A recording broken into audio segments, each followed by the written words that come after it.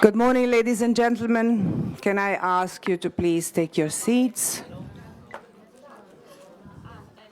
Thank you. All right, perfect. Thank you for coming. Thank you for joining our seminar this year. I have a few technicalities that I have to tell you about. First one, don't forget to turn off your mobile phones, please. I will do the same right now, so we will not be disturbed during the day. We will have, as you can see from the agenda, we will have two coffee breaks. The first one is going to be at 11 for half an hour, and then the second one is going to be in the afternoon at 3:30. Lunch break is going to be between 1 and 2:30. And of course, within these times, we will give you interesting, hopefully interesting lectures. This is the first time that such a seminar is online and in streaming, so that everybody can access it and follow it. And me personally, but also on behalf of the Judges and Standard Commission, I can only say that we are very, very happy of this opportunity. I guess you also share our feelings for it, and hope that more and more events will become like this in the future. I would like to remind all of you, if you haven't done it yet, to send your photos for the new version of the FIFe website that you know it's online already for some months now. And you can do that by sending it an email to Carl Price, our Vice Treasurer. And then I will now start with the presentation, introduction of our Judges and Standard Commission members, which I can tell you this year have been working really, really hard for this General Assembly. And I start from my left. We have Francesco Cinque from Italy. And we have Mirek Skotarczyk from Poland. And Julia Skarbowska from Ukraine. Somewhere down there is also Mr. Stephen Jones, which is taking care of our techniques, mostly, and myself. Satu Amalainen, it's very sorry she could not attend, but Satu is from Finland and she is also a member of our commission. And then I would like to give the floor to Annette, because we have to introduce you a special person which is here today with us. Annette. Thank you. For the first time, we have someone coming from outside of our federation to give us some information to share about the European Union and legislation coming on. So, on behalf of our federation FIFe, we would like to thank and welcome, and I will not even try with a second name, but Kornilia is from the European Commission, Directorate-General for Health and Food Safety. Welcome.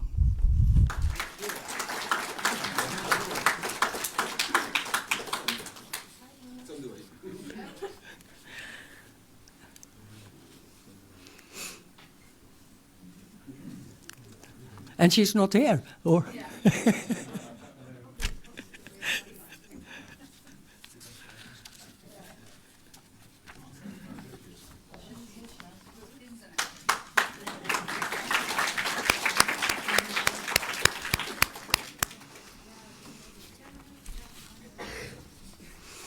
Now Kornilia is coming, and as I said, I didn't even try with the second name, but welcome very much welcome to our federation. Thank you for coming.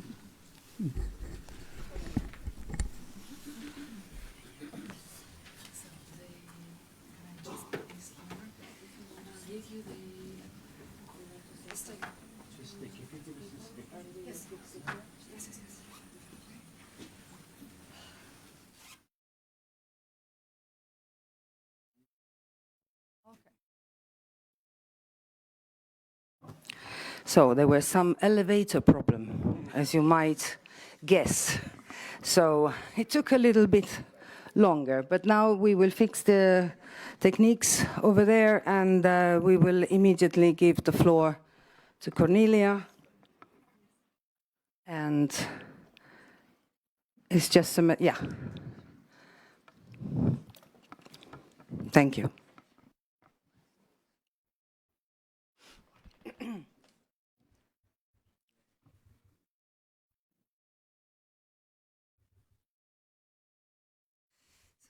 I'm just pressing. This is the control for that computer for the for scrolling through the PowerPoint. Hey? Okay. Right. Okay, you happy? Very. Thank you. So I'm being here. Heard now. Okay. It's a great pleasure to be here. Thank you very much. My name is Kornilia Zafeiropoulou. I work for the European Commission, the Directorate-General for Health and Food Safety, and namely Unit G3 on animal welfare. And so I would like to thank you also on behalf of my unit and my managers, Andrea Gavinelli and Lucy Carouet, who are leading this initiative on dogs and cats. So this is what will be, I will present you, I have prepared to talk to you about. I thought that it will be useful to remind you a few principles on how EU lawmaking process works and what is contained in this procedure. Then, secondly, to talk about how the Commission came to this proposal, so actually what data we took into account to draft the proposal. And of course, last but not least, the content of the proposal itself. So we will talk about what it contains.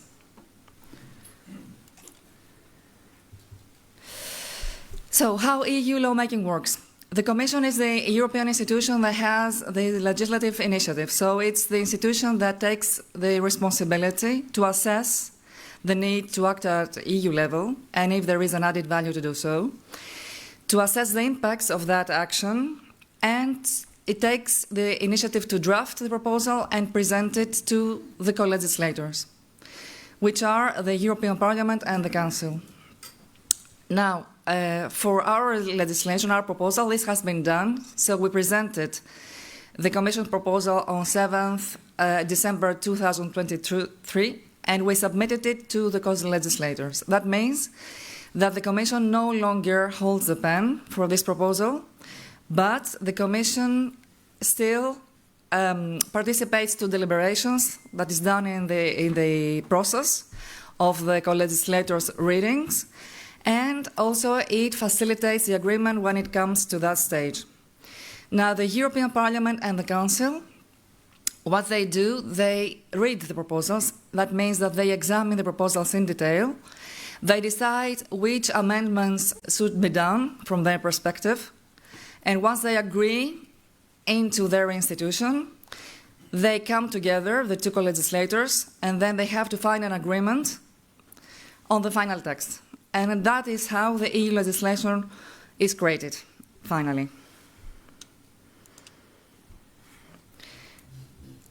So why the Commission decided to take EU action on the welfare of dogs and cats and their traceability? First of all, we know there is a problem of internal market which is compromised. We know already that there is a significant amount of a big population of dogs and cats in the EU that amounts about 72 million dogs and 83 million cats, and their trade accounts for about 1.3 billion. However, we do not have EU rules for the welfare of dogs and cats, and there are different national rules. That means that some member states have proceeded and have adopted very strict national rules, and some other member states have very little legislation. That creates an uneven playing field among the operators, and so the internal market is compromised, and this in the EU is not acceptable.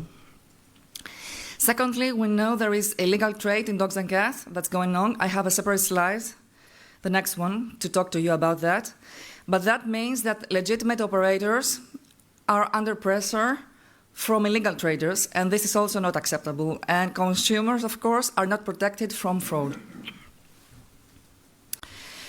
The lack of welfare rules at EU level, of course, has created a suboptimal animal welfare can create and creates often a suboptimal animal welfare for dogs and cats.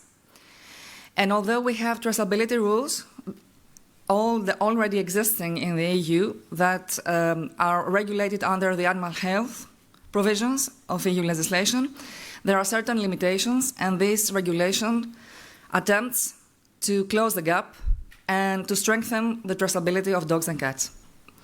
And finally, we know that EU citizens have expectation in this regard. They care about the welfare of dogs and cats, and the recent Eurobarometer of 2023 showed that 74% of citizens want better protection of companion animals. So these are, for the Commission, very good reasons to act at EU level.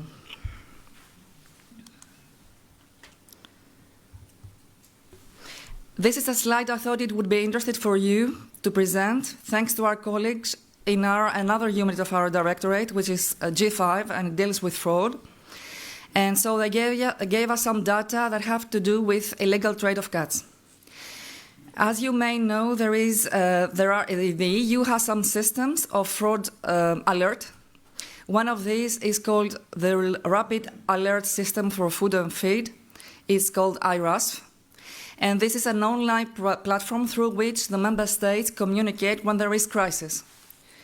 It was created for crisis in food and feed, but since 2019, it's also used for crisis or suspicion of fraud or suspicion of non-compliances in the area of animal health and welfare, and specifically dogs and cats and welfare. So they gave us these numbers between the period of 2020 and 2024. 1 out of 10 notifications as regards dogs and cats involved cats. There have been 283 cats involved in these cases. And the most common breeds were Scottish Fold, Maine Coon, and British Shorthair. On top of that, these units in the Directorate in Sante, led the EU enforcement action on the illegal trade of dogs and cats, which was a coordinated action that ran for 1 year, from 2022 to 2023. It involved the fraud network of the member states, so all the officials coming from different disciplines and different services, like border control posts, customs, tax law, law enforcement of services, even Europol was involved. And what they did, they increased a lot the controls at the borders, but also within the member states. And they made some conclusions regarding the illegal trade. The conclusion was that there is a lot of illegal trade in dogs and cats. There is a practice which is fraudulent and should be tackled, which is disguising the commercial movements of dogs and cats as non-commercial. In the EU, we have different levels of requirements for the commercial and the non-commercial, and of course it's not acceptable to disguise commercial activity as non-commercial.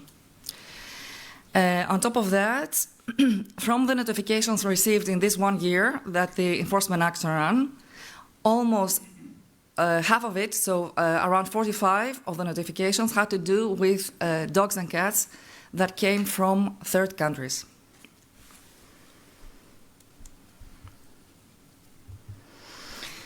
Now, this is a slide to show you how what kind of data we gathered to feed our proposal and how we drafted it. So we took into account different scientific and technical data, for example, the conclusions reached by the Voluntary Initiative on the Welfare of Pets in Trade. This is an expert group, actually, which functions under the EU Platform on Animal Welfare, and they have drafted conclusions on cat breeding, cat transport, and kitten socialization. We took that into account. We took into account the Eurobarometer results that I talked to you a bit earlier. The European Food Safety Authority issued an opinion, a scientific and technical assistance report. So it was, we asked them to provide answers to specific questions. And so this report was published in September 2023, and we took it into account, of course, in our proposal. We took into account the results of the EU enforcement action. I just talked to you about it in the previous slide. We had extensive stakeholders consultations, both in the frame of the EU platform but also outside of that. And of course, we did desk research. All of this data, you will see it summarized in the Commission staff working document, summarizing supporting evidence. You see here the number, and at the last slide, I also have the link for you if you want to visit and read it in detail.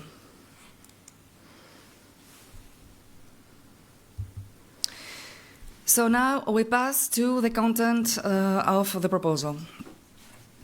The proposal has two very distinct, not very distinct, but distinct and really, big chapters. The requirements for the establishments, which is Chapter 2, and this will take first now. So we are talking about establishment, keeping and breeding dogs and cats. In our proposal, we divided them in three categories. So it's breeders, actually, pet shops, and shelters. We consider that these are the main operators that place dogs and cats on the union market. So we target, in our proposal, these operators. This chapter sets a threshold for which is targeted to each type of operators. So whoever is under this threshold does not have to apply the obligation of this chapter, but whoever exceeds that threshold has to apply all these requirements. The threshold is different for each type, as I said, of establishment. So to give you an indication, not an indication, but the information, for breeders, it's 3 bitches or queens producing 2 litters per year. For pet shops, it's 3 dogs or 6 cats. And for shelters, it's 10 dogs or 20 cats. So these provisions actually says that aims to protect small breeders, to exempt them from strict requirements which are subject to establishments that are quite bigger. But that does not mean that these breeders do not have other requirements to comply with, and namely these are the requirements for traceability. So identification and registration, but we will take that a bit later. The requirements that are contained in this chapter for establishments are based on welfare principles, and namely the 5 domains. You must be aware of that. I suppose it's basically the 5 areas where we think the welfare of animals, through which the welfare of animals is defined. So it's nutrition, environment, health, behavioral needs, and mental state, which is actually a combination of the results of the other 4 domains.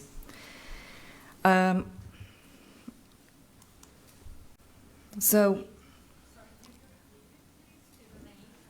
it's a notion very well established in science. You can have much information if you search on the internet, but it's nutrition, environment, health, behavioral needs, and mental state.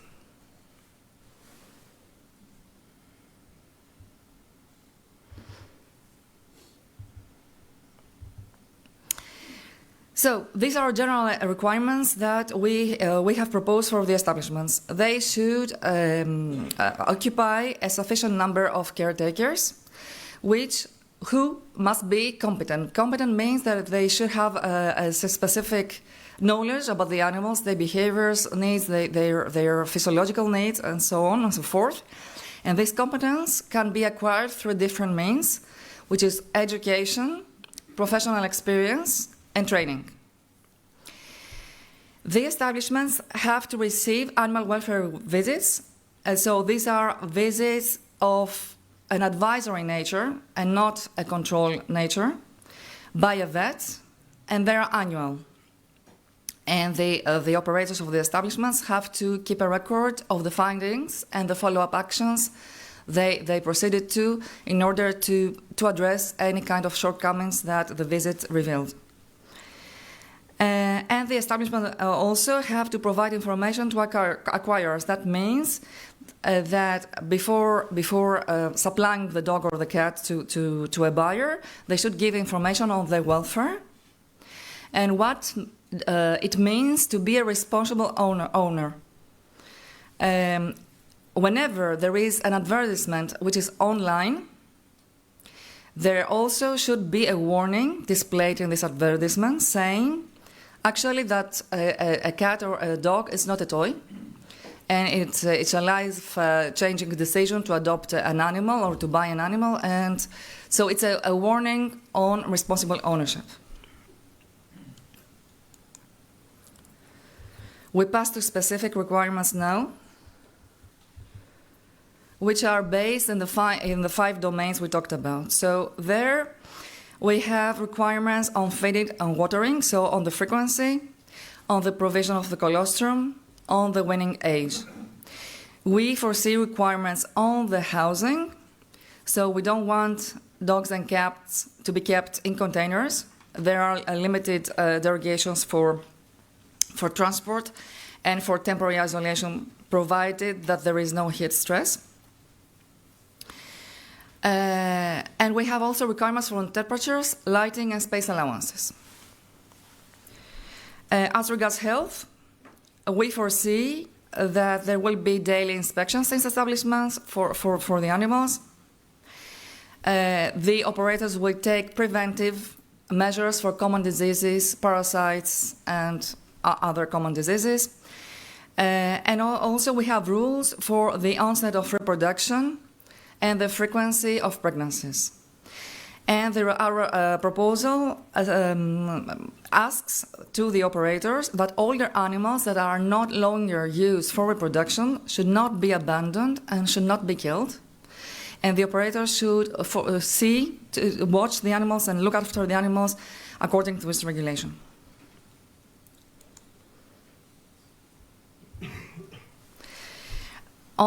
Other specific requirements have to do with behavioral needs. So we propose that animals should not be restrained. There are a few exemptions for medical treatment, vaccinations, implantations of microchips, for example. And there should be no tethering of the animals.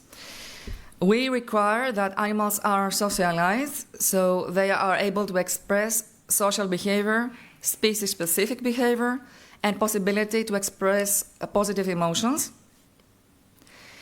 On top of that, breeding establishment should have a strategy in place to socialize the animals with humans and possibly, if possible, with other animals. And of course, we require that there is a reinsurance, depending on the species, of course. As regards painful practices, there should be no mutilations. Of course, there is an exception for medical reasons. Neutering should be done by a vet under anesthesia and analgesia, of course, and there should be no painful practices. There are also some specific requirements targeting the breeding establishments. First, and very important, is the breeding strategies. So we propose that the breeders should have breeding strategies in place to ensure that there is no harmful effects on the animals themselves and their offspring. So no conformational traits that are harmful, no phenotypes or genotypes that lead to such traits. And we also propose prohibition of inbreeding between parents and children and grandparents and grandchildren. On top of that, the establishments, the breeding establishments, should be approved by competent authorities once before the onset of the activities. This is done by on-site inspection, and they grant a certificate of approval to the establishments. We pass now to the second very big chapter of this proposal, which very important, I would say, not big, which has to do with traceability. So what we have envisaged for this traceability chapter is that it will apply, it will be an obligation for any transfer of ownership of a dog or a cat in the EU market, and that includes imports. So it's not only the establishments, but any natural or legal person that wants to sell a dog or to give away a dog should comply with the requirements of the traceability, which is identification. That means an implantation of a microchip by a vet or an assistant of a vet, and registration of the microchip in a database. There will be, we require the member states, most of them have it already at least for dogs, and some have it also for cats. We require member states to develop national databases for the registration of these microchips. And then we have an obligation that these databases of the 27 member states will communicate to each other. So that will make traceability possible, actually, because you will be able to trace back the animal wherever it is found in the EU. On top of that, in this chapter, we foresee that suppliers must provide to acquirers, so sellers must provide to buyers proof of this identification and registration in a national database, and also provide basic information of the species, the breed, and the sex of the animal. On top of that, the Commission will establish a system, an online system, for the buyers to be able to verify that actually, indeed, the animal is identified and registered in an EU database. This system, as I said, will be checking the IND of the animal, and whenever there is an advertisement which is online, there will be a signal for the buyer to see that he or she has the possibility to check the authenticity of the identification and the registration of the animal.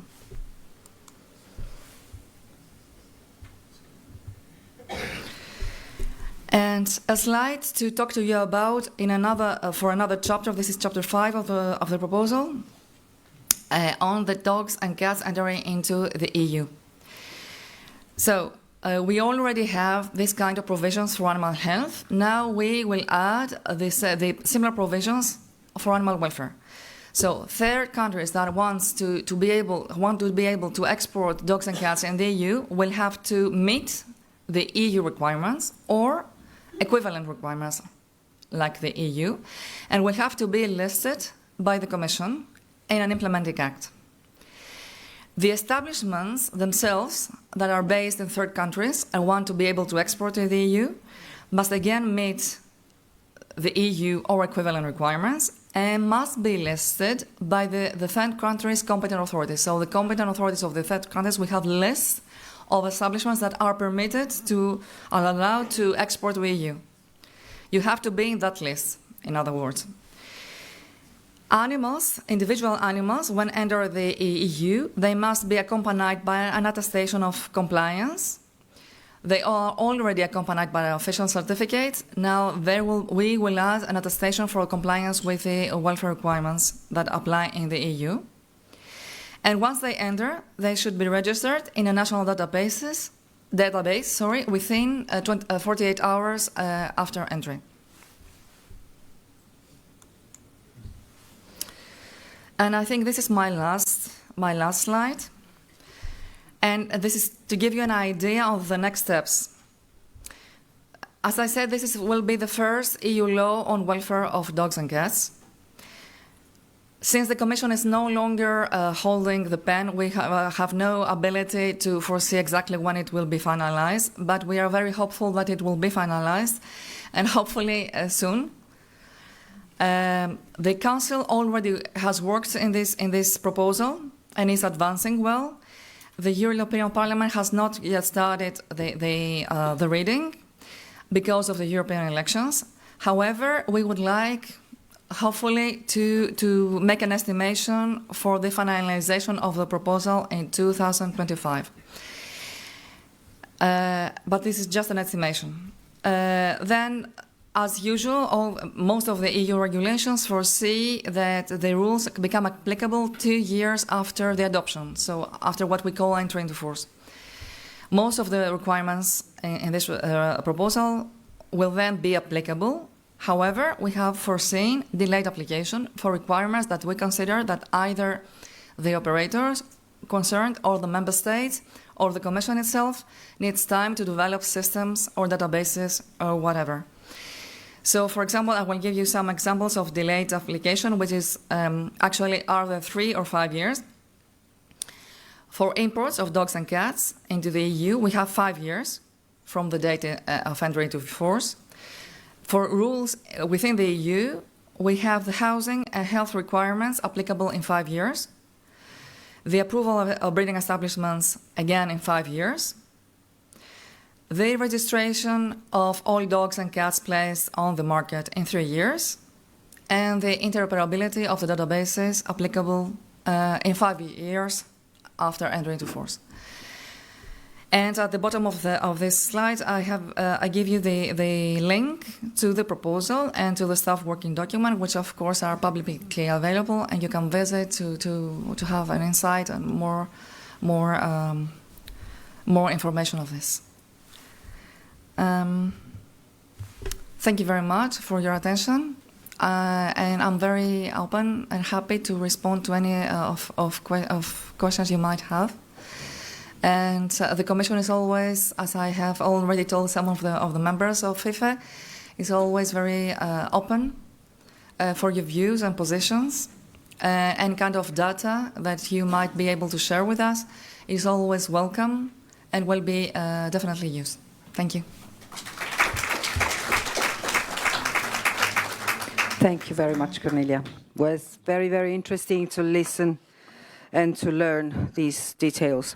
I have already a few hands that I can see from here. The first one I've seen was that of Birgitta from the very top of the room, very last part of the room. So. Hello. Very nice to see you here. I'm very happy that European Union, started to solve issues on the European Union level. And I'm very happy this is going to be a reglement, so it means that all European Unions have to implement it.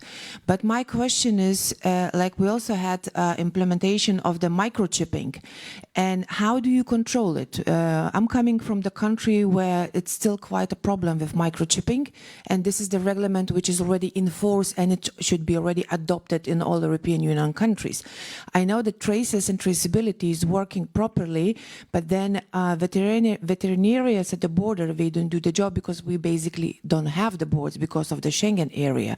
So how are you compiling all those documents and you making assurance that this reglement is going to work? Because we know from all our experiences that not all the law is actually working law. Thank you.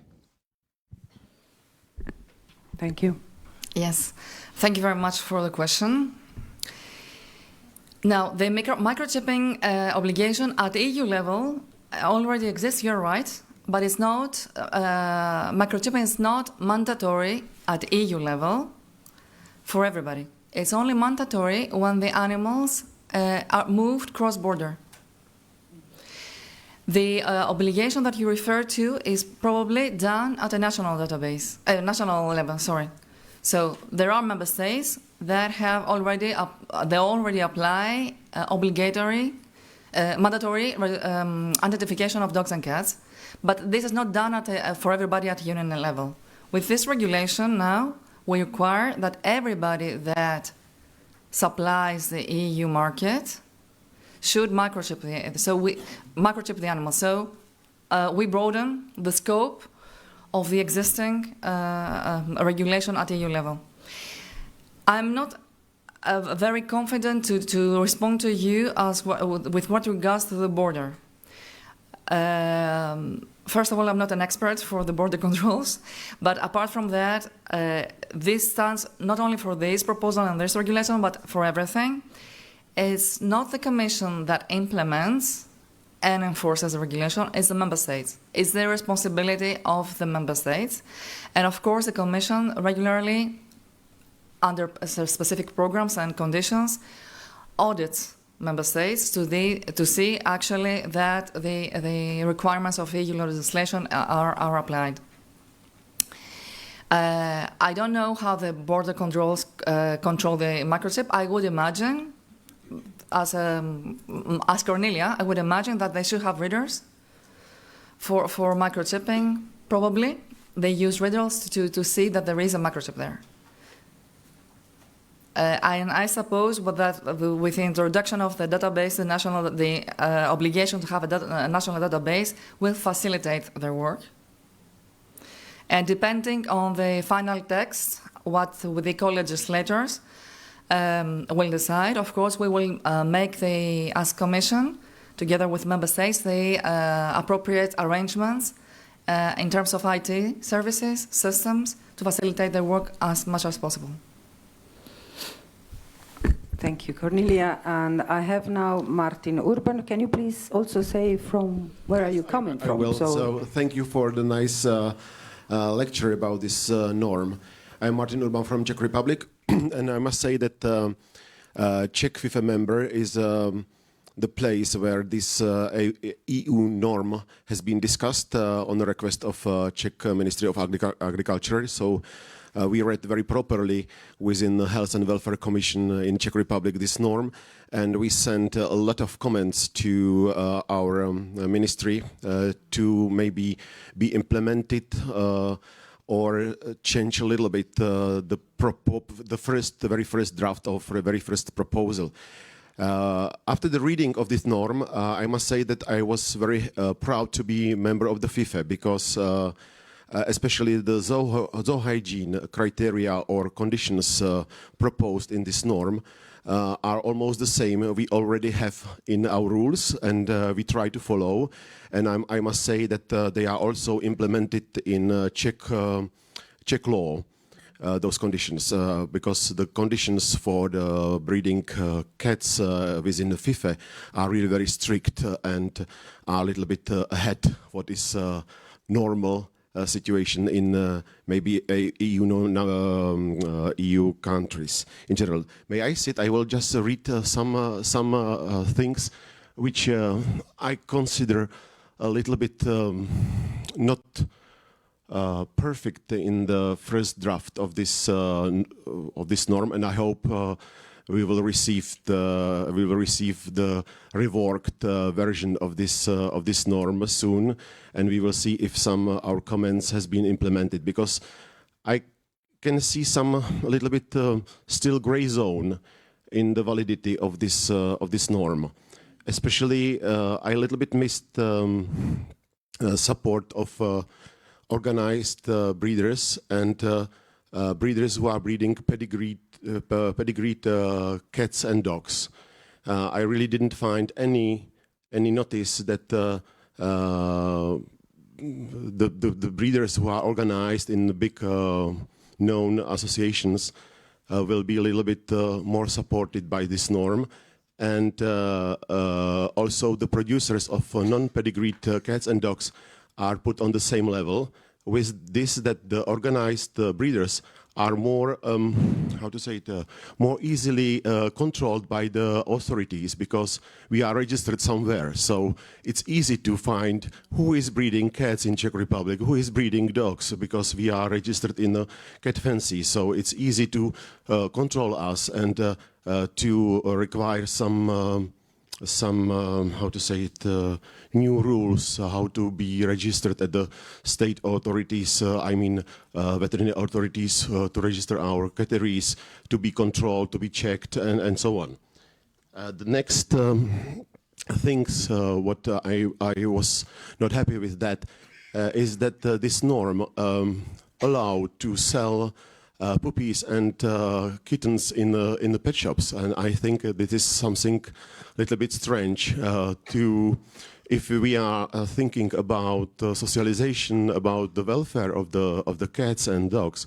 I think the European Union should do something against the possibility to sell puppies and kittens in the pet shops, and it also hasn't been included in this norm.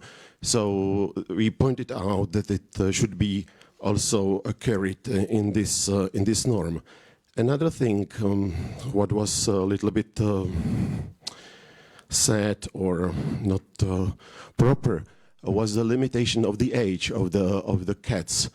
Because nowadays, within the FIFe and within the Czech rules, we have the maximum age of 8 years.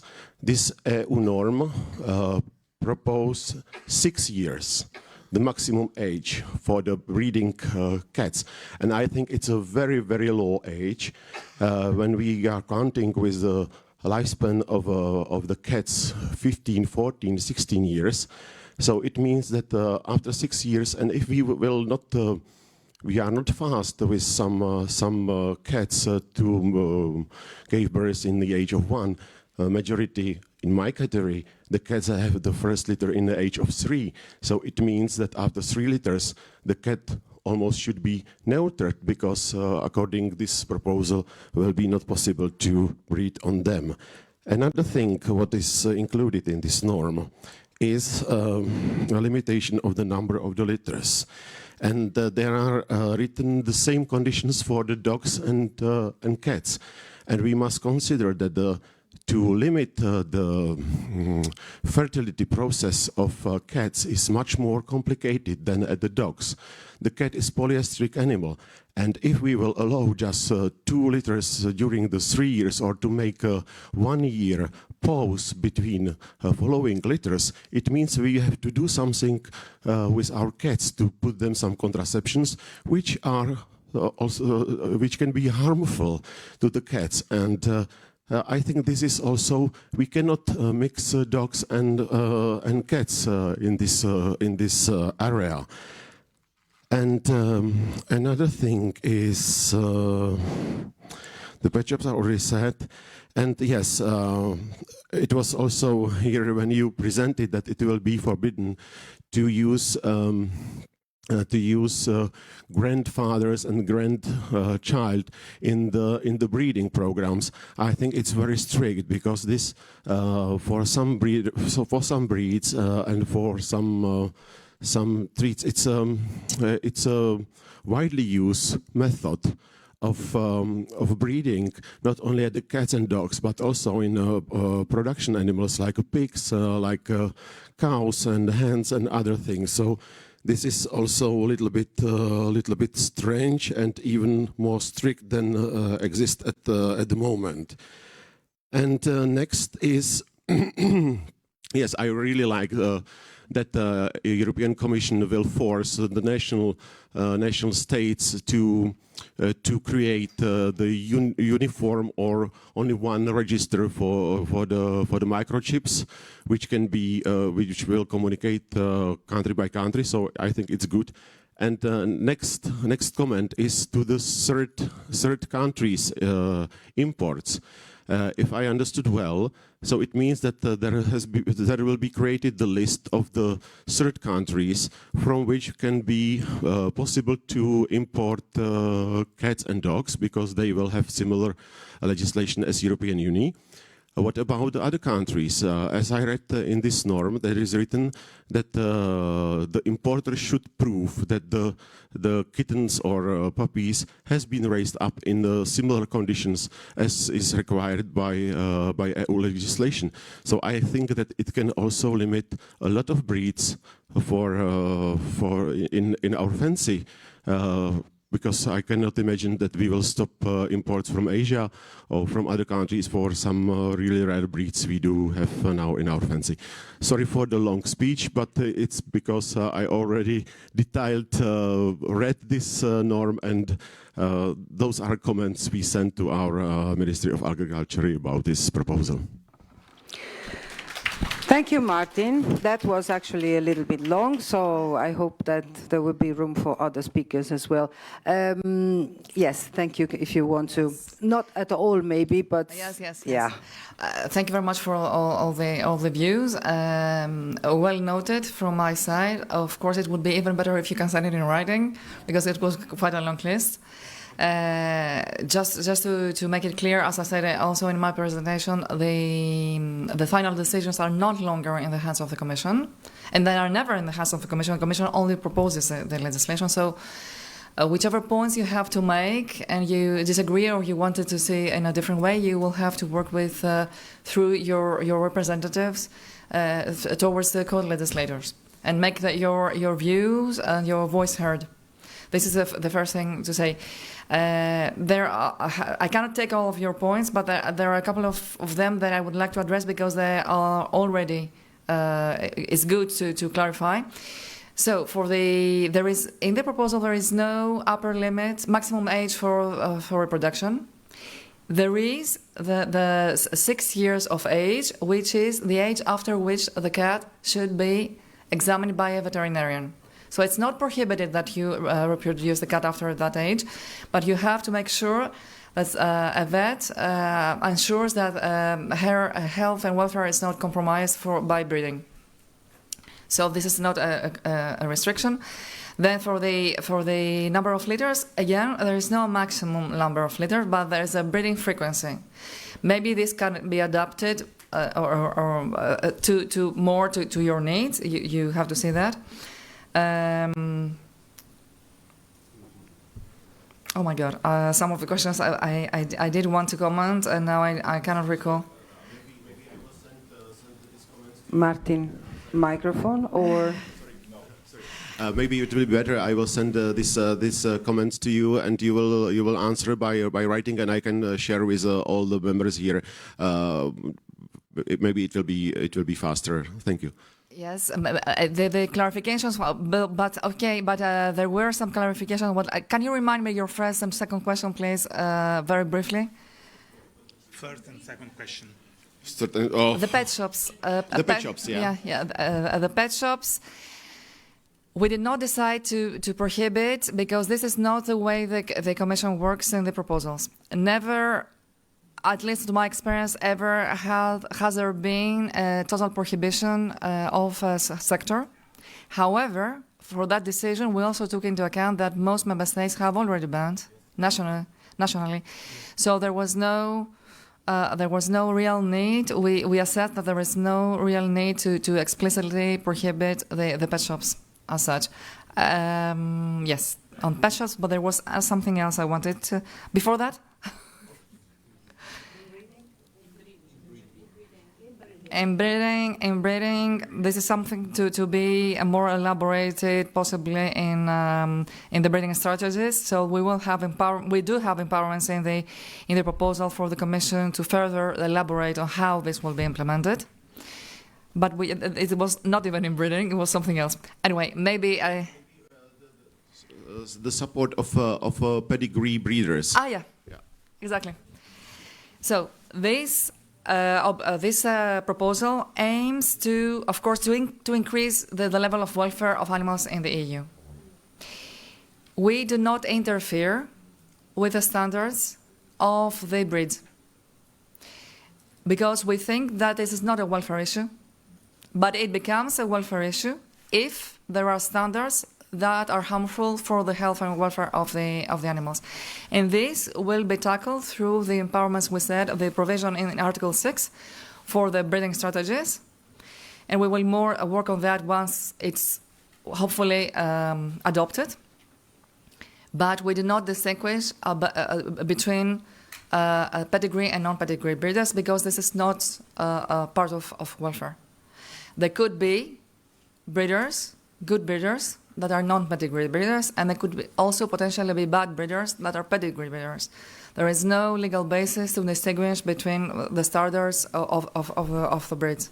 It's not in the interest of the EU and our legal basis. Thank you, Kornilia. I would go on, and I have Eric on my list. And also, don't forget to state where you're coming from, so that Kornilia should know. Yeah. I spoke with Kornilia yesterday already. My name is Erik Rijers. I live in the Czech Republic, an hour and a half from here. Breed since 1982. Not so much anymore now. My pensioned cats. My question will be very, very short. About your third slide, you had an indication about matters of abuse and of mistreatment. In one case there was one cat, and then the total amount was 286, and you specified 3 breeds: Maine Coon, British and Scottish Fold. The Maine Coon and the Scottish Fold will not be a surprise to anyone here, because in our breeding statistics, which we have for all over the Federation, of well over 100,000 cats, the Maine Coons are 25% of the kittens born, the British 15%, so that's nice, but the Scottish Fold, they fascinate me.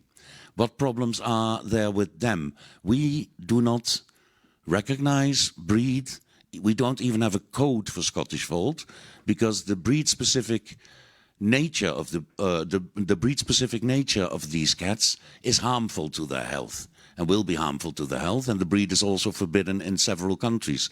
So I just wanted to ask you what those incidents were with the Scottish Folds. That's actually all. Yes.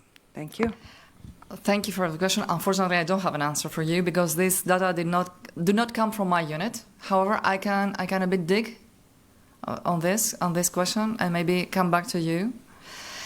What I would like to say is that the numbers you see here, 1 out of 10, has to do with notifications. So 1 out of 10 notifications in IROSF had to do with cats, and that involves 283 cats. Why the Scottish Fold was the first breed, and I think this is the order that they gave me, the colleagues gave me, I'm not aware. But to provide an answer to you, we have to examine each notification, and this, of course, it's not easy to be done. But I will dig into that and come back to you if you wish. Together with my colleagues, of course, this is work of a neighbor unit of ours, which deals with fraud. Thank you. And now I have Thea on my list. Yeah. Republic of Slovenia, very small country, but our members wanted to know because we have very, very strict regulations already, national rules done by Ministry of Agriculture, and they want to know that when this is implemented, will we have to lower our criteria, national criteria, to adjust the European law, or they are allowed to keep their even more strict regulations which are already in place? Thank you. Thank you for the question. This is a very good question. Indeed, Article 25 of this proposal allows member states to be stricter, to maintain the already established rules. So whatever is already in place in member states will be maintained by them. And if after the adoption of the legislation and the entry into force, some member states want to go beyond, so stricter than the EU rules, they can do it, but not in every aspect of the legislation. There is a specific list in that article, you can have a look, where we have decided that they can go further. And why is that? Because if every member state decides to go stricter in all of the broad spectrum of requirements in this legislation, then we will end up again in a scattered regulatory framework between member states, and then the internal market will not work properly again. So this is the reason why there is limitations for the future, not what it stands for the moment, but for the future. There is some limitation in the areas when the member states can go stricter. I hope I replied. Thank you very much. Then now I have Sara. Thank you, Kornilia. I'm very, very happy and proud that this first time of meeting between the Commission and FIFe is now in place. I think it's very important that, respectively, in our role as a legislator, as the first starter of a legislation, and as stakeholders, we start speaking the same language.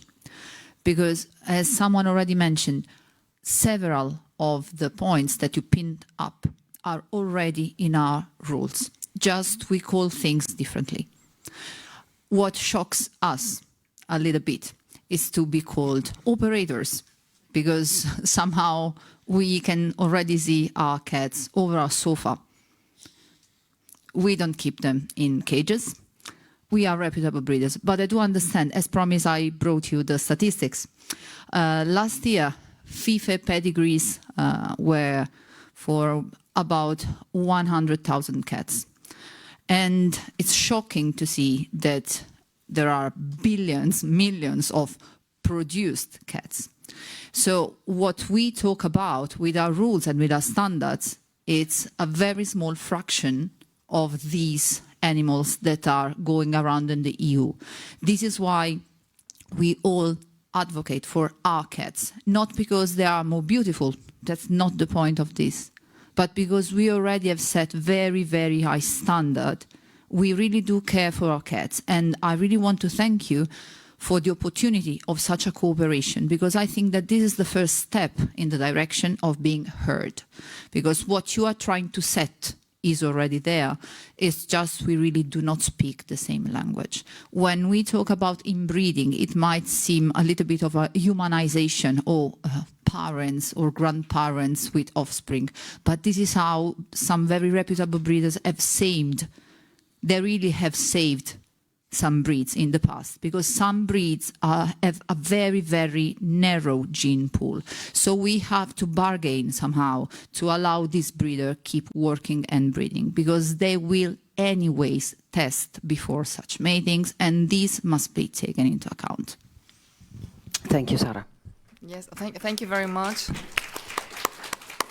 for the comments, Sara. And of course, as I already said to everybody, the European Commission is always happy to receive your views and your positions. As regards the status, the high-level breeding you are performing, my personal view, and I explained to you also already yesterday, is that by putting forward legislation that brings the whole standards a level up, will benefit the good breeders, because the competition with lesser level of welfare breeding will be, how can I say, the gap will close. So it's our thinking this way, that of course the legislation should not touch upon the good ones, already having in place many regulations and safeguarding the welfare of their animals, but only increase the level of welfare for everybody in the EU. This is the intention. And as regards the operators part, I understand completely, but it's a legal matter. It's not something else. This is how this terminology works in the EU environment, legislative environment. Thank you very much. I have Adela now.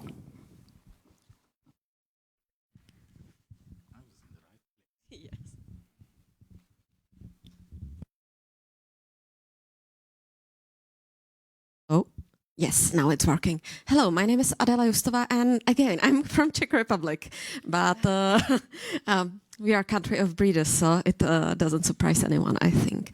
But generally, I'm really interested in what you said, that the breeding strategy will be done, and it will be prepared. And it will affect only the breeds which are harmed by breeding. I would like to ask if we can help or participate somehow, because we have an experience and we have the same goal, especially here in FIFe. We really, as Eric said, we don't want to breeds which are affected by some genetic traits which are affecting the breeds, and we already been breeding on them. So I think we are really good representative of an association which is doing a lot of for health. Especially in the Czech Republic, we also have a lot of experience because we work really closely with our breeders, sometimes even stricter than in some of the countries. But anyway, I'm also a participant here as a PR commission, and we have a lot of requests about very, very crucial topic, which is facing a lot of our members worldwide, and that's Sphinx breed. Because a lot of members are afraid that with the Sphinx breed, they will be banned.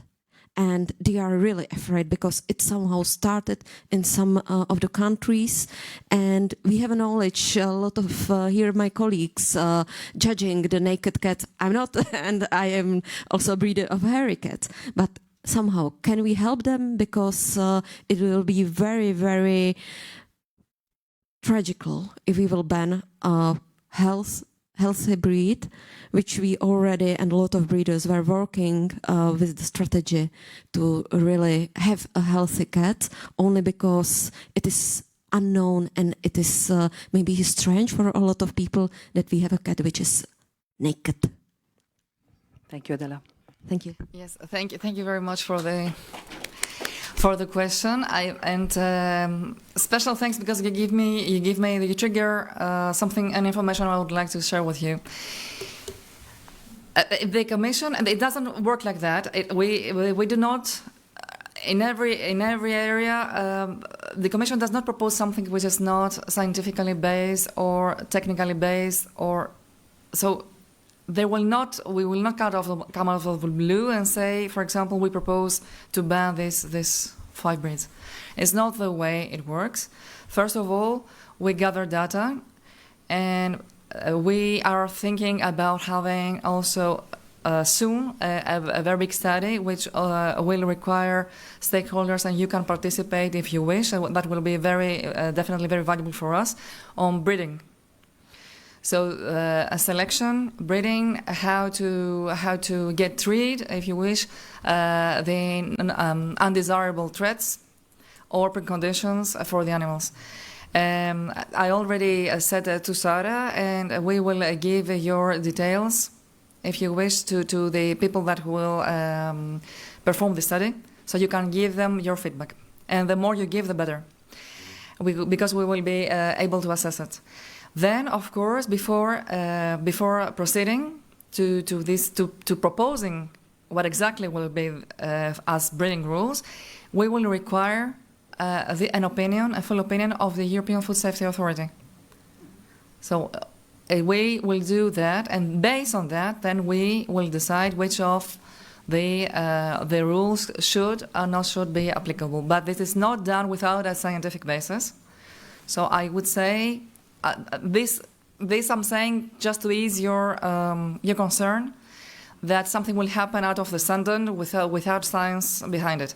No, this is not the way that things work. Thank you. And now I have 4 other speakers, and I kindly ask you to keep your questions a little bit shorter so that we are on time. I have Carl now.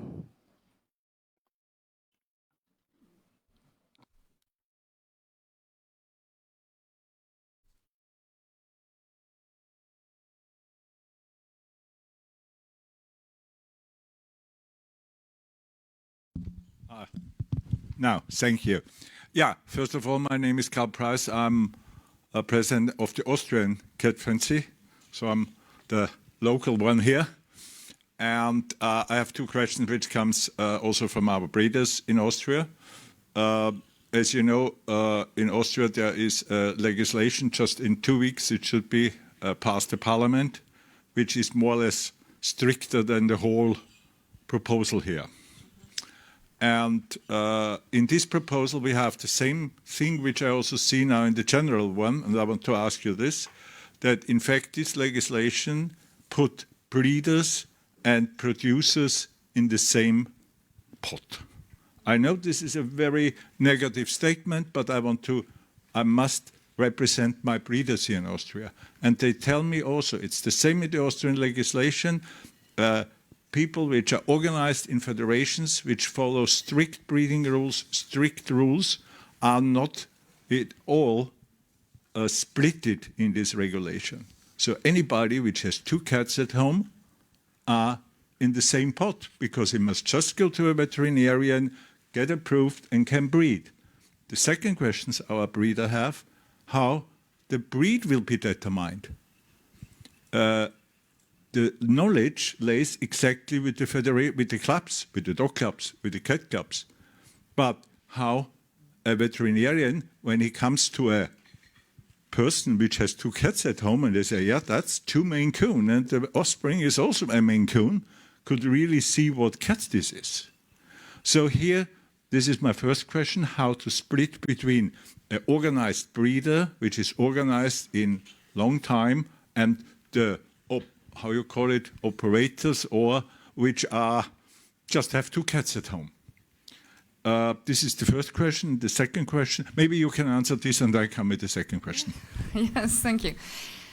If you have 2 cats at home and you produce less than 2 liters per year, you are not covered by the obligations of further requirements of housing, temperatures, and all the strict obligations we have for bigger breeders. So you are out of the scope. Of course, if you want to place dogs and cats on the market, you should identify them first and you should register them in a database. This still applies. But for the rest, strict obligations, you don't have the obligation to bring a vet for animal welfare visit, for example. No, it's on, sorry. Yeah, I think that was not really the answer to my question. I not said about the people which have up to 2 liters. The people which have 4 liters, 5 liters, 6 liters, they register, even a vet comes in their home, but they act according to this legislation as a breeder in the same status as all the others which follow very strict rules, because they are much more controlled. We know the addresses of them. But anyhow, I got that.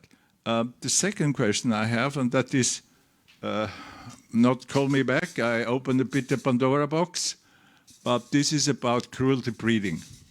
You know that in several countries, some breeds are already banned. There is the Sphinx, which was already mentioned. There are the Rex cats, which are there. There are Lykoi, which is a rather new breed.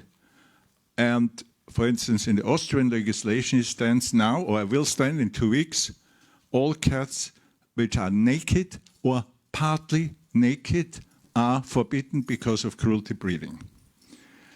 That is, in a way, also what comes now in Holland into force.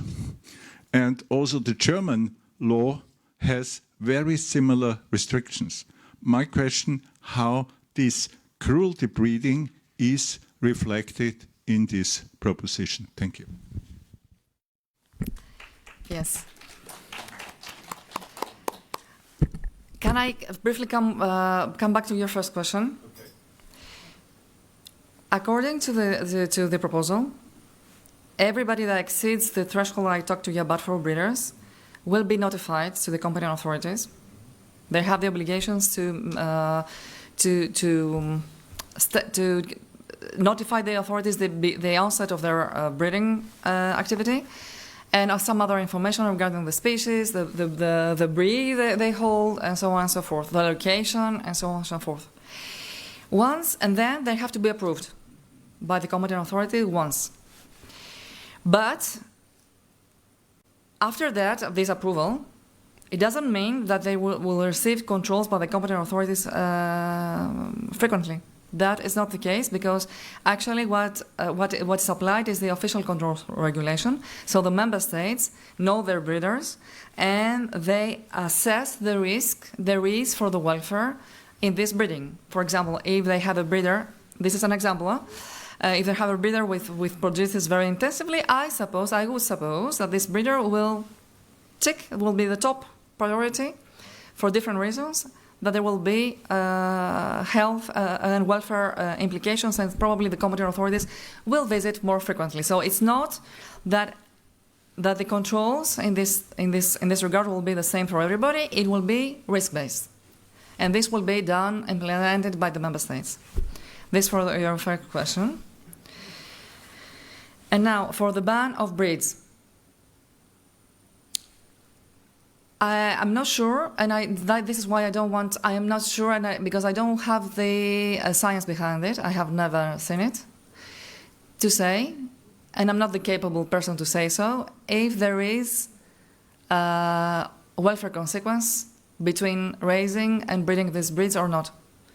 This is something that we will request, and then we will have, hopefully, a reply from the European Food Safety Authority once it comes to pose the right questions.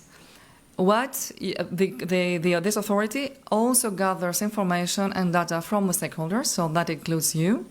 They gather your information too.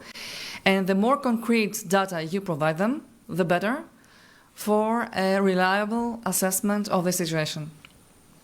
Once we have their opinion, it's then that we probably may be able to discuss on the specific breeds. Thank you. Thank you. I have Luis now. Hi, good morning. My name is Luis Calvo from Spain. I'm the president of our club in Spain. And first of all, I would like to thank you for being here today, Sunday. And my question is regarding registration. You have been talking about a database in each country. In the case of Spain, we have a nightmare because we have 17 regions. Each region has its own registration database. They are not connected. So if you, for example, go for holidays to one region and you lose your pet or your kitten or your dog, no way to find it because they are not connected. My question is, from the European Commission, this kind of way the database is going to be pressed, for example, to Spain, to just have one database, not 17? Yes. Thank you. Thank you for the question. It's really a very clever one. Actually, we are not requiring a specific number of databases. So, member states could have multiple databases, but they should have a central one where they gather and the competent authorities have the control of the private databases working under this umbrella. So the member state actually has the obligation to have a centralized system to gather the data from other databases. If in Spain you have multiple databases, then the Spanish authorities will have to create an umbrella database to gather these functioning under this umbrella, and they should have control and oversight of what is contained in there. And of course, this central will be interoperable with the rest of the 26 databases of the member states, because this is the only way to have traceability. This is the only way. There is no other way. Francesco, you wanted to add something? Here, it's me this time, it's Francesco from Italy. We just have a bit of confusion in our members, and so I will make you fast questions to understand if we correctly understood it. At the moment, we are talking about exchange of cats and dogs, right? So these laws regards the trade of cats and dogs, and in a way, even the way how we keep them before we sell them, right? The requirements on the 5 domains apply to the way that you keep them and breed them. Okay. And the requirements for traceability, so identification and registration, and the passing of information to the buyers, are applicable to everybody that sells, donates, or transfer ownership of animals to other people. Okay. And it's not grounded at the moment. I mean, it's not already going on. It's just a proposal for the moment, right? It's the Commission proposal, which is now being examined by the Council and the European Parliament, which will be the ones that will decide on the final provisions. Okay. Is there any way to prevent any run forward of some countries? Because we are facing that problem at the moment. Some authorities already are in a way applying, not in a proper way, what you are trying to do. Is there any way to prevent that, or we just have to act in our countries if something like that happens? I'm not sure I understand your question. So maybe if you could give me an example so I can bit of reflect on that.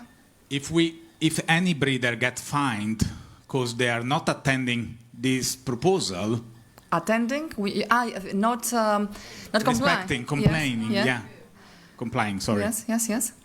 Is there, and they refer to this new law or norm, is there any way? No. This is not at all enforced. This is not adopted yet. It's not enforced.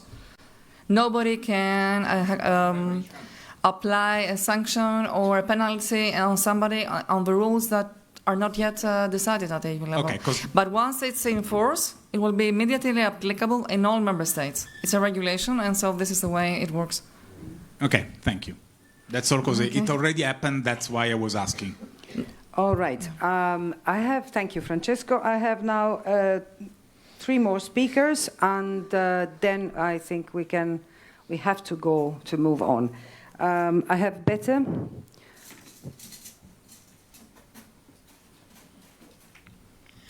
Thank you very much. My name is Bette Lind. I'm the president in Denmark. Our main concern for this proposal, we of course agree that we should have very good take very good care of our cats. We see that dogs and cats are being cast in the same way. You're looking at it as if it's the same thing to breed dogs and breed cats. But basically what we see is that dog breeders very quickly have to have external housing, etc., because breeding dogs is taking a lot of resources in a very different way than cat breeding. Cat breeding typically is breeding your pets. We, of course, select them, we breed them to breed standards. We do it in a proper way, but they are our pets. And we may have 2, 3, 4 cats, not because we are going commercial, but simply because, we have to keep this kitten because it's fantastic. And maybe we suddenly have 3, 4 females, and yes, we may get 1, 2, 3 litters. But if you put the bar very low and say you can only have 1 litter, then you have to have all these regulations. What I see happening is that people say, okay, then I'm going to stop breeding, because this is simply too complicated. I won't bother. I love having kittens, but this is just too much. And that will mean that the breeding of cats will be moved from being an in-house pet caring sort of breeding towards the more manufacturing situation where you have big producers of kittens. And for me, that is a very, very unhealthy direction to push cat breeding. You, in my opinion, should more encourage the in-house small breeding where you can be sure that the cats live comfortably in the houses. So we are very sorry to see the bar set so low. We've had a very productive discussion in our own country with the laws that were put in place only last year, raising the bar so that you were only considered to follow all these regulations if you had 5 or more litters. Setting the bar at 1 litter is very extreme for me. Yes. Thank you for the question. Just to explain or to clarify here that it's not the bar. It's not in 1 litter. It's in 2 litters in our proposal. can have 1 litter and then. If you have 2 liters, you're covered. You have to comply, right? More than 1 liter, Yes. 2 liters, so 3. And, More, okay, so from 3 onwards. Yes, but So still quite low. Let me see, so I can be accurate.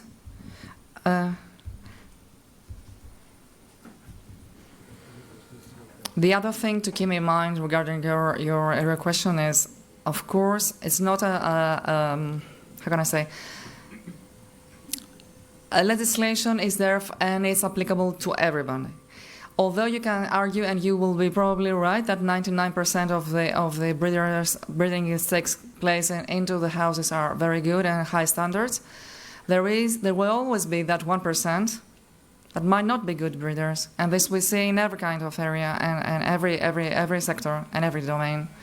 So this is how and why the legal requirements are applicable in the same way to everybody.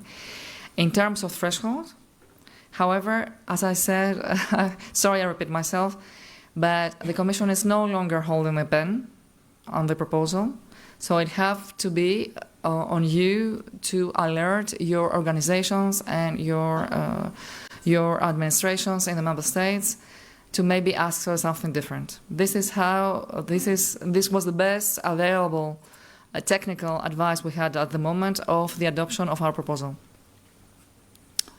There is no intention or to harm with good breeding, only an intention to increase the breeding standards of good welfare throughout the EU. So this is only I can say for the moment. Thank you. Natalie. Hello, I'm Natalie Smits from the Netherlands. We talked yesterday also. I'm a member in Mundicat. I'm there also the register in the pedigree book. We talked yesterday about the Sphinx, and you were referring that banning a breed is based on scientific evidence. But there is very few scientific evidence, for example, Sphinx or Rex breeds, that this harms the cat. Then, at the moment, we face these problems in the Netherlands very on a terrible way. These facts are not based on scientific evidence. They are based on interpretations from many, many documents collected all over the world, and they take one sentence and misinterpret this wrong. And then a certain breed is said, this is cruelty to animals. So could a member of the EU ban a breed without scientific evidence? Is this fair to a breed? Is my question. And then on the second thing, it's better to breed under supervision of a cat fancy organization than let them put in illegal circumstances, and then there is no control and there will be very much animal cruelty. Thank you. Thank you very much. I admit the second part of the question I didn't understand very well, but maybe we can also talk bilaterally or explain to me later. As I explained yesterday, it's at the European level, the co-legislators decide on European legislation, which is automatically applicable to all member states. But the implementation and the enforcement of this legislation is up to the member states.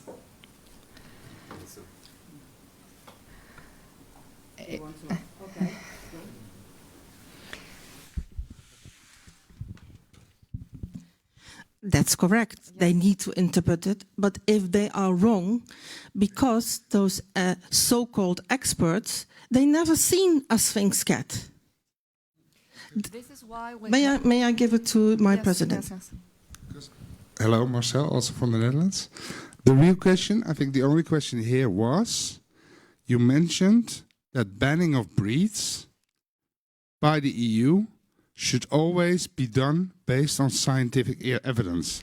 Can a member state enforce such a ban without scientific research? That's the real question.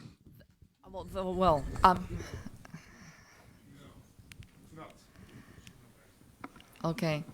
I mentioned that if ever such a decision is made, I'm not saying that that the Commission will ever propose that will ban breeds.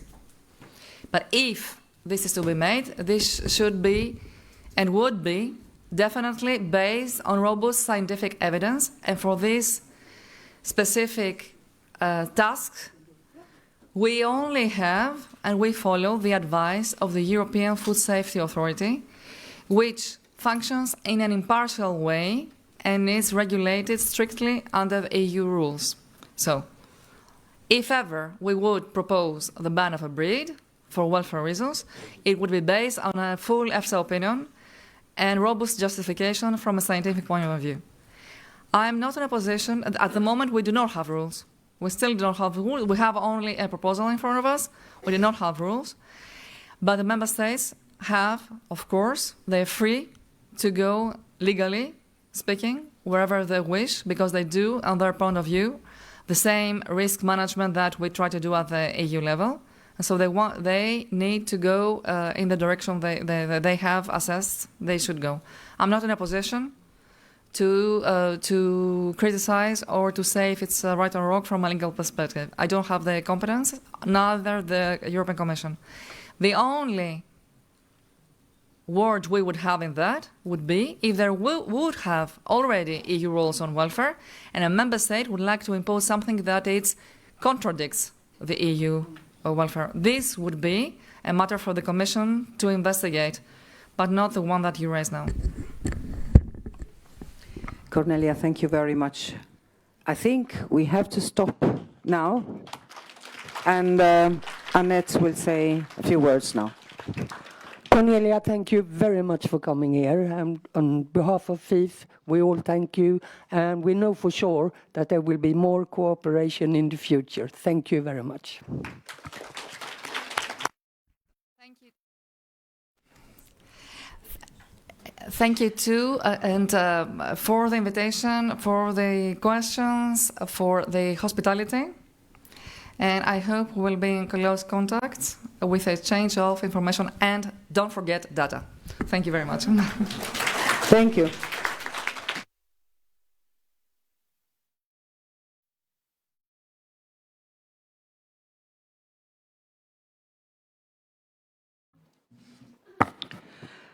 All right, we go on with the subject we have in the agenda, and now it's my turn, and I will tell you, I hope briefly, but I cannot guarantee, the news that are coming from the General Assembly. These past 2 years have been 2 days have been very productive for this General Assembly, so I have quite some information for all the judges.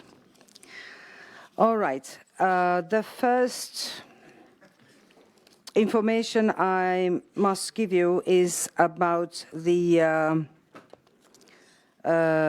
proposal from the board which passed, which was about the minimum net allowance for the judges, and now it's not any longer counted as per show, but it's counted as per day. So the amount, the fee stays the same. The proposal from the Commission was not accepted, so the proposal, the allowance stays the same, but instead of shows, it's going to be days.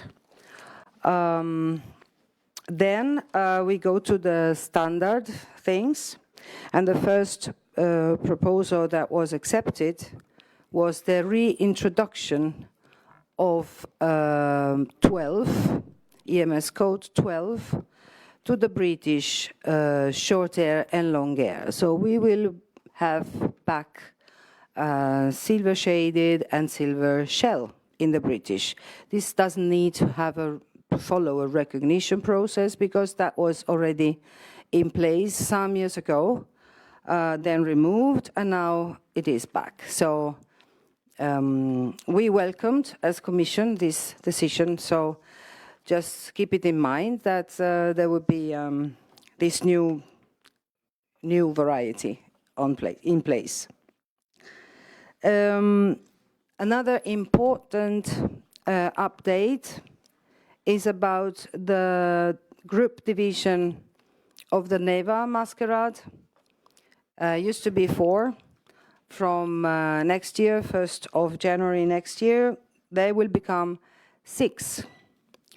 The division is, of course, the solid in the first group, solid with white in the second group. I'm talking about the black and blue solid, and then with white, and then it's the tabby in group 3, and tabby with white in group 4, and reds, so red and tortoise in group 5, and tortoise and red with white in group 6. So this is more or less the same division that is in place for the category 2 breeds. Yeah, it follows the same logic, and of course the silver could not be separated in further groups because of a point. So it's a pointed breed, so they will stay together with their solid colors.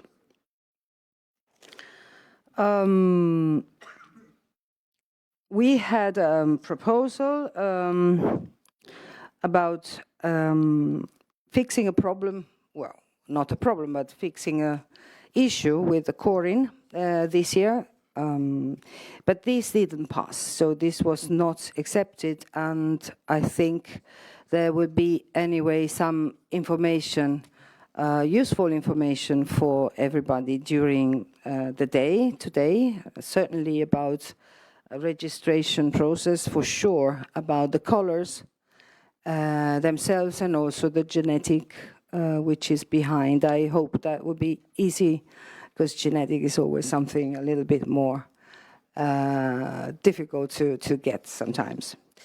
But that will come later. There will be more information about it. And then we have quite many changes in the standards. The Commission have been working together with the Breed Council quite extensively during the last months before this General Assembly. And we managed to put on the table many proposals, also thanks to the board that allowed it. And the first one is a general proposal about the list of faults in many standards, which are now gone. So if you remember, for sure you remember, the exam files about the list of faults of the Maine Coon, the list of faults of Norwegian, they were never ending. There's not any longer this list of faults. And that goes away for Ragdoll, American Curls, Maine Coon, Norwegian Siberian, Bengal, Burmillas, Burmese, European, Karelians, Mao, Siamese, Oriental Longhair, Shorthair, Balinese, Sphinx, Russian Blue, and also for the preliminary breed, Bombay. There are further on other changes in case the breed councils wanted to still keep some information from the faults into the standards. So some of these breeds decided to use some sentences in the standards, and they amended where necessary. And in some other cases, we had a little bit more changes, which are somehow relevant. And this is the case of the Ragdoll, the Maine Coon. I would include also the Bengal and certainly the Russian Blue. So these 4 breeds are, had the more changes, yeah, than just removing the faults. Rika, you wanted to say something?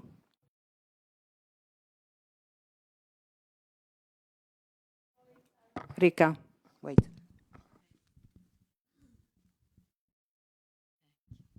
Just for information for colleagues and student judges, Breed Council public Facebook site, we published the documents that we shared in the GA, presenting what we mean with the changes in MCO. And on the back table, I still saw some paper format if you want to get a closer look on that.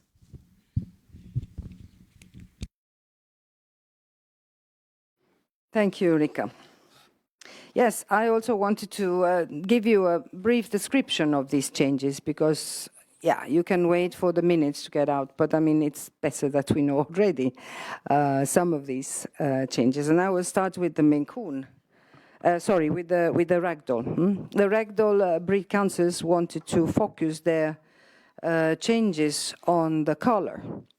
So they wanted to underline that the color in the ragdoll is not the most important, but very, very important. So this is what is in the new standard. They have rewarded the introduction to the breed. They have also deleted something which was a little bit strange, actually, the eye color in relation to the body color, which cannot be. I mean, it's a pointed cat. It can only be blue. Then they wanted to make more detailed description of the bicolor, and also of and especially on the mitted. So now, when you will see, there will be how much high the white is going to be on the mittens. They also introduced a list of faults for that leads to withholding the certificate, which is also an important part. The exercise of the Judges and Standard Commission and the Breed Council has been that of removing the faults that were not necessary, or they were just generic faults. But of course, we didn't touch any of the faults that preclude a certificate or lead to disqualification. This is a very important point. So we just keep the important faults and leave out the unnecessary faults. Then also in the scale of point, there is a slight change in the ragdoll. They added 5 points to the color just because of this exercise that we have done, color and pattern. So now it's 25 instead of 20, and they took away 5 points from the head shape, so that now instead of 25 is 20 points. So this is the most the biggest changes in the ragdoll standard.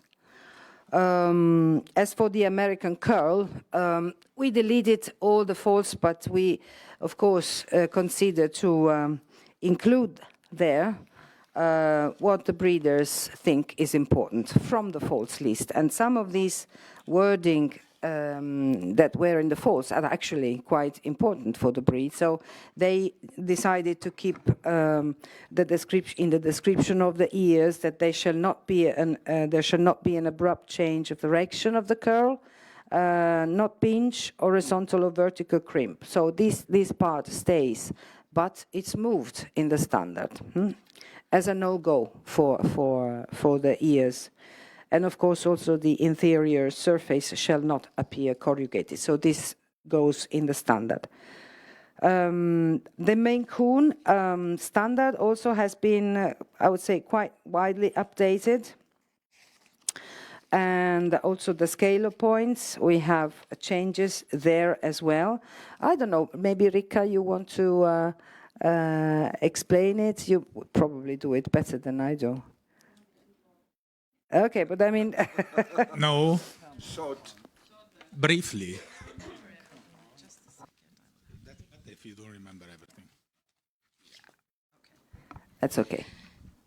Yeah, I will not go through it all because you can all go back to this presentation. But we added something first to the head. We wanted to have the height mentioned so that we will get rid of these kind of crocodile heads.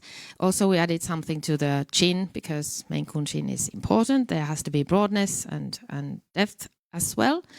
For the ears, we added exact figures. They have to be set at 11 and 1 and 11. And also some details in the shape of the ears. And then in the eyes, we made it a bit more precise. They are oval, full stop, no other form, and expressive. And here we added one of the folds, not too deep set. And here also we changed the points from the head to the eyes, so now they are 10 points. And the last change is in the coat. We changed the word coarse to firm, which more describes the coat, because silky coat is not supposed to be coarse, which is often understood as something harsh. Thank you very much, Rika, for your help. Then we go next to the standards of the Bengal, which has also been revised a little bit, but not too much.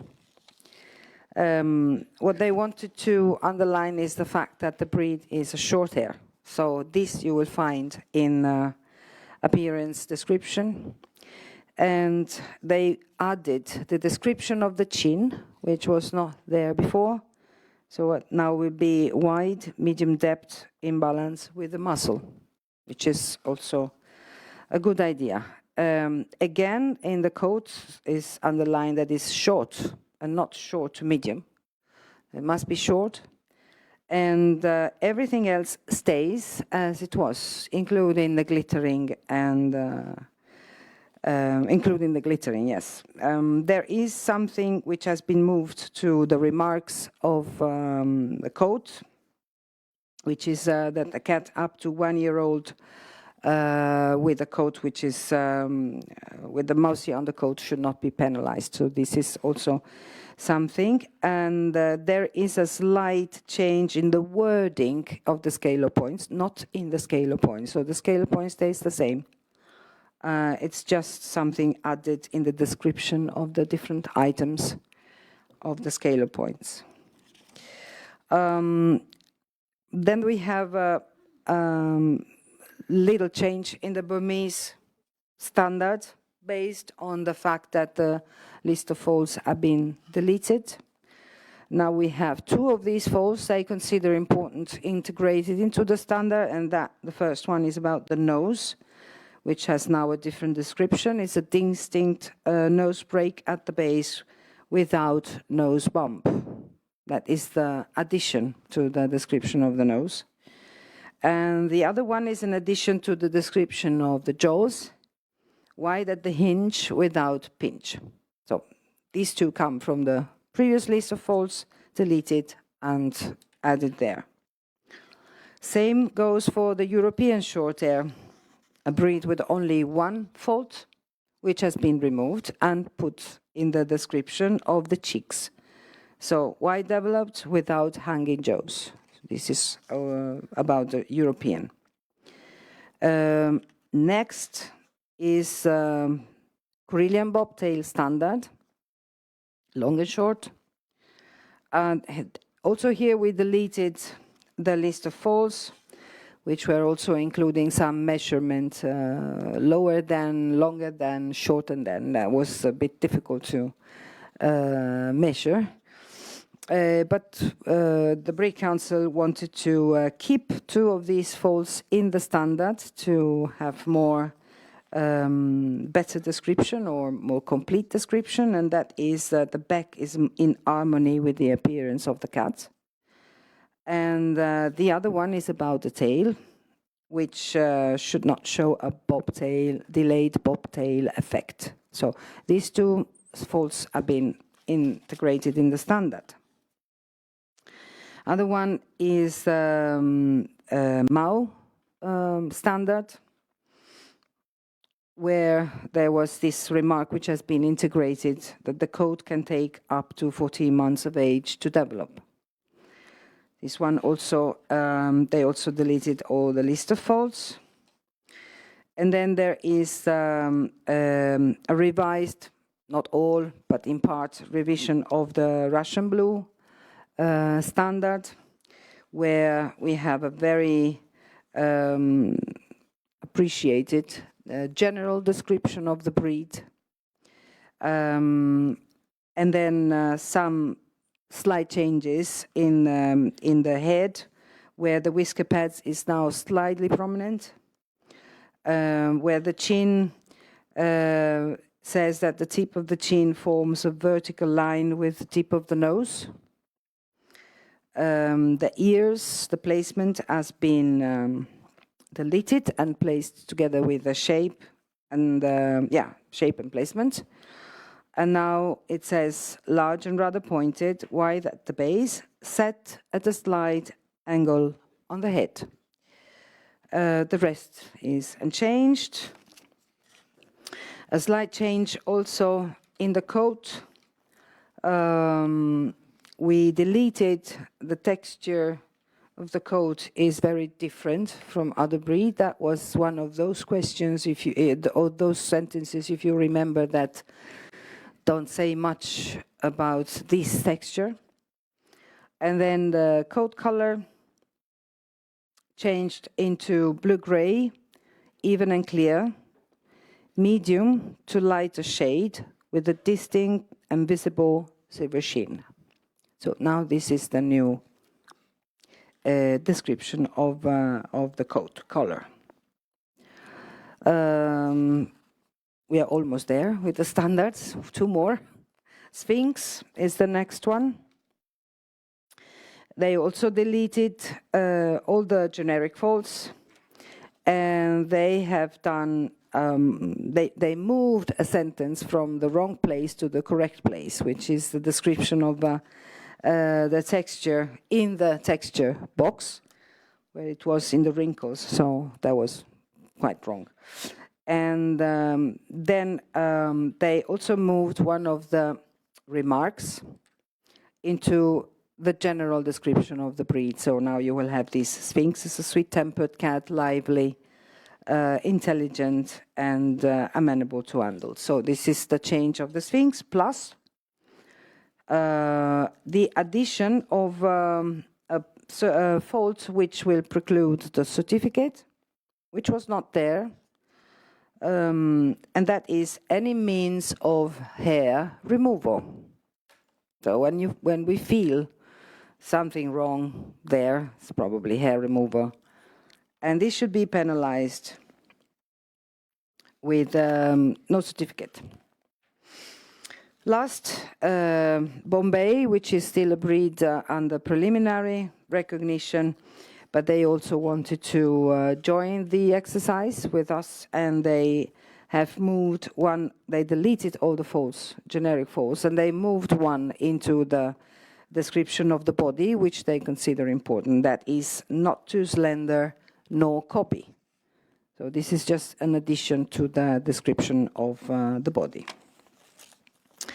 And as for the standards, I think I said everything. If there is any question, just show. Yes, Corin, please. Corin, just a second, we need a microphone.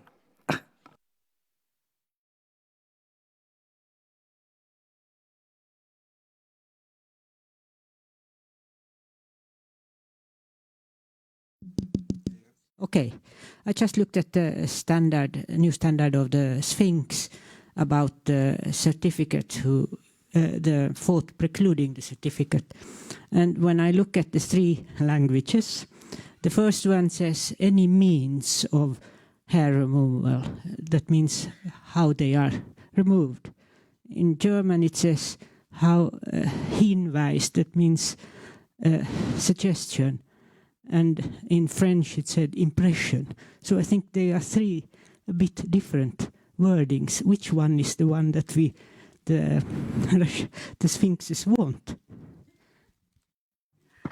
Thank you for the question, Kari. Can you help us? We want the English version into French and German. Any suggestion? Welcome. Thank you. Any other question? No. Okay. Then I go on.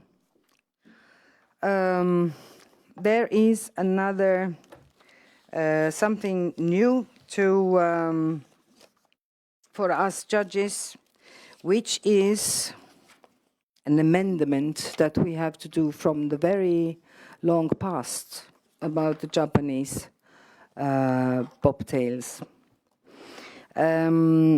We realized that there was a misunderstanding between the standards file and the breeding and registration information about this breed. So in the breeding and registration information, all the silver were considered as color not acceptable. So also included in the list of colors that should define the cat as an XSH. But that was actually a mistake. I don't remember from which year is in place this mistake. Over 20 years, says Stephen.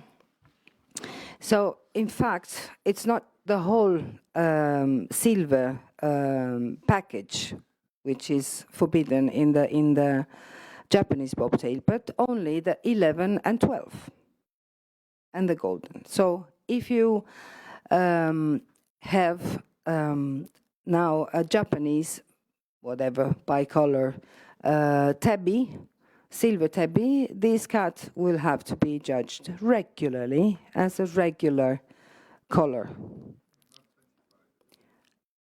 Yeah, of course, the list is there. I mean, yes, the list of recognized colors, of course, have to be amended because of this, because it's still, keeping this mistake. But yeah, just remember this if you happen to have a Japanese with a silver tabby color. Then there is also something else which is about registration, but that will certainly impact also on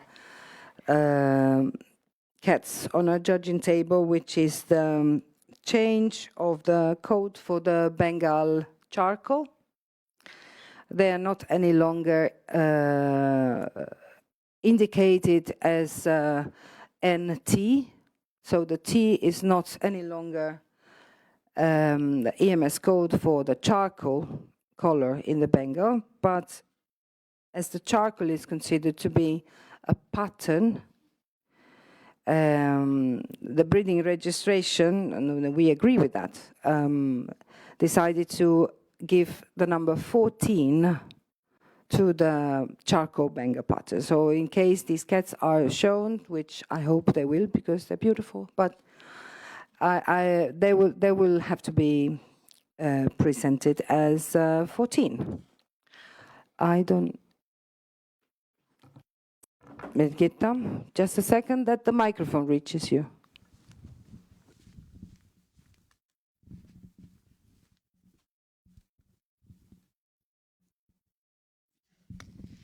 For me, it's a little bit technical question. So this change regarding charcoal and 14, so does it come in force from today or the next year? And how are we going to judge it from today till the new year? All decision of the General Assembly, apart from exceptions when they are required, and they start from the 1st of January next year. So nothing happens till the end of the year, then 1st of January, all the changes will be in place.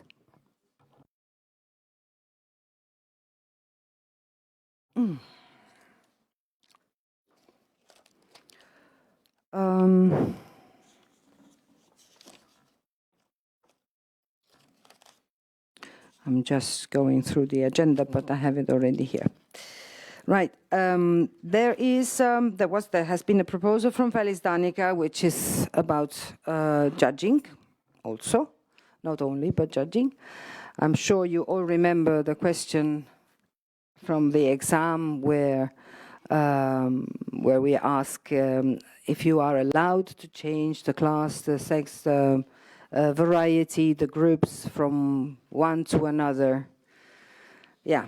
Then Felice Danica wants to make it clear that before a class is changed during a show, we judges check with the show secretary. I mean, this should be obvious, in my opinion, but it's a good idea to have it there, especially now that we have these 2 certificate shows, or more certificate per weekend. And sometimes it's everything is done in hurry, and things can be done wrong. But in this case, we always have to remember to check with the secretary, with the show secretary, if it's okay to change the class. Another one, another proposal, this is from Finland, which has been accepted, is that even during the weekend of the General Assembly, there can be shows, and so the judges can come either here to the seminar, or if they are invited, they are allowed to go to judge somewhere else. This is also for your information. An information that you might not need, but still it's interesting, is the decision taken on Felis Hungarica proposal that the kittens entered to the World Show will not need a qualification any longer. So kittens can enter the World Show, actually the winner shows, if I remember correctly, all winner shows, without qualification. This is good to know. Then we have another information which does not impact very much directly on us, but it's absolutely interesting, important to know, which is the approval of an article, a new article, which has been prepared by all the commissions, and also the board supported it, about the code of ethics and the responsibility of a FIFe member, the code of ethics for exhibitors.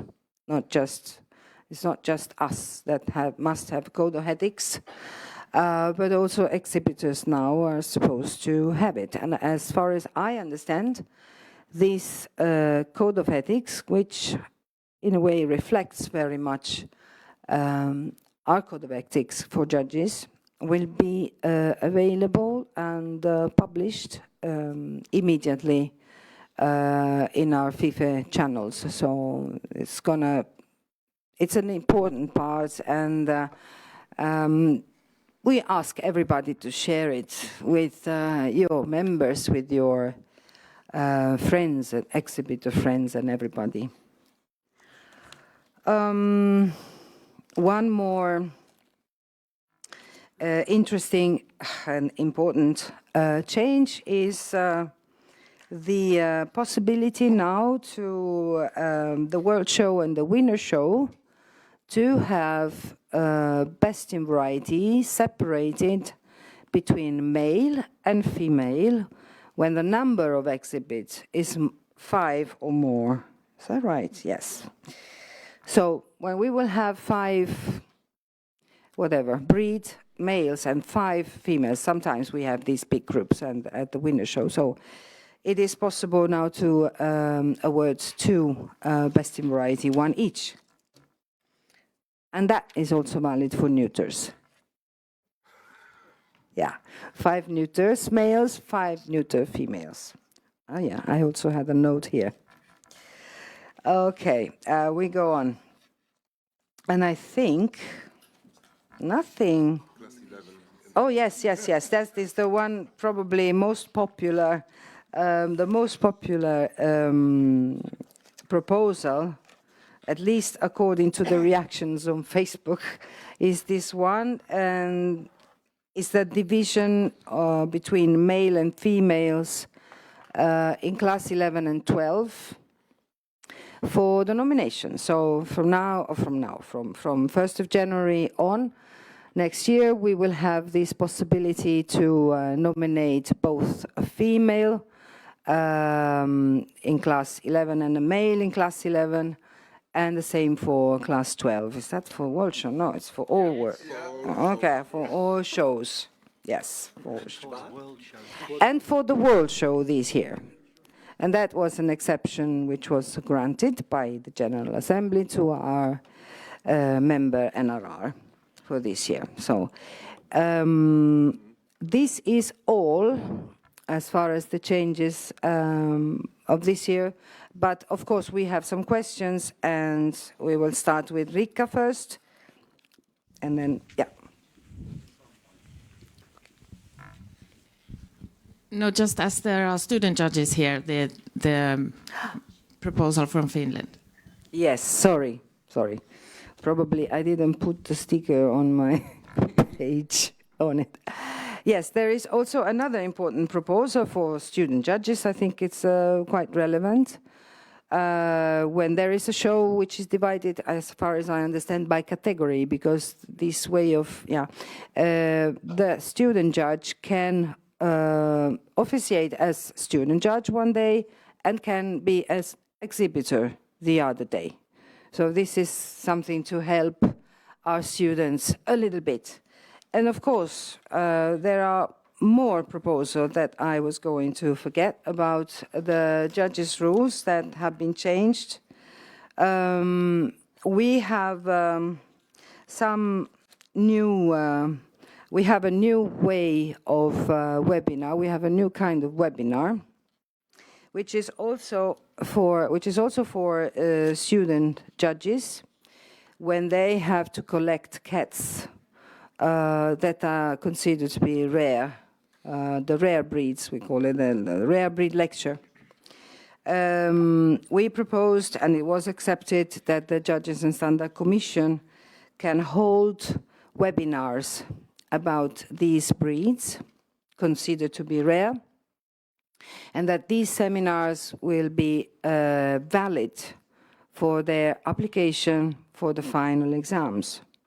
It doesn't mean that it's like having seen the breed, touched the breed, but at least getting the knowledge of the breed from, from lecture, detailed lecture on it.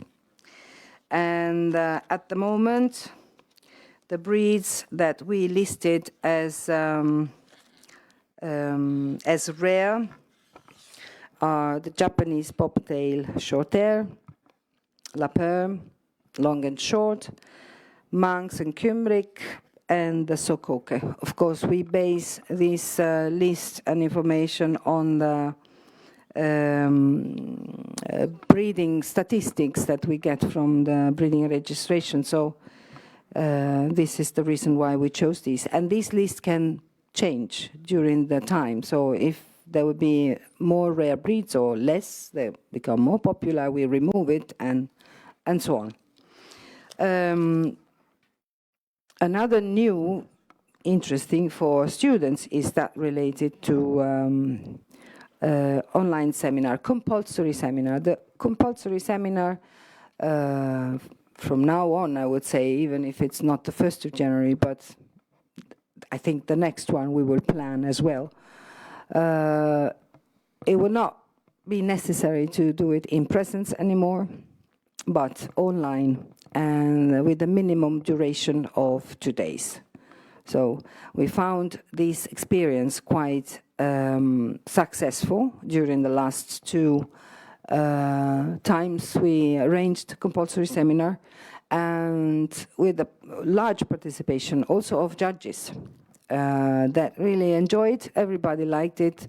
So this is also a way to save money for us and for FIFe, and I hope it's a good idea, and that will be appreciated. Then there is another proposal that was accepted, and that is about the exam, the second exam. The first exam in the first category, fine. Then you have to judge 4 times before doing the exam in the second category. And these 4 times, we decided that we need a limit of cats, a minimum number of cats for these 4 times, because as we know, in some cases, for some categories, 4 times can be a very low number of cats. So we wanted to fix a minimum number of 50 cats to judge before going to the next and the second exam.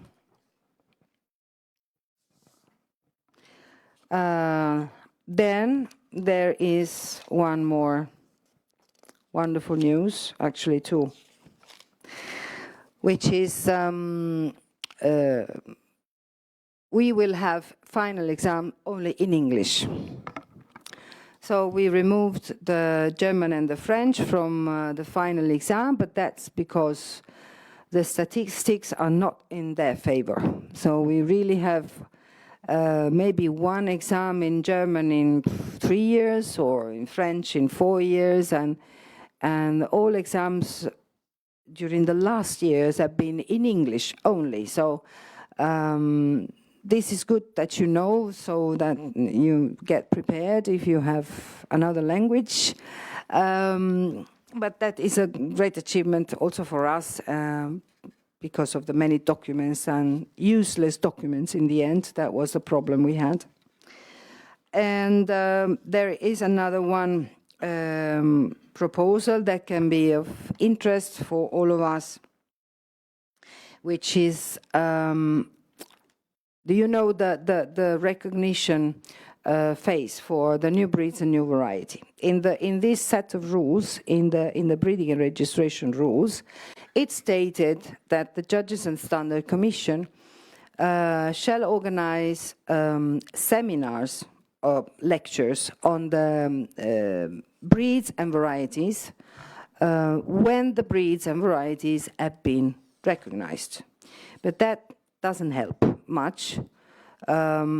These kind of lectures should be done before the final recognition, because now the process implies that you have to judge these cats a certain number of times, so you need to know how to do it, and you need to get, inside information about the breed. So the change is that this informative lecture about new breeds and varieties will be done at the presentation at the GA of the preliminary recognition. So when there will be a preliminary recognition in place, we will also hold a seminar on that said variety or breed. Anything else? Did I forget anything else? No, but there are questions. Yeah, but... Sorry, just one point. You talked about the denomination in class 11, 12 in male and female, but also the best in show for all. The best in show was not mentioned. Yeah.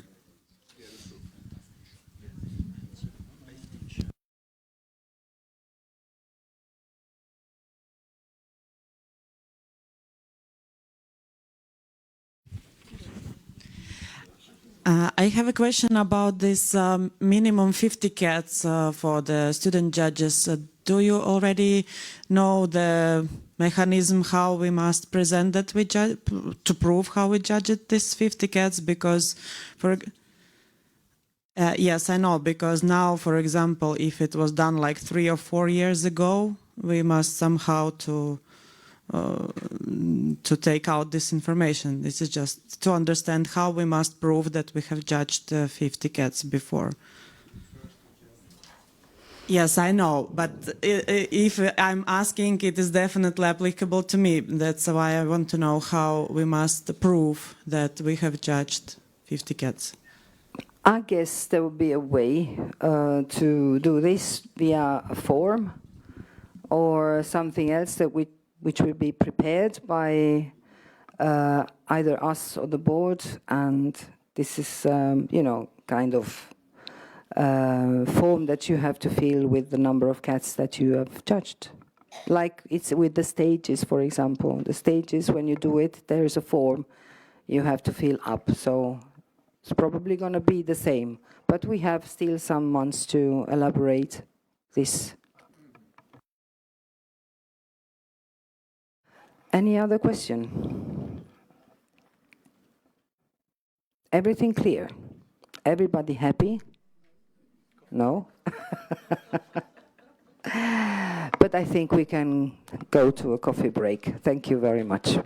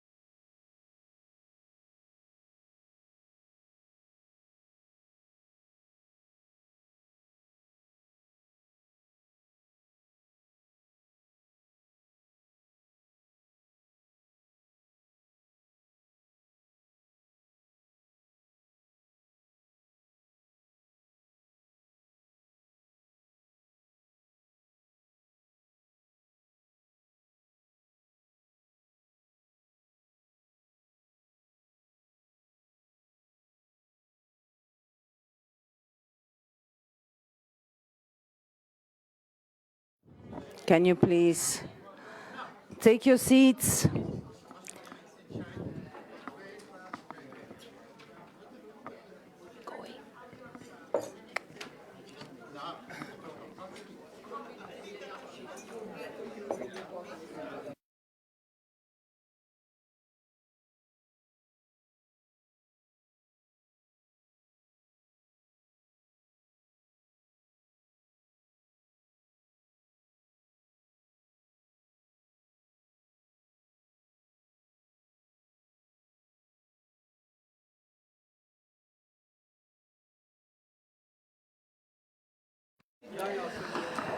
Can I ask you to please take your seat? We're going to start again.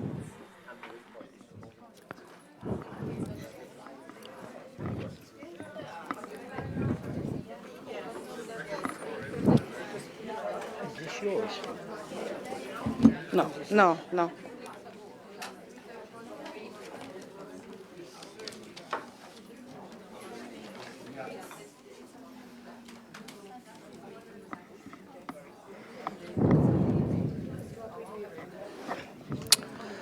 Okay, so as announced, we will have now 2 lectures before we go to the lunch break, which will start at 1 o'clock.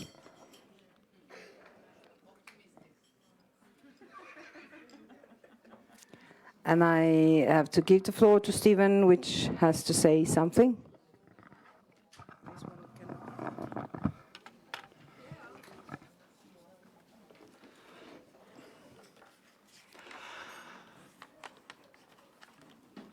Obviously, when we planned this judges seminar way back at the beginning of the year, we were very optimistic that we would get the Corin problem sorted out.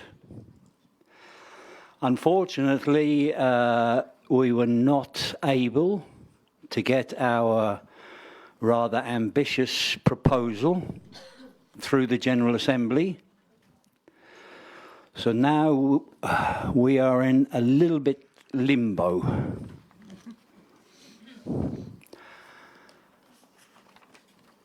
So both when Maria makes her presentation, just have the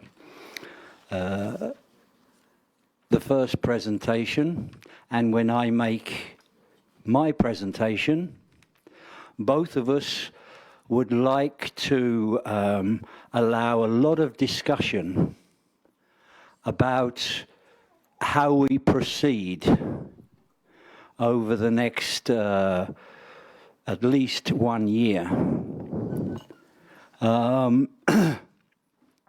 We have some ideas.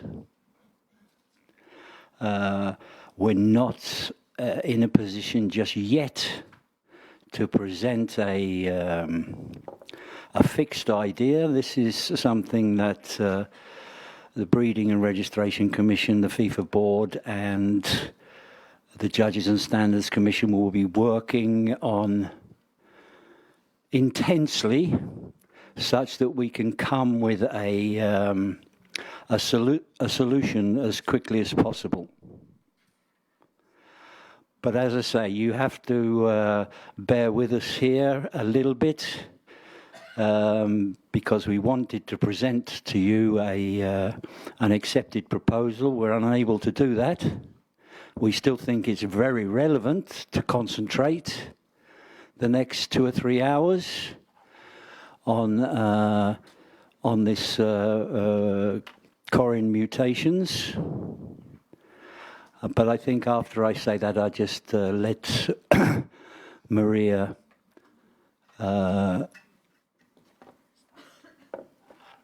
start her presentation.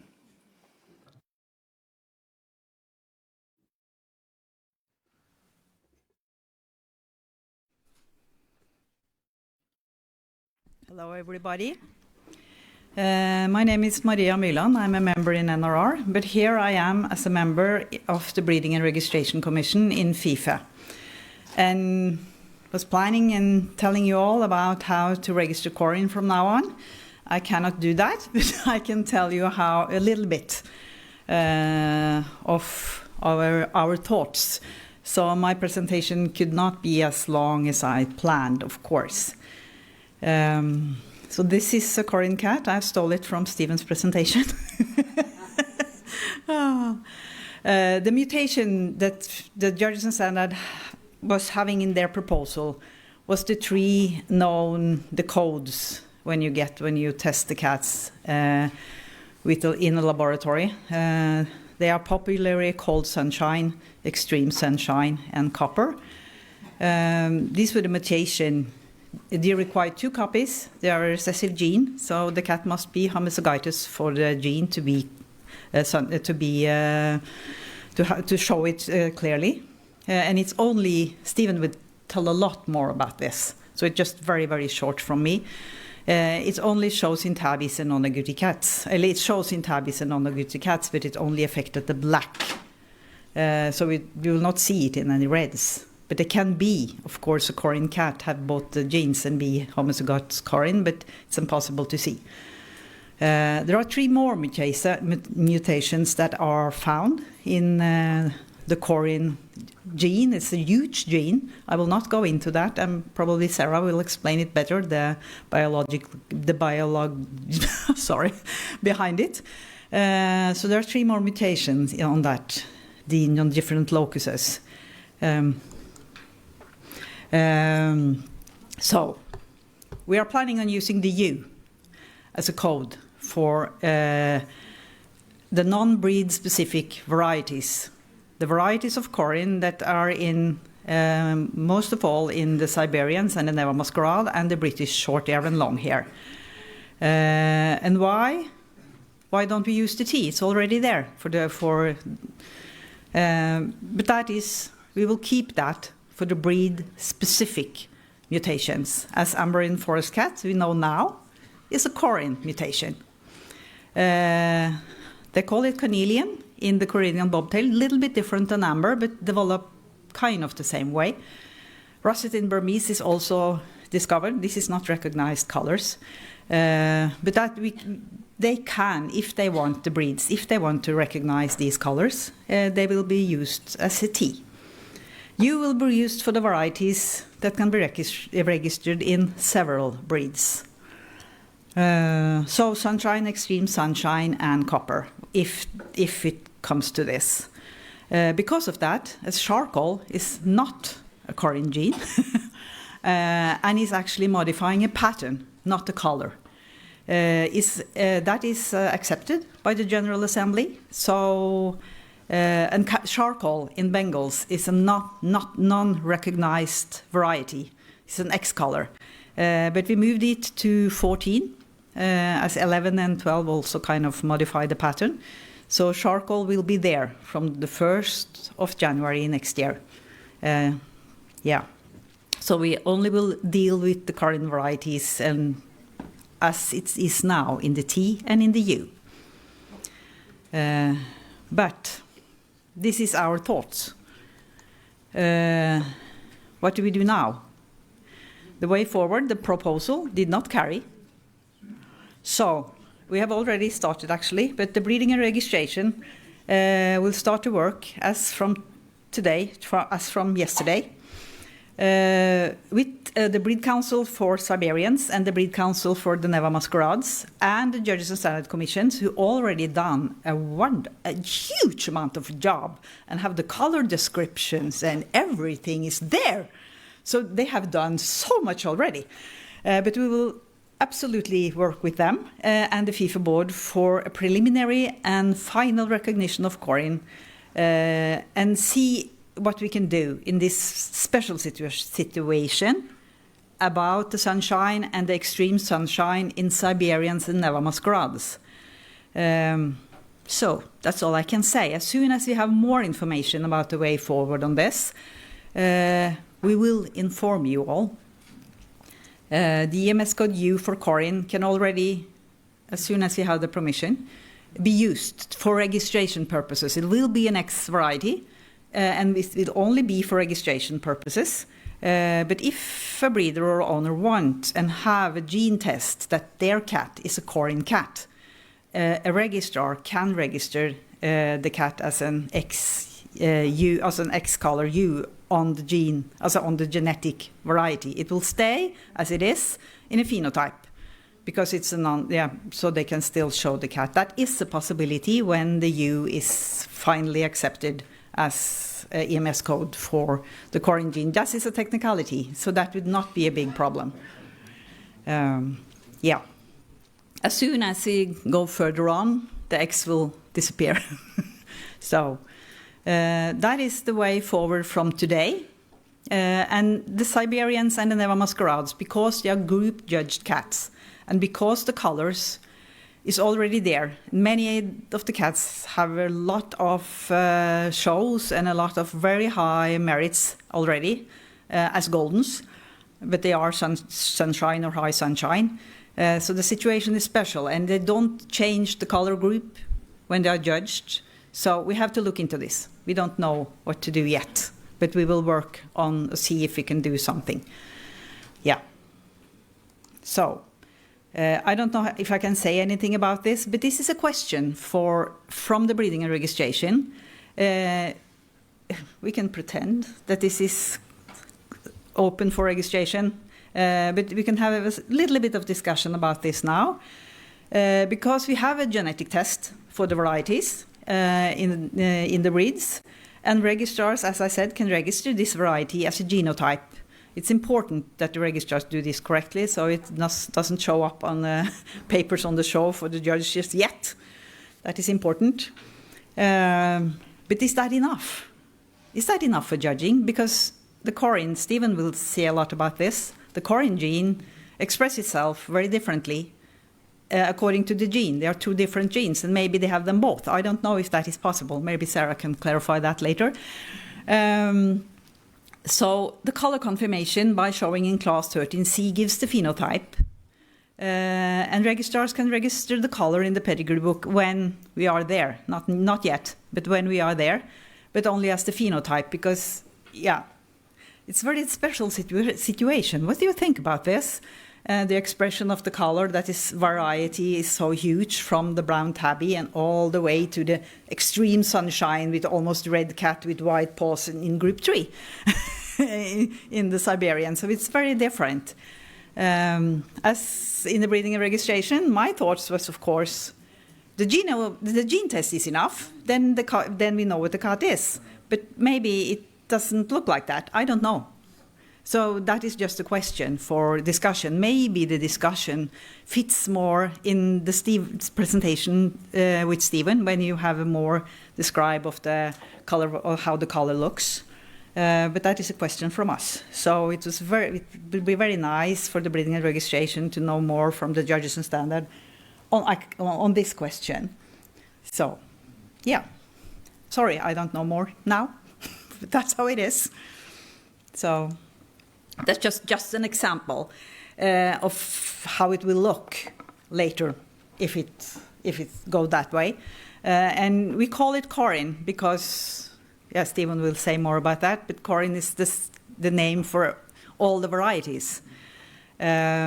So I don't know if it's correct to say Corin spotted Siberian for NU instead of golden spotted, and the silver Corin spotted, yeah.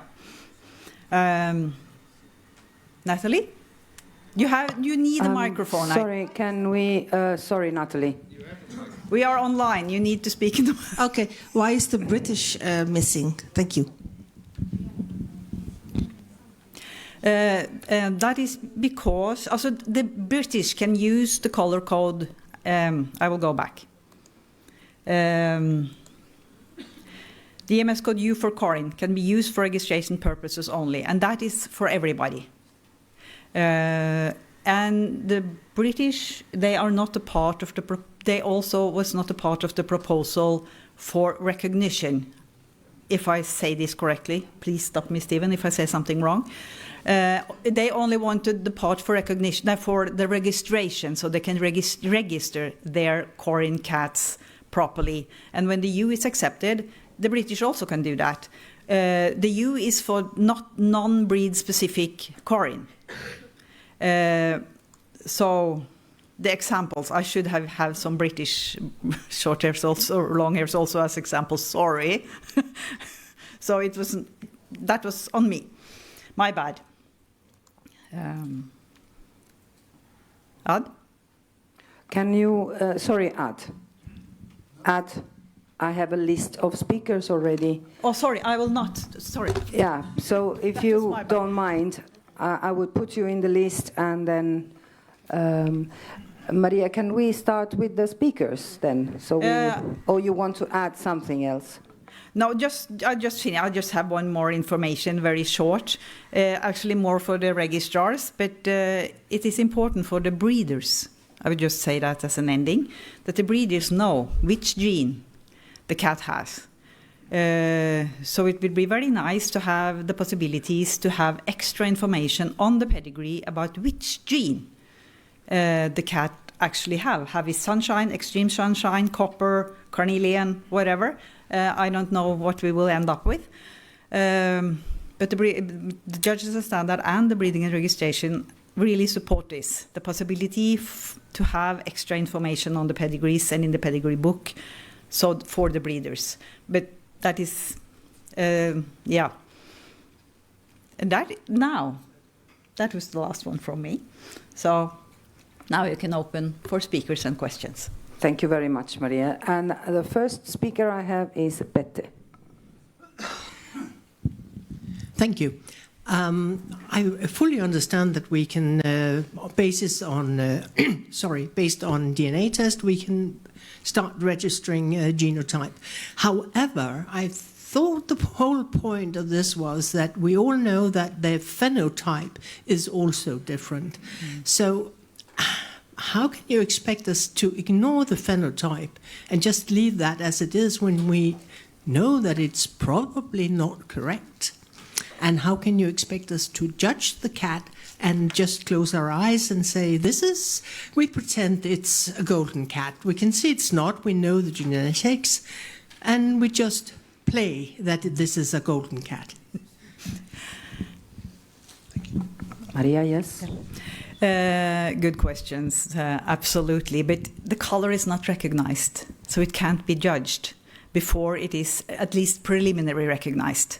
The EMS code, as in, we have several EMS codes that is not recognized, is X variety. So that is a possibility. You don't have to do it. You do not have to register, even if you know it's a Corin cat. That is this very special situation we have, that we know which color this cat have, but it's a not recognized variety. And we will really try to work on this. It was yesterday, this was decided that we do not go, that the proposal from the Judges and Standard did not carry. So the Breeding and Registration will really work on this and see if we can do it, how we can do that, but through our rules. So this is an opportunity for the registrars and for the breeder who want it, that you can, if you have a gene test. But the rest is actually, as you said, you just have, this is just a brown tabby, yeah? Until we have more information. I hope we will have more information about this soon. And but that's all I can say. So. Thank you, Maria. And then we have Ad.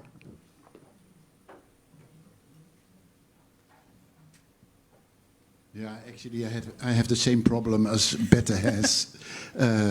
After this seminar, we know that the golden is not a golden, but is a Corin. So we have in Siberians, most likely, yes. Yeah. That means we have a cat in class 3 in a non-recognized color. And you say we want to make a difference between phenotype and genotype, but it's almost impossible. Yeah. It's the same group, but it's a color that's not recognized, and it's in class 3. It will stay in class 3 even if it's recognized. And then? Now, if it is recognized, it will stay in class 3. But so that takes at least a year, we already said. Perhaps even more. So what do we do in the meantime? Yeah, I don't know. That's the question. I don't have any answer. I had the question, I want an answer. No, I cannot answer. I'm sorry. We started working on it, really, we do. Okay. Can we try not to have a, only conversation, because we need to moderate a little bit. I have Stephen now and then. Okay, we have to realize where we are. Even though we tried, we're back at square one now.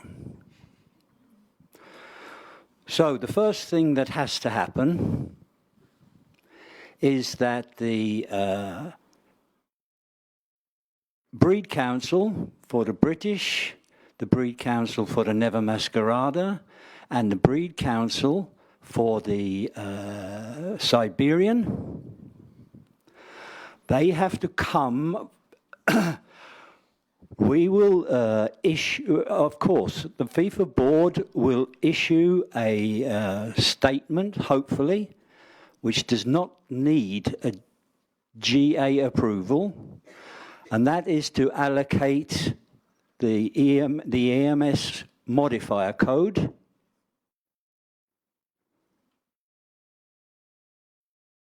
for these 3 breeds.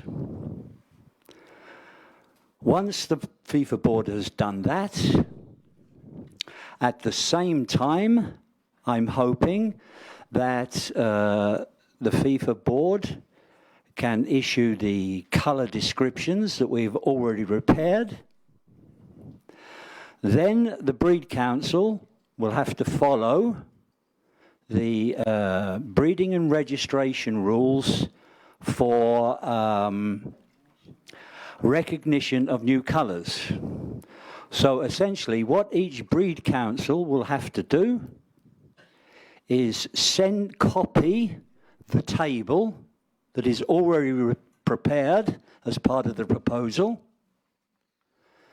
and say, please accept and request preliminary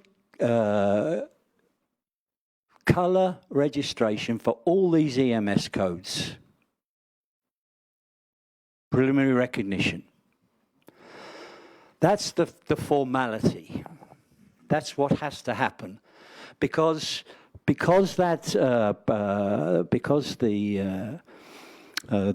Judges and Standards Commission proposal didn't pass.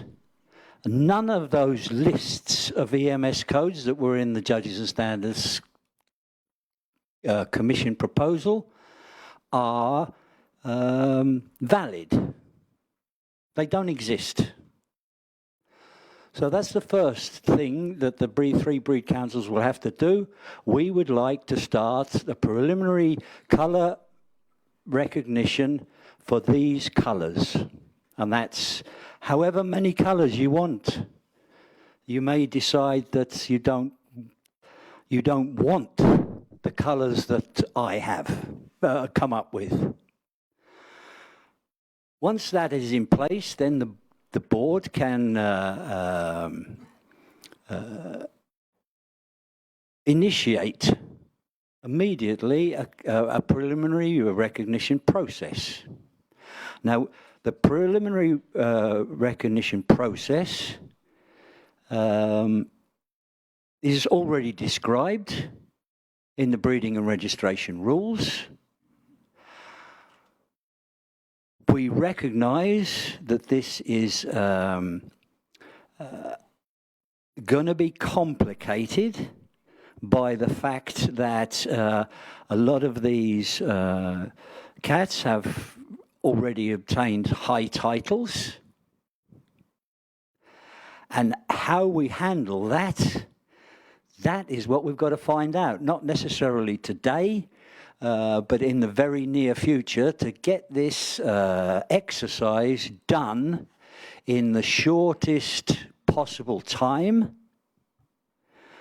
My personal ambition is that we can get this exercise done before Christmas this year,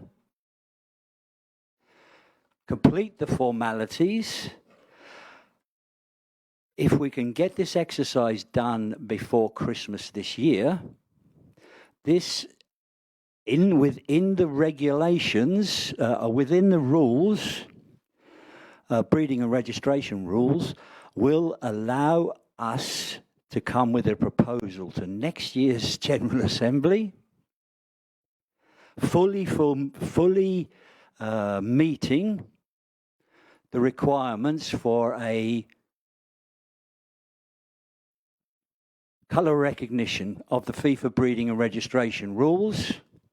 We can, I don't know, I won't get so ambitious now. Annette doesn't like me getting ambitious, that we could ask for immediate recognition of these colours after the General Assembly next year, or whether we would have to wait for 1st of January. That we need to come back to, hey? So that's the formalities of the process. How we operate for the next at least 1 year with these colours, I think there is a solution for the Siberian and the Neva Masquerada. The solution that I see for the Siberian and the Neva Masquerada is that we go for a pheno-geno registration for all these cats based on DNA colour testing. The reason I think we can do that is that colour and pattern and Neva Masquerada and Siberian is only 5 points.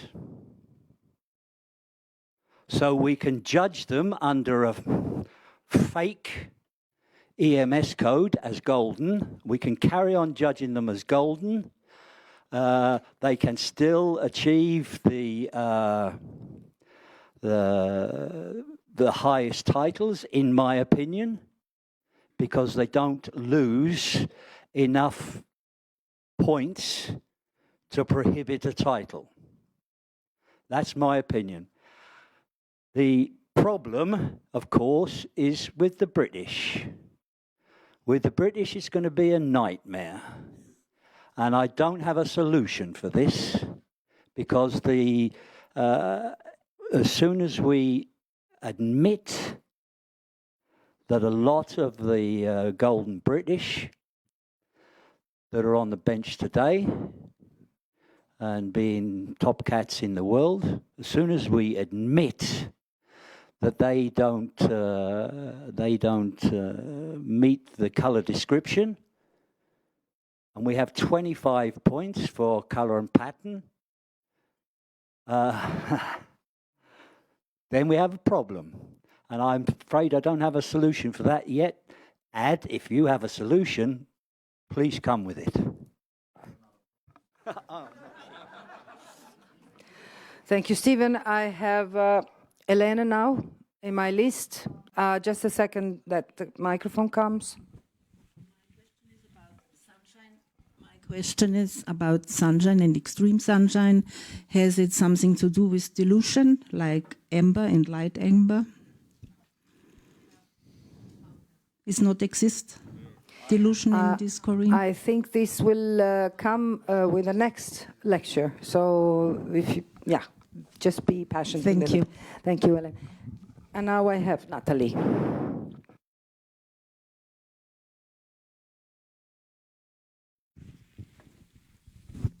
Thank you. So if I understand correctly, we will follow the VAR recognition process, and the second step is to get those 10 different cats in 3 different generations and 3 different countries or something. And if we have sent that to the Breeding and Registration Commission, then we could request for this preliminary recognition phase. And I think that phase can be reached very soon. Then on the other hand, the problem you were suggesting with those copper bridges / goldens. It's 1 year.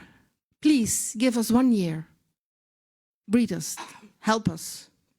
Send in the cats, show your cats 3 times, send in the reports. We can make this. Thank you. Thank you, Natalie. This was a very positive message. I have Ad now.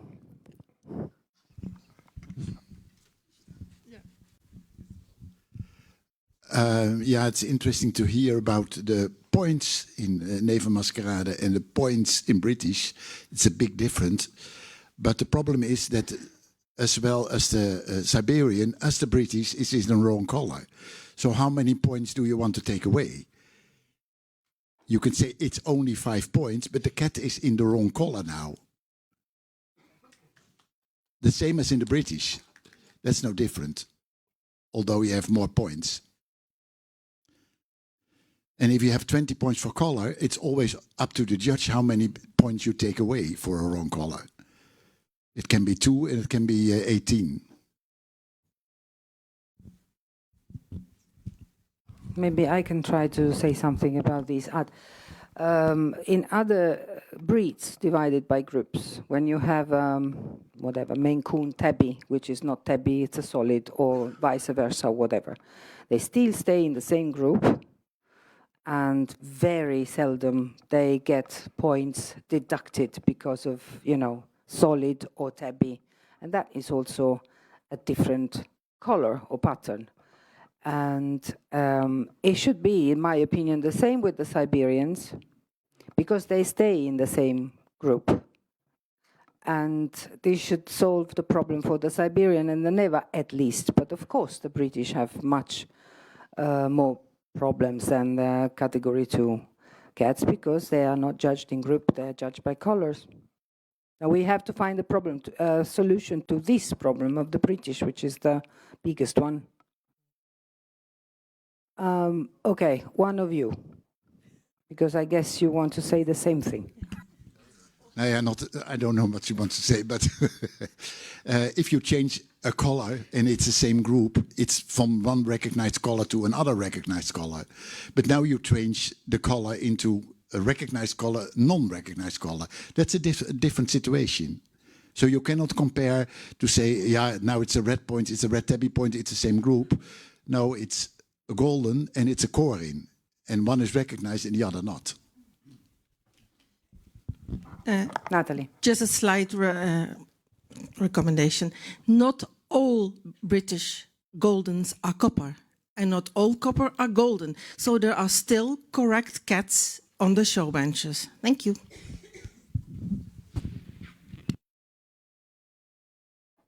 Yes, Corin. I just have a question about, you are talking about the testing of these genes, but is there commercial tests for these and for these different varieties, extreme and non-extreme? Yes, there are. Okay, where from? I don't know the laboratories. Maybe Sara can answer that later. Yeah, thank you. Because I think it's important also that you know where to test these cats, and you can for sure say what of these different alleles a cat carries. I think Stephen has an answer, so... You have the list of the laboratories? Yeah. There is... the information that I have is that there are sufficient laboratories around in Europe that can do this. There are also laboratories in China, which people are already using, laboratories in France, and I'm assured that this testing doesn't cost so much, but there is sufficient people who are testing at the moment. They're getting results within a few days, so it's not a complicated process. Thank you. Any other question? no ideas or suggestions or something? Help. Bette, please. Yeah. Well, it's a suggestion you won't like. Tell the cats of the suspicious colors to stay away until they're approved in the color. Because if I get a Corin Siberian on my table in class 3, and I have 5 points for color, even if I turn a blind eye to the fact that it's a non-recognized color, and I decide to deduct just the 5 points for color, it still cannot get the highest certificates. So stay at home. And I don't think that's what they want to do. But I cannot see that you've given us the answer to what we as judges should do when we see a cat which is obviously not the color that it's presented as. We cannot pretend that it's a different color. If we're supposed to pretend, I really wish you had been on the JSC back in the time of the Ambers, of the ex-cats, because then a lot of cats then would have not lost their titles and had to start over. Bette, before I give the floor to Marcel, I can tell you what I would do. Maybe I would not keep the certificate, for sure, and I would recommend re-registration in the X color. But that's me, and I also think that we should somehow agree on this procedure. Okay, no, not now, not your turn. We have Marcel now. Please, Marcel. Yeah, I'm just thinking, because this will, of course, cause big problems with cats that have the highest titles, but the cats are there, so why wait till Christmas? But let's do it within weeks. It is possible to get the pedigrees of these cats within weeks and to get them preliminary recognized, or at least to do that. Then the only point is, how are we gonna convince the breeders that they have to show in a preliminary recognition phase? But if they really want to have this, then they have to work for it. And it can be done. I think Christmas was not even ambitious. I think it can be done, at least the first steps, within weeks. So let's do that. Try to solve the problem as soon as possible and come up with an intermediate solution. I don't know, but it's easier to come up with an intermediate solution if you have already completed or 80% completed this preliminary recognition phase. Yeah, thank you, Marcel. I have Maria now, wants to say something. Thank you for all your thoughts.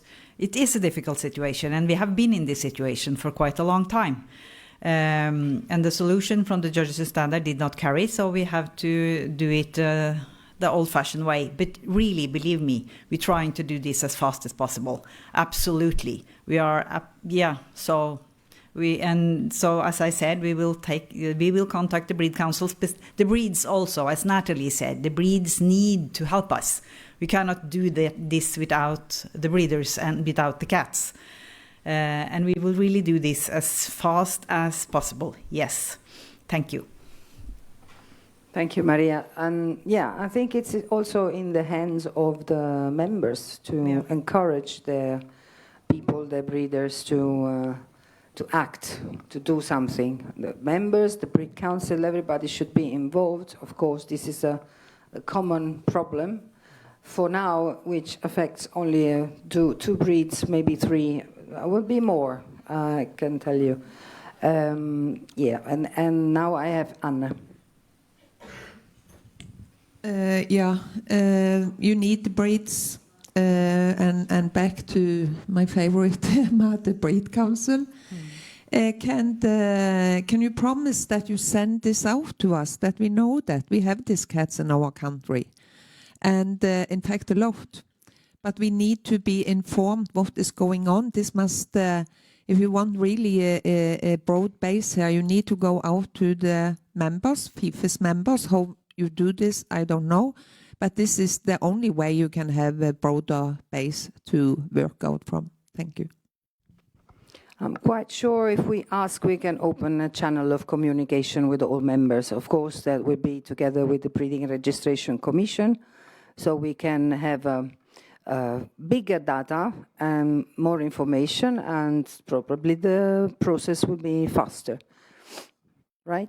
Yes, absolutely. The Breeding and Registration Commission really wants this, so we will go out to all, because we need all the cats. The cats that already have high titles probably will not participate as a next variety and lose everything. But we have, I know, in Norway, we have beautiful Corin kittens. I know. I've seen them. So I hope they will help to get this done. And of course we need, thank you, Anna. Carl? Yes, it's on? Yeah, it's on. Thank you. I have a question. You know, you always said lose the titles or so on. I mean, we have a rule in place. When you have reached the title stays. So we come in a situation that a non-recognized color could be a supreme champion. We need just to see the reality here. It's of course when you have a kitty or that's another matter. But we have cats out in these titles, and according to our rules, this title will stay.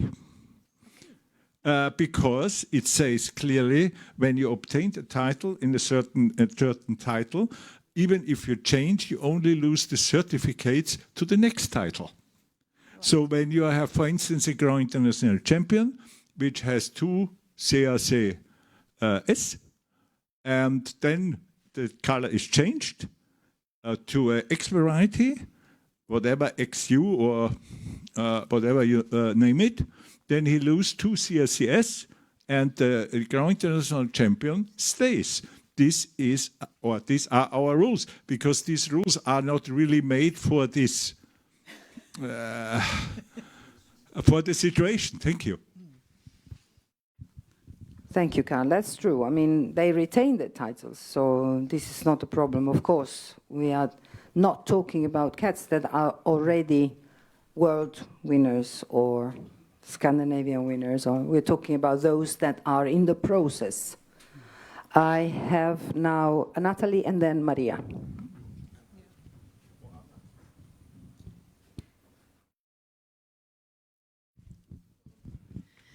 What Carl said is of course true, and that is in our rules. So all those cats who are supreme champion and now in the PH, class 2 or 1, can help us, please. Yes, Maria. That is really good news. Thank you, Carl, because that makes it so much easier for the owners of these cats to help us. Yeah, please. Thank you. Anne, yes.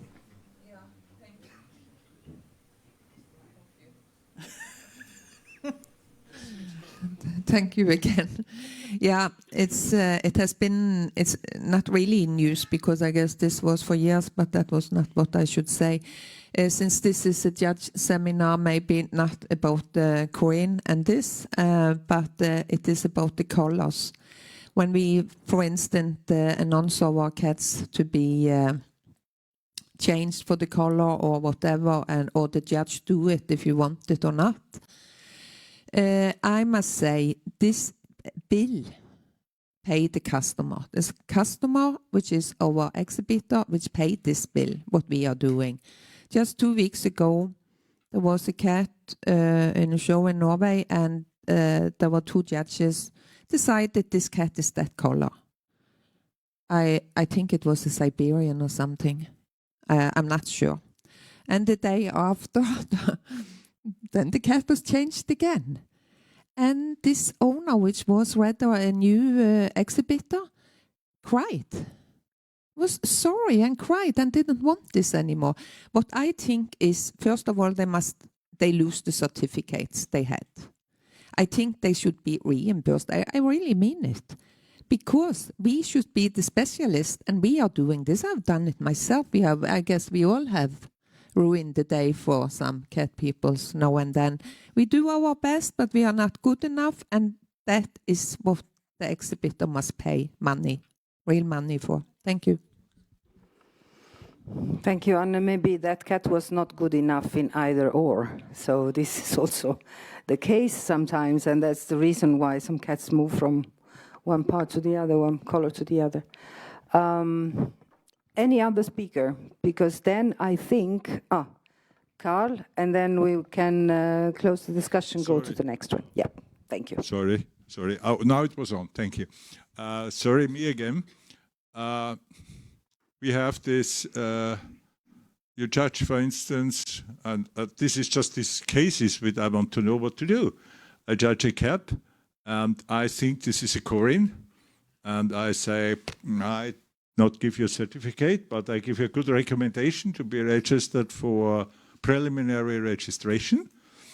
And then I get a genetic test in front of me stating it's not Corin. And we should not accept any test what is presented for judging. So there is a lot of points. I don't know what to do then. Should I say, oh, I don't believe it? Or is the chip number correct? Is the test good enough? I have really problems with that. Sorry. Okay. But when we are there judging, we don't see any genetic test. We just on phenotype. And if you think that cat is in the wrong color, then you have all rights to change the color. The test, the genetics, everything. I mean, it's like, for example, I feel a tail fault. I feel it distinctively, so I don't give the certificate to whatever class. And then the next day, the owner, because this happened, come to me with the X-ray that the tail is correct. But I'm sorry, I felt differently. So it's more or less the same. So if you know that if you're, in your opinion, that cat is of that color, you go for that color, no matter the vet certificate, genetic certificate, whatever. It's a phenotype matter. Yeah.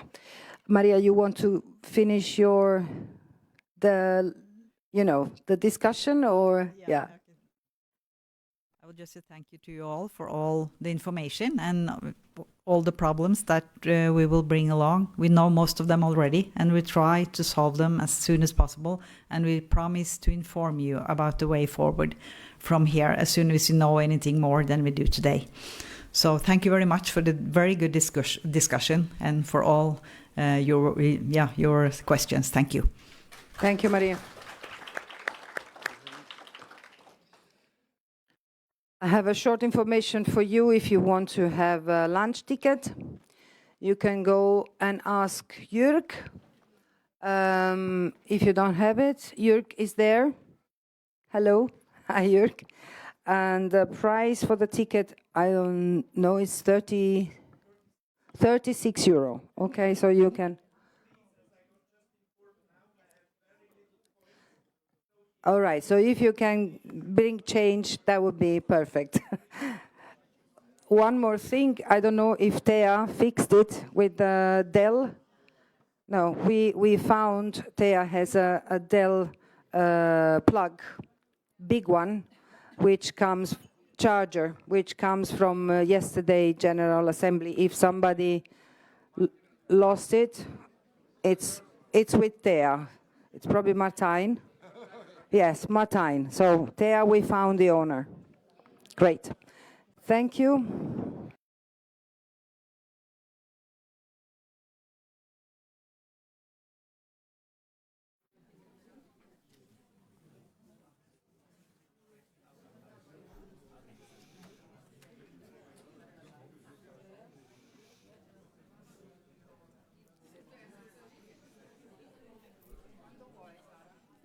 Stanno entrando i gatti.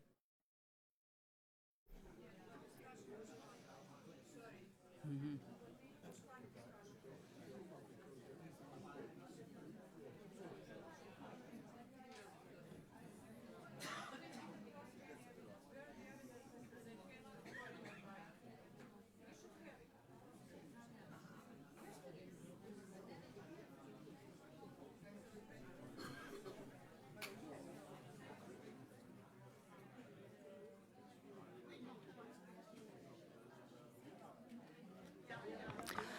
Ladies and gentlemen, can we please continue?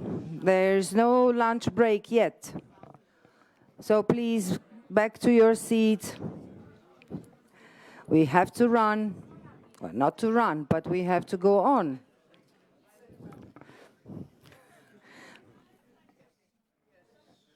Please, everybody, can we continue? Now we have Sara Moroni with a lecture. Sara, to you. Good morning, everybody. I feel a little bit under pressure because during the previous lecture, several times it was said, Sara will explain you. Thanks for your trust. I mean, I will go through what we do know. Doesn't necessarily mean I will explain. Because when it comes to cat genetics, things are not that plain and easy. Not everything is Mendelian. Some inheritance patterns are not that clear. So shortly before we start, I would like to point out that there was a huge work from breeders. We have to acknowledge breeders for what they've done, because these weird colors appeared some 10, 12 years ago. And without the work of breeders, we wouldn't know this. And they already made a lot of testing at their own expenses. So what we do know is thanks to breeders.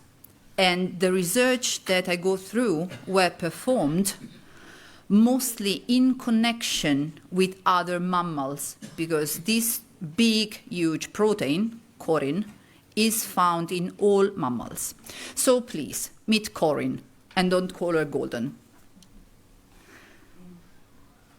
Interesting, yeah. So we all know that would be fast and easy part, because it's quite a huge matter. I don't want to make it heavy. Of course, if we want to go into details, I'm glad, but still, as Anne correctly stated, this is a judges' seminar. This is not a geneticist audience. I don't want to stress people with too much technicalities. My lecture will be available for whoever it wants. It has all of the reference of the peer-reviewed literature with that. So we all know that a gene is a portion of a DNA in a chromosome, and it gives a specific instruction. What we have to take into account is that one trait might be related to something different.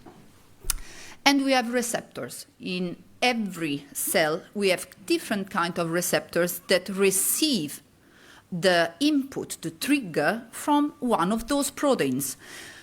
This Corin protein is our new best friend. It's a transmembrane protein. It means it comes to the point to share information inside and outside of the cell, because it is as if I'm sitting over the door. You have to ask my permission to pass by. And with so many points of triggering information, we are talking about a huge protein of 25,000 amino acid. It's really a big, big one. It has many places to be touched and activated. It goes through a lot, not just color. Over there? Yeah. One of these receptors we know well is the melanocortin receptor, is the receptor of black pigment. The original cat should be pitch black. There are so many factors impacting on the black. And this receptor might be activated or deactivated from the black by so many factors. How does it happen? It happens by limiting the binding of the black pigment, the eumelanin, to the receptor itself. This happens in the skin, because the melanin receptors are in the skin, not in the hair shaft. We have a way of saying in Italy, I'm splitting the hair in 4. Yeah, that's what I'm doing, I know. But it all starts in the skin and then goes in the hair shaft. What happens if this coloring, this painting black, doesn't happen? We have a loss of function mutation. This loss of function mutation means that the black doesn't stick so strong.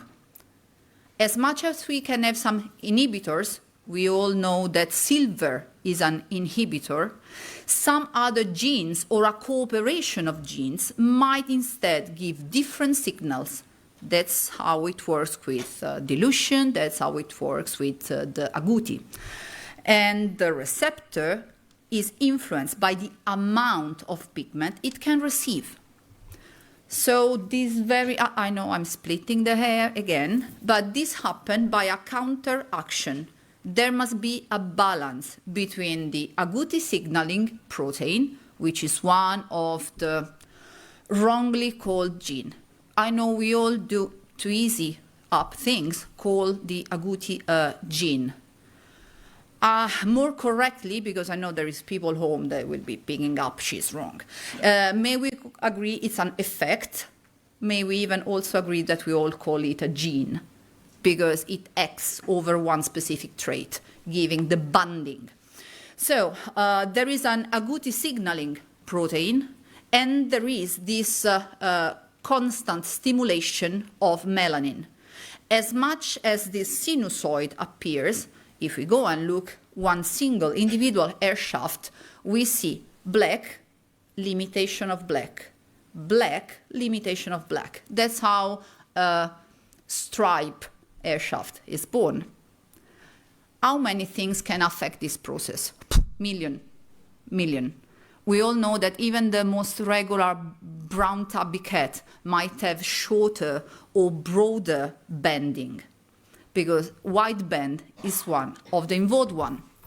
The white band gene, again, is not discovered yet, so we call it a gene, might be polygenetic effect. We do not have a well-defined answer at the moment. What we know is that we can have 4 different, so far known, phenotypes effect. I don't know much it. I hope it doesn't fake colors too much. We have the 0 effect, so no white banding, the black cat, the brown tabby. We have what we used to call in our federation shaded, the second one, the shell, the third one, and then some 10, 15 years ago, we started looking at this very more extreme type. And we have been calling this golden as well. As much as we were using a non-genetic nomenclature, we judge, we describe what we see. Was it yellowish? Yes, it was. Is it pheomelanin? Yes, it is. That's why we call like that. But what we know so far is that this 4th effect comes from something different. Another thing affecting how the black pigment goes in the hair shaft is another protein going to this receptor, is the tyrosinase-related protein. These change somehow the synthesis of the black pigment. That's why we do have the black, the chocolate, and the cinnamon. This goes to 2 different sites of synthesis. So we all know these 2 effects might be together. We can have a cinnamon tabby cat. We all have seen that. Another factor contributing to how the single individual hair shaft looks like is this big protein, the regular one, the Corin protein, not mutation. We are still talking about the regular one, because this can somehow interact with the production of that ASIP signaling protein. So we can have a little bit broader or a little bit shorter bonding. What happens if this balance between eumelanin and pheomelanin goes a little bit more extreme? We have mutation. So in this study, Dr. Abitbol, we have heard her name several times. This poor lady was basically studying this effect over totally different animals, namely donkeys. And she was the one working so hard over the description of this effect. The research group, understood that over this huge protein already responsible for this golden effect over tigers, over donkeys, several different types of mice, might have been the best candidate for cats as well, because this was, all in all, an alteration of black, even though we were looking something different, because we were seeing some whitening effect. Some, Helene before said, somehow diluted effect. That's why we shouldn't really call it golden, but we are not geneticists. So this signaling of the protein could possibly be over there.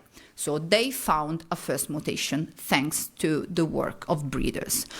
These breeders were considering some Siberian cats. These were funny looking. They called them bimetallic because they had this evidently silver cat, evidently showing golden too. So that was funny to name them bimetallic. They sent out samples. It's very easy to send samples. You have to take an hair shaft, possibly entirely sent, or they might take some swabs to have the entire coding, and they might ask for, in some cases, they had to do biopsy. It was needed to go in a first phase, but that's really not an invasive testing. They went through cats and they found in this Siberian cat one specific protein. So it's called Corin because the original protein is Corin. And the code has nothing to do, it's just by the position. The relevant part is this C becoming T. Over these 25,000 amino acids forming this huge protein, this tiny, small cysteine amino acid, one single one, was becoming a tyrosine. Stupid modification, nothing happens, except that this new modified protein takes much longer in the process. This is why the banding almost disappears, because that sinusoid becomes so long that one individual air shaft is not enough to see two peak. This is why, in our eye, it looks like the golden that we know, let's say in Persians, to go to something that we all know, because we see something very similar. What they did, okay, we have Leslie Lyons. She has this 99 lives protocol database with a huge genome sequencing of cat. Go back to cats and see what happens. Only Siberian was responding to this mutation. Nice. It means it's something breed specific. So where is this Corin located? It's in the chromosome B1. This is the typical genome or the karyotype of a cat, whatever cat. The B1 is, in the second line, one of these huge chromosomes. We have so many involved paths over this chromosome. Metabolism, reproduction, drug assimilation or allergies, reproduction, we do have heart functions, is a huge, huge chromosome. This is why it was studied so much, because it might be influential for humans as well. So they found this specific mutation only was related to the Siberian. Not willing to offend anybody, knowing that this would have been streamed, and we know that it can be a sensitive topic, I took the picture of cat directly from the study cited below, so nobody gets offended if I use somebody's cat picture. So this is what they started comparing the typical brown tabby cat and this warm grounded cat. We can clearly see in the representation of the individual air shaft how this banding goes over. It almost looks like what we call tipped. A lot of ground color, only a small amount, a small segment is pigmented.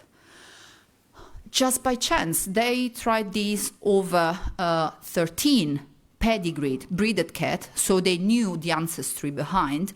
Only Siberian responded to the test.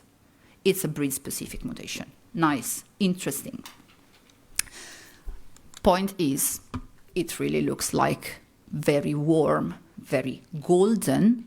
What happens is this small thing, the tiny, tiny change, modifying the pH inside the cell, giving this beautiful color. It has been called in so many ways. I will not go through naming, but it was called, let's say, sunshine. Different breeders in different federations have used the most picturing naming. Some of them we really never heard, but they're there. I will refer to them as sunshine. I'm sure Stephen will be more effective in the naming and in the correct recognition in our federation. We still don't have a code. What it looks like, a very extreme wide bending. Very, very similar. But what breeders could do with this? Okay, extreme sunshine. It was easy to give a name. It was an even more evident effect. The whitening on the face, the whitening along the pose, going up to the limbs, was more extreme. They used this adjective we don't really like, but still. They even started to call them the blonde. When I was researching for materials some couple of years ago, that was funny to call them the blonde, but that's what they saw. That was very, very much similar to the tiger. So they started researching, again, the group of Dr. Abitbol, over the zone in this huge protein where the tiger has its own modifier. We all know that tigers do have a white belly, but we can still see the black stripes over that belly, so it's not a piebald spotting. They, of course, tested for the original one, thinking at the beginning it might be recessive over dominant. No, it's not. It's non-responding. Must have been a different part of the genome. So they switched in that area of the huge protein. Must have been a similar effect, but not that effect. They found it.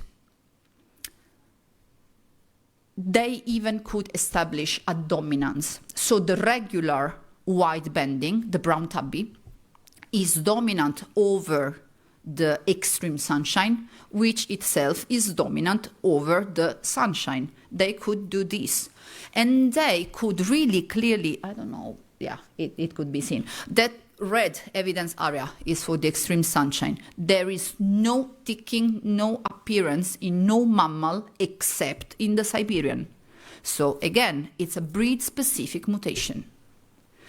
It looks nice and easy like this, right? Keep it in mind, I said breed-specific, because it will be a disaster at the end of the presentation. Yeah. But yet, there was just this tiny, minimal change.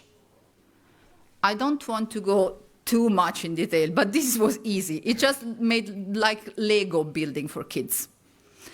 You replace the cysteine amino acid, which is the tiniest one. That S is a sulfur atom.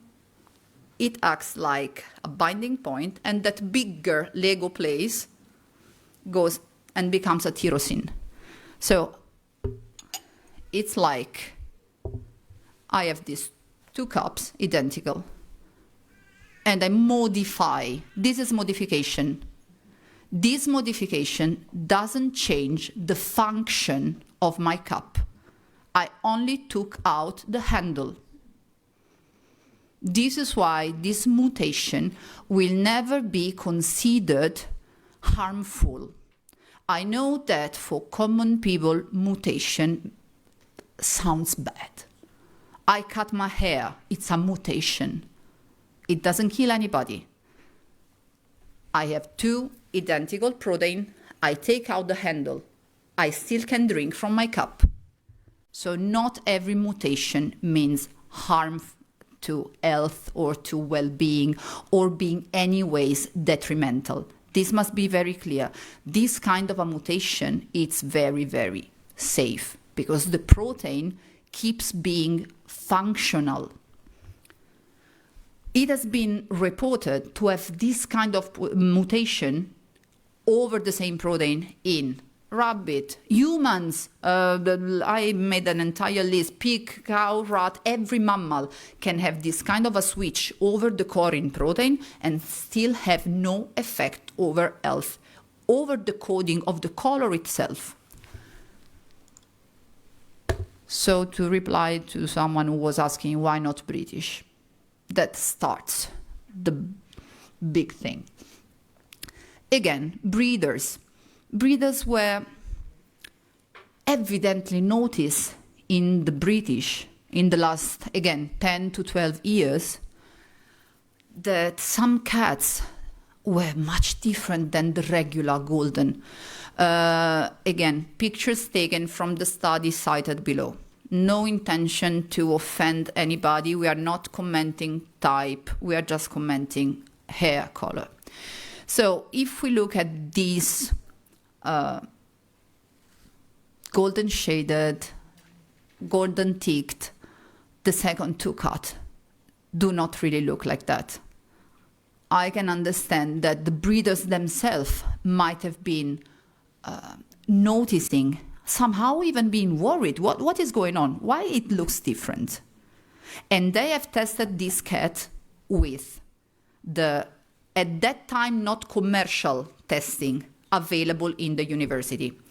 They have sent thousands of samples to Dr. Abitbol, and again, it was a non-responding. So even this mutation must have been breed-specific.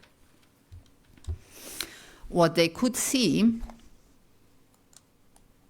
is that the modification was in a dangerous area, because the modification was over an enzyme site. So an enzyme gives a catalysis, speeds up one synthesis. And this modification was given what we call stop. It means the information passing with this switch from a cysteine to a thymine becomes no more functioning, switch off. As if now I take this cup, I will not do because the finance of FIFe will be broken, but if I slap it on the ground, I still have all of the pieces there, but I cannot drink from the cup anymore. This is a huge difference. Everybody could understand that. The area where this catalytic domain in the scavenger protein acts is known to be encoding. I think this Lego thing is nice. So it's encoding for the transmembrane activity. If this protein doesn't act correctly, what might happen is that it happens in several other mammals, is that the amount of sodium going out of the cell is too much. It can give an alteration. How much altered, we do not know, because as we said in the start, it's polygenic. How the Corin regular protein works interact with so many other factors and triggers that we cannot dose at this moment this work.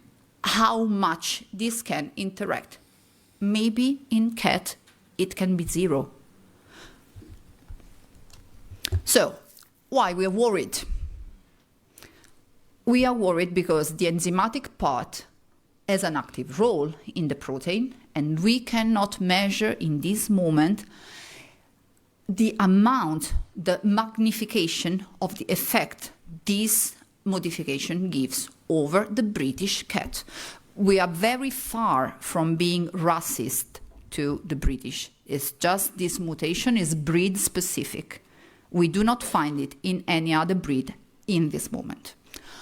Moreover, the big work of breeders already done has somehow ruled out any breeding issue, because in the same area there is a trigger protein for the trophoblast, the big cell in the fetus that becomes placenta when the embryo goes and suckles correctly. It means potentially one of the effects that were feared because happening in other mammals is that there might have been abortion, stillbirth kitten, or misfunctional placenta. This was already somehow ruled out by breeders. They didn't report such effect. They kept an eye on this, and at this moment, what they could say, no, these Corin, copper cats do not have breeding issues. This is something we have to acknowledge so far. But being relevant protein also in humans, there is a big study, and I would like to point out this study is very recent, not more than 1 year ago, and is funded by the biggest health companies. So there was a lot of money in it. So they are studying both in vitro and in vivo. And they could see that these receptors in the cardiac activity is really connected to the Corin. This is why it's very, very wise from the breed council side, from the breeder's side, to take proper time to give an outlook of this. It can be heaven or it could be hell. We do not know. We are not blaming the breed.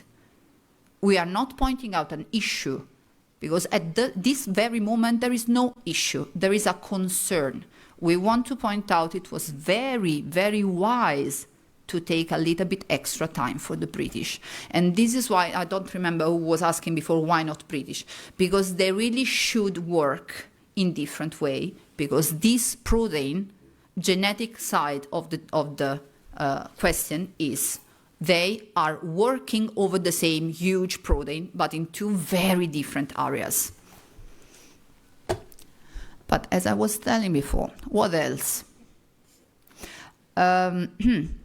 Sorry, April 8, 2024, 1.5 months ago, 6 weeks, this study came out, and I found correct to give this info as well. Yes, Bengals will be next. Get ready for some future GA to maybe have some modifier. It has been reported. This was a huge study in the US with Tika cats. Hundreds of Bengals were involved in the study. So it is now demonstrated, it's peer-reviewed, that the charcoal is connected to a Corin mutation, a safe one, totally safe one. But they found that the interaction between the wild genome of the Asian leopard cat and our domestic cat, they have somehow an interaction that doesn't go completely well. That's why we have this, what we just confirmed is a pattern in our rules, just voted for that. We have this typical mask and this typical cape, because the melanin over there doesn't receive this signal, in all of the rest of the body does. So the drawing in the back after the cat shows what we know happens. We do see the three colors, we do see the ground color modifying along the cat. These are Corin mutation, now already demonstrated. I would love to, I don't have a slide on that, but I would like to add something, because Helene before triggered me. So I kept in mind. Yeah, as I was mentioning, it's not Mendelian, it's not black or white with cats. There are cats, specifically some British Longhair, which have been demonstrated by DNA testing, having the Siberian mutation also. There are cats, again, British Longhair, which show heterozygous mutation for both of Siberian and British mutation. Because, of course, in the past, the work of breeders trying to select the golden might have led to different programs, different selection. And somehow these genes are there. So this is why this effect can be more or less evident. there is an evidence-based, again, tested, that there are some goldens who are goldens for real, because they might come from totally different lines and pedigrees. We have to consider there is a laboratory in China where Dr. Hao is hardly working over this. She is receiving samples from Europe as well, trying to point out the genetic connections between these lines. Funny thing, it's not published yet, but you can find it on internet, of course. Probably this cooperation in heterozygosity has led to a sort of recessive silver, because there were kittens in this British long hair coming from true golden parents producing a silver offspring. When they went there to gene test, they could see that the phenotype was not matching the genotype. So this cooperation of polygenes in the same protein might lead to different discoveries. But this last part is really not peer-reviewed yet, so we don't have proof. They have tested some cats based on what came out. So from the genetic point of view, this is what we know now. And again, as you could notice, this is something based on the last 2/3 years of research. First publication is 2019, last ones are 6 weeks ago. This is why this is so new in FIFe. What we can do with these cats, consider there is a difference, significant and proven, between the Siberian mutations and the British mutation. This is proven, and we should really actively work with the Brit Council, who are strongly engaged in the recognition. It's a beautiful color, very likely not harmful, but very wisely taken into proper observation. Thank you so much. Thank you very much, Sara. I have already someone in the list, and I start with Katja, and then I have Anne and Daniel. Yeah. I could even see Katja.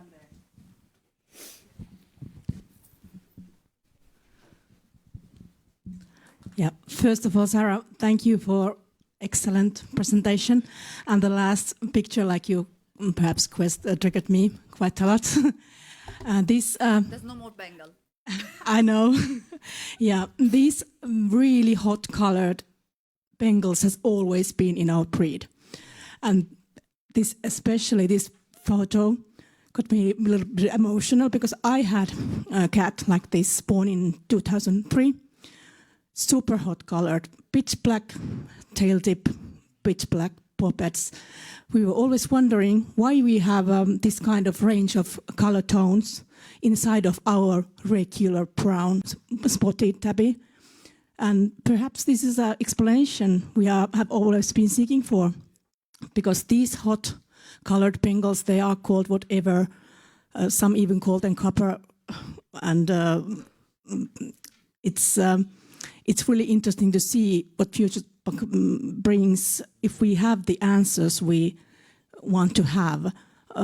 Often those cats also have a really bright whited bellies, but with Bengals, this can also come from other sources. Of course, you know these wild cats have whited underbellies, but perhaps something with this Corin gene family, of course.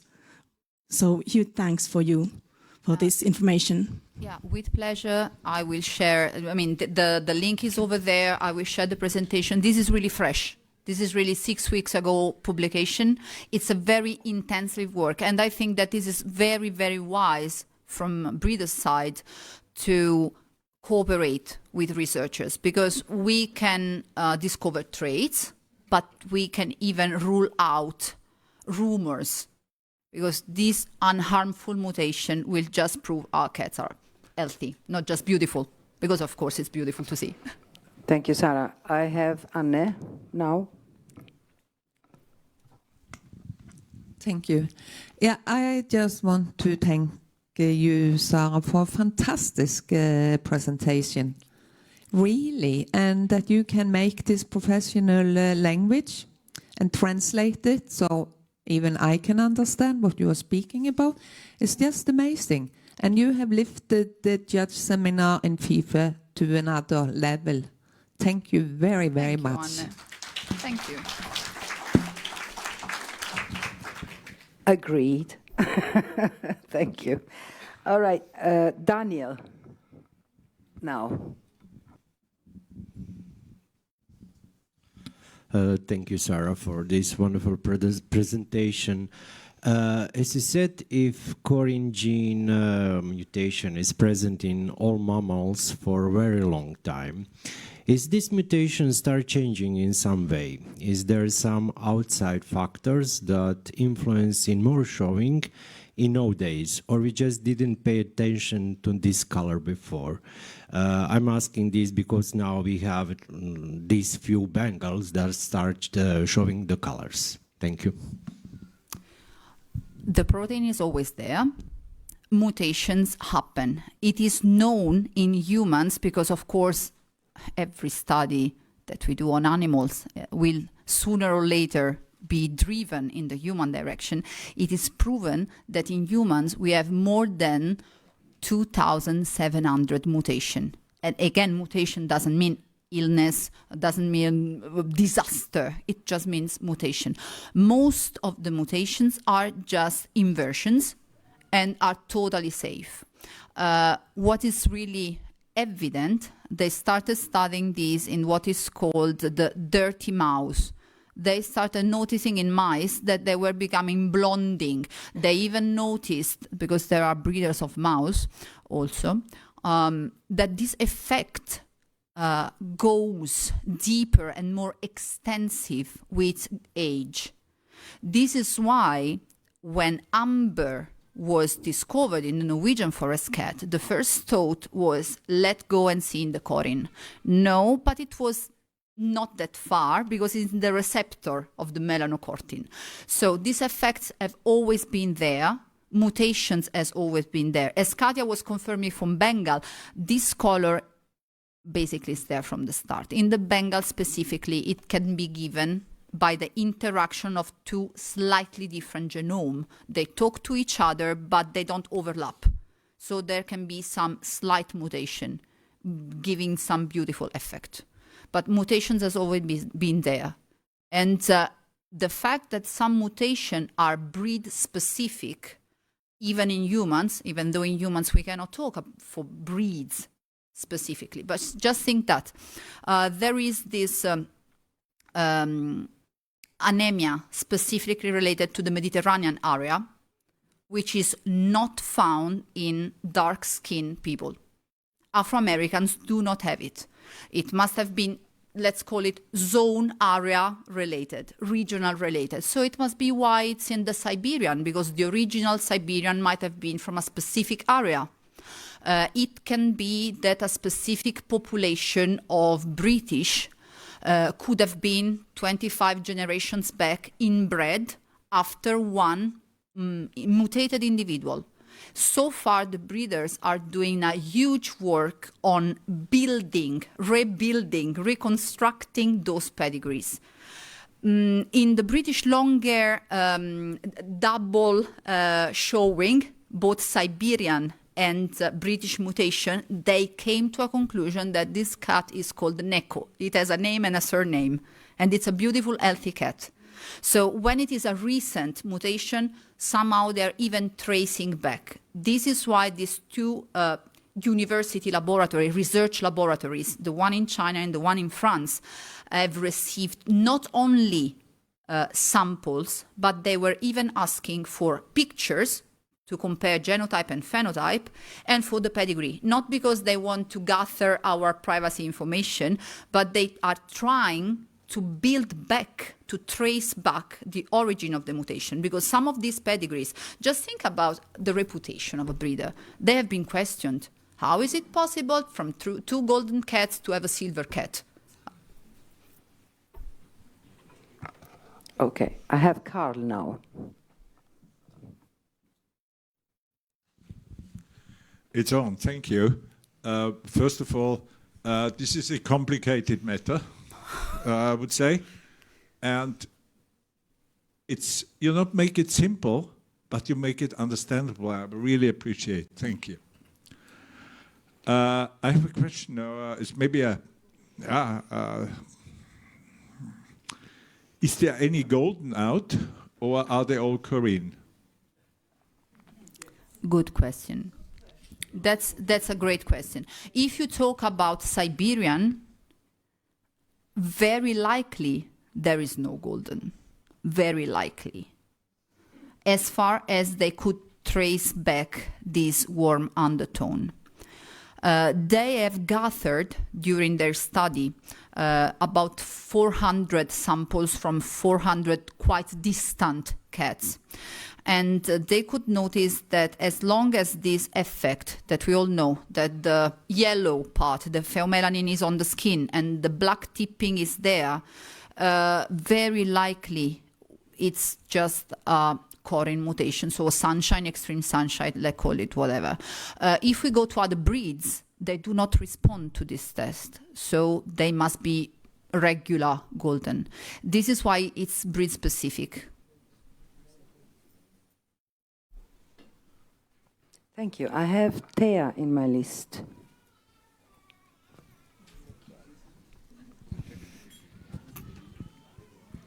Yeah, Sara, you used the word copper. I was never so much into this, but I always heard from exhibitors Akita. Flaxen. Yeah, because they really look like Akita dogs. Absolutely. It's the same funny expression. So this is basically the same, for the same color. Not the same, but the same area. Okay. Not the same mutation, of course, it's dogs and cats, but the same area. Yes, they do call it very differently. Akita copper. I used copper because in the studies, just to try to uniform. They don't want to steal our EMS code or whatever. They try to uniform. So at this moment, even in the temporary symbol that they're using, they are using this S for sunshine, E for extreme sunshine, and C for copper. But yes, our own exhibitors call it most likely Akita. Some of them call it Flaxen. They have very fancy names. And then do we have, like for Siberian, where is sunshine and extreme sunshine? Is copper just one copper, or we have also extreme copper or something? For the moment, they only found out copper. Very likely, there would be the analogous, the epimonus, not found yet. But again, they could notice in the phenotype, that's why they are gathering even pictures of cats. Yeah, because some look really extremely white. Yeah, and some a bit less. Yeah. So probably they are working on it. Mm-hmm, yeah. Mm-hmm. Thank you. Thank you, Thea. I have Marcel. Together at Marcel. No, I just said one question because after the meeting yesterday, I understood from some breeders that there are Siberians that have been tested not to have the Corin mutation, but are golden. And I heard there that most likely they are probably all Corin, the goldens. So I was just a little bit misunderstood here because of this two different type of information. I do agree. I was confused also, but again, this is why I put under every quotation what is said by whom. Because of course the breeder's experience, unless it is shared with researchers, stays home. This is why it's very relevant that they share information. I appreciate that so many breeders are sending out samples and at the beginning really at their own expenses. And now the testing is absolutely affordable. So I do agree, I heard the same from breeders, but it's not what the data, peer-reviewed data, say. And this is why this is open It's a pending. Thank you, Sara. I have Miguel. No, sorry, I have Art first and then Miguel. Sorry. We are not the same. We sometimes have different questions. I want to start with a compliment. Fantastic presentation. Thank you. Very impressive. I have two questions, actually. According to the British, you were talking about Corin and the extreme type. So we need 3 EMS codes when we are later on go with the recognition. Because... Why you ask me about that? No, yeah, because we thought it was simple, but we have sunshine and extreme sunshine. You said already it has nothing to do with each other. I never said it was simple, did I? No. No, it was very... No. We thought it was simple yesterday. The phenotypes are alike. We cannot say same. And they have a different degree of expression. Because so far, breeders didn't really select. You know well how hard it is to select over a specific trait. Yeah. So probably the effect of the gene would be more uniform. So we might have more uniform phenotype, probably faster in the British because they are a color breed. But this is in the hands of the breeders.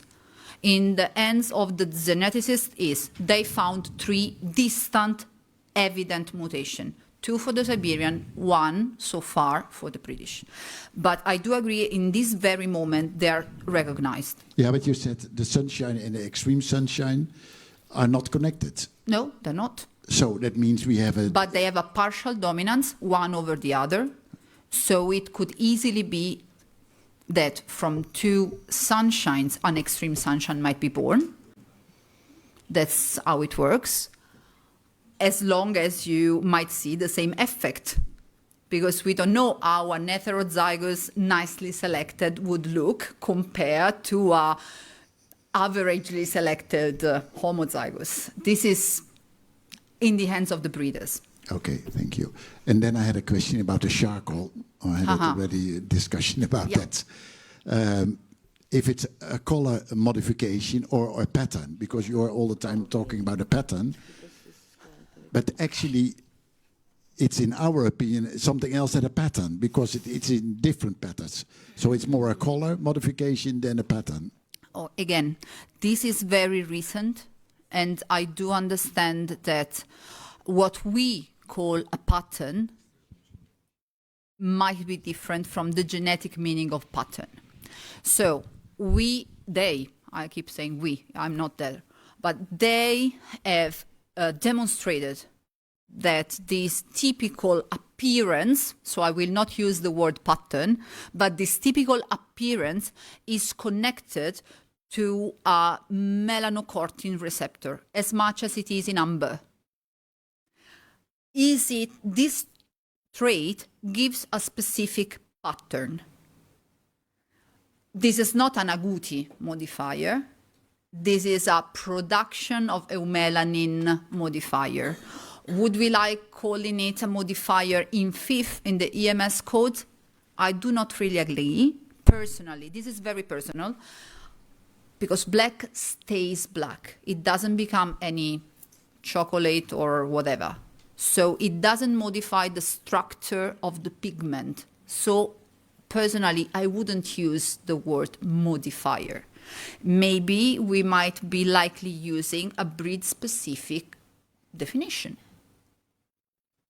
if we want to open the Pandora box. Because when the EMS was invented, all of these genetics were not available.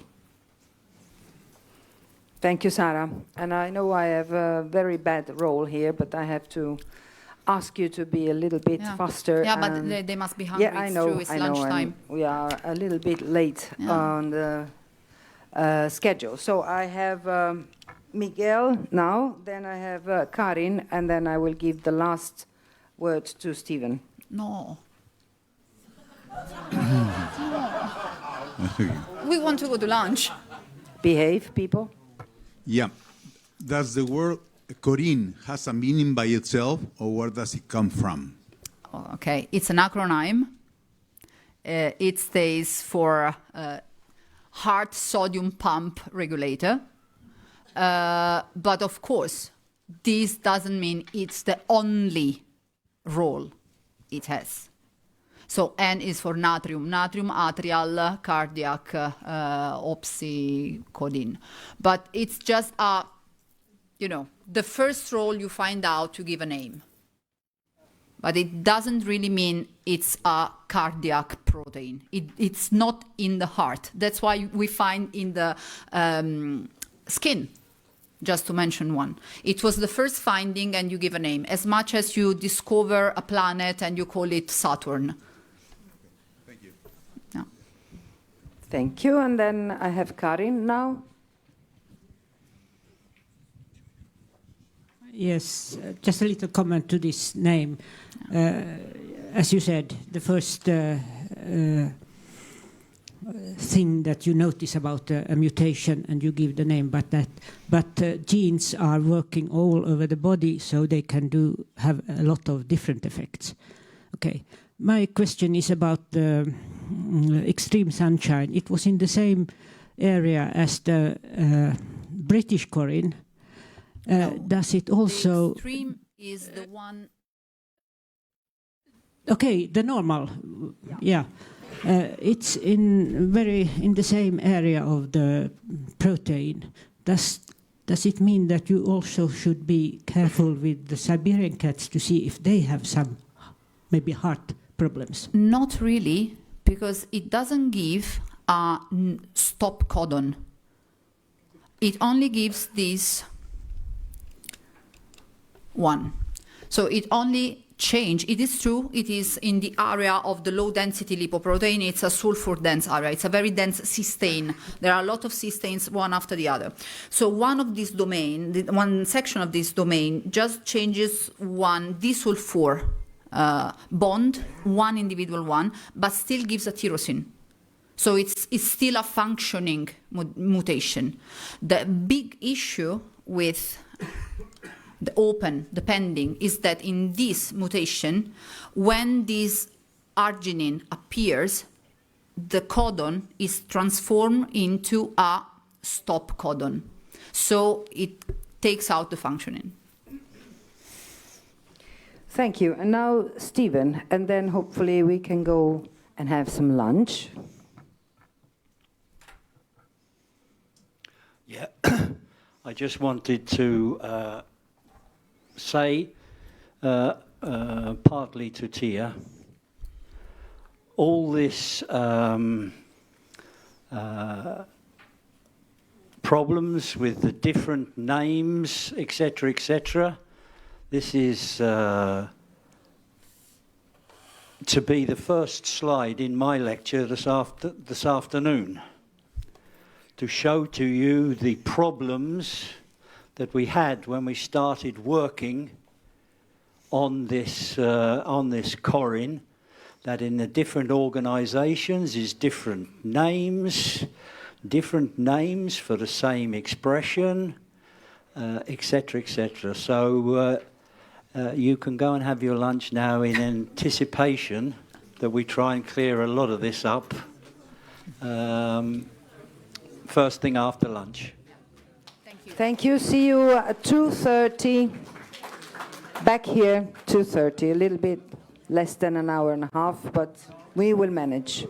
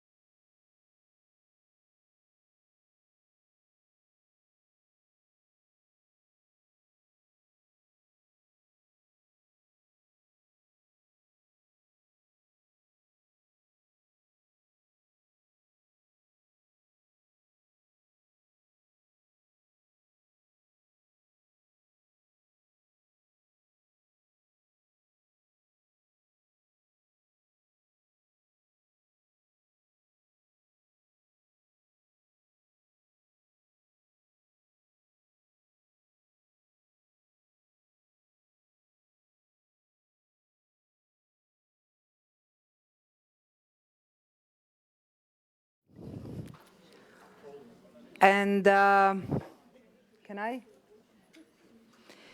Before we start with the Stephen lecture, we give the floor to Annette for some special communications. Thank you, Donatella. First of all, I would like to thank Sara for the fantastic lecture before lunch. Thank you very much. I have the pleasure to hand out silver and golden judges' pins. And when we have the silver, one is in place, but there are 4 more, and that is Linda Knyova, Lene Hodal Glem, Anna Wilczek, and Åsa Kahnbrandt. And we have 1 in place, Jurgita Gustatien. Please.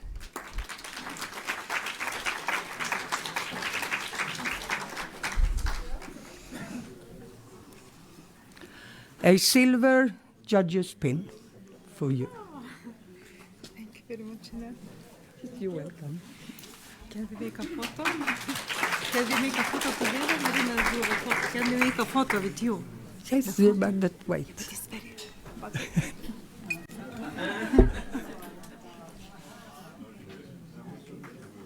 Thank you very much. Thank you. And then we have also 5 gold judges' pins.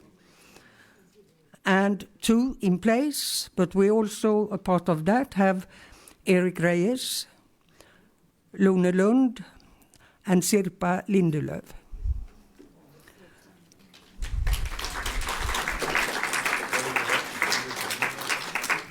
And present we have Ulrike Wahl and Miguel Sierra Bernal.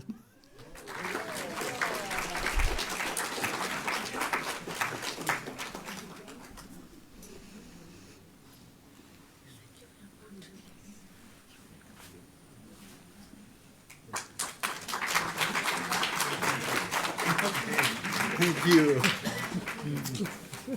Thank you very much. Thank You're you. welcome. She wants to take pictures. Yeah, and also I will take pictures of you individually. Thank you. Thank you. Yeah. Thank you. Thank you very much, and I hope you will enjoy the rest of the seminar. Thank you. Thank you, Annette. And we go back on our agenda, and as you can see, we will have 2 more lectures. And the first one is about colors description from by Stephen. So we will start now.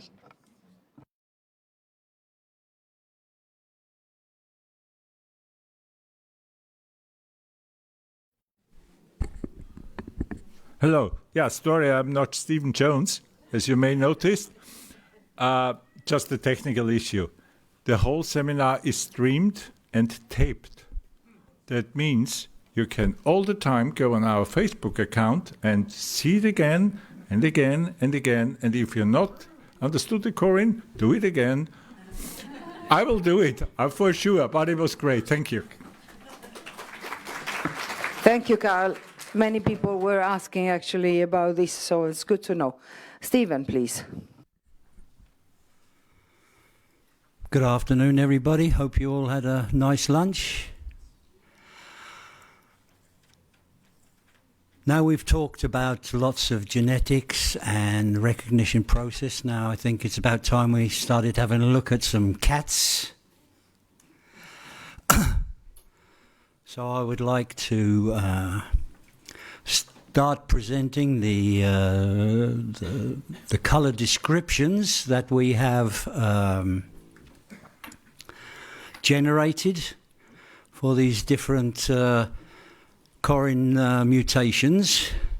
But before we get into that, I hope to answer some of the questions that were asked before lunch while Sara was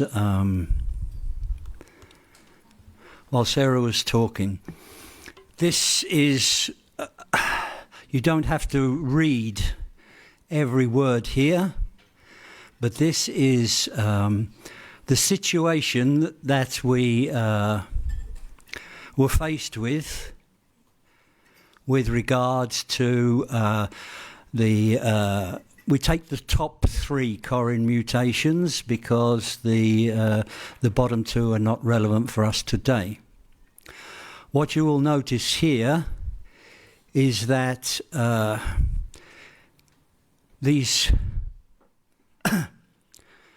these 3 Corin mutations, which have been essentially in other organisations, started a recognition process, and some of them are recognised. But this was done in a very piecemeal way. And what you can see is the various Corin mutations, they got different names, casual names, which we've had to work with somehow.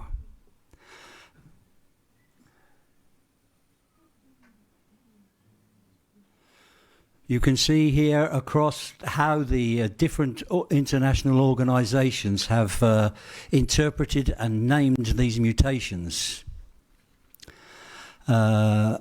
This list is not actually finished. This is a list I took out 1.5 years ago. And you will also find some other names which have crept out of the woodwork. This has made our job a little bit difficult to try and allocate one EMS code which is suitable to be used for all the different mutations. But we still believe that this is the best way to tackle the problem. To have a single modifier code. This means that we still leave a few letters in the alphabet for the future. It also means that we still leave a few numbers in our EMS system, which can be used in the future. If we'd developed individual EMS codes, I can assure you we would have exhausted all the available letters. We would have exhausted an awful lot of available numbers. So the way we've chosen to do this is to use the same EMS code and allow the various colours to be noted in the individual standards of the individual breeds.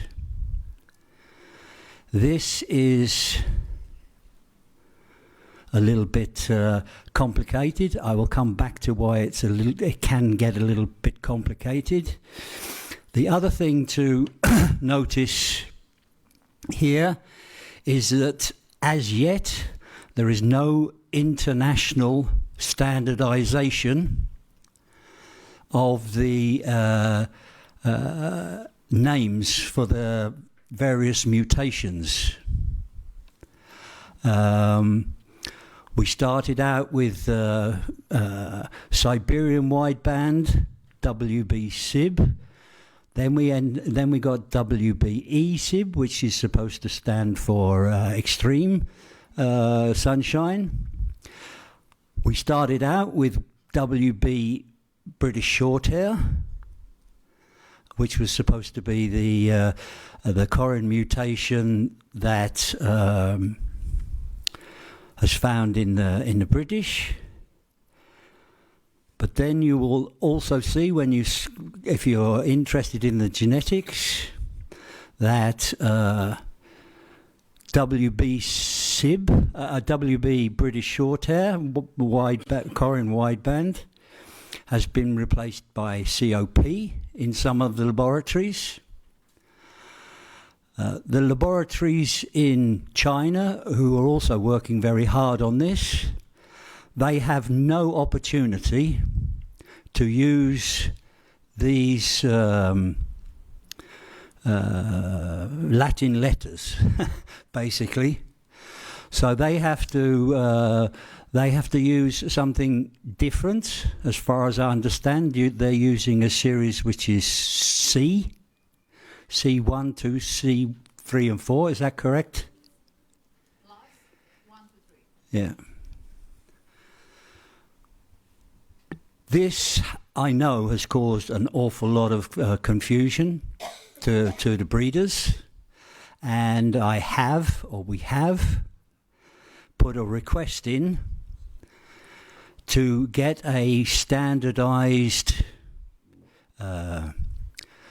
nomenclature for these, and apparently this is being worked on in America, to have a standardized nomenclature for all these genes, but I doubt if that's going to be available to us so soon. But anyway, as I say, this is the problems we started with. We hope we found a solution which will work and be viable in the future.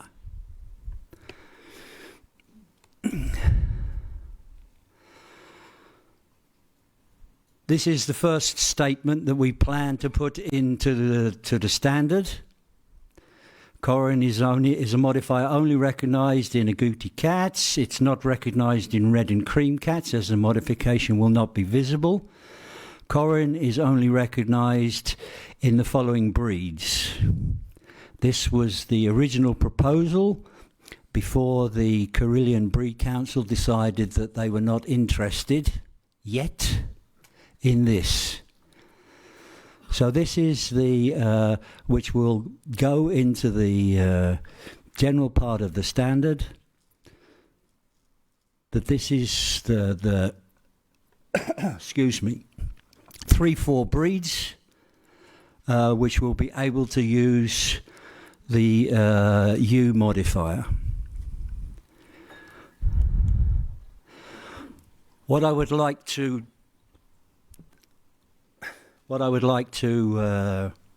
do here is just run quickly through the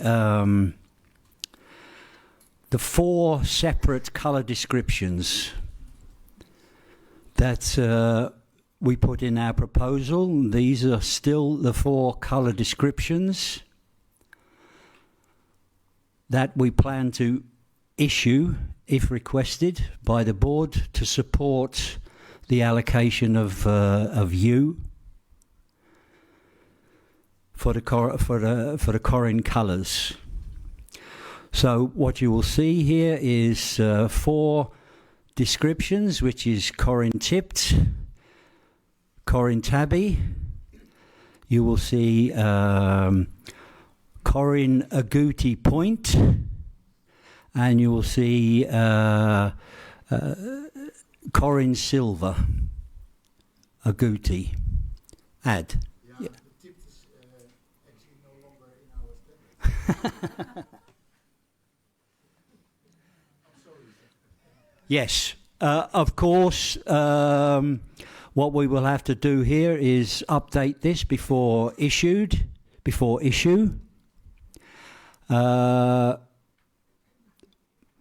Well, we can. I think we can still use Corin tipped, and that tipped will stand for shaded and shell. Hey. Okay. One other thing to note here is that when we started trying to fit these colour descriptions into the general part of the standard, we found that the general part of the standard is a little bit complicated to use. So we've perhaps set ourselves an ambition over the next 12 months to slightly rearrange the general part of the standard, but that's another point. Okay, if we have a look at the Corin tipped, All these descriptions here are essentially based on how we describe the golden, but adjusted such that we can describe the Corin and the Corin tipped. For us to start with, again, the Corin tipped. This should apply to the copper cats. You could say that there is tipping, or there are shell and shaded or tipped Siberian. I will come back to that later because I don't think that's possible, even though we see them at the shows, registered as golden shaded. That shouldn't be possible, but we'll come back to that a little bit later. So the important parts here, essentially we try to describe that the difference between a copper cat and a golden cat is that there is much more white on the face. The top of the nose can be white. On the whisker pads, can be more white. The chin, the chest, and all the way down to the top of the feet or the toes. The nose leather is a different colour to the golden. The golden is should have a rim around the nose leather. These cats, most of them don't have this. In some of the expressions, there is a broken rim. Eye rims are the same as the colour of the pattern, which is obviously blue or black. And the paw pads are the same colour as the tipping, which again, blue paw pads of a blue cat and paw pads of a black cat.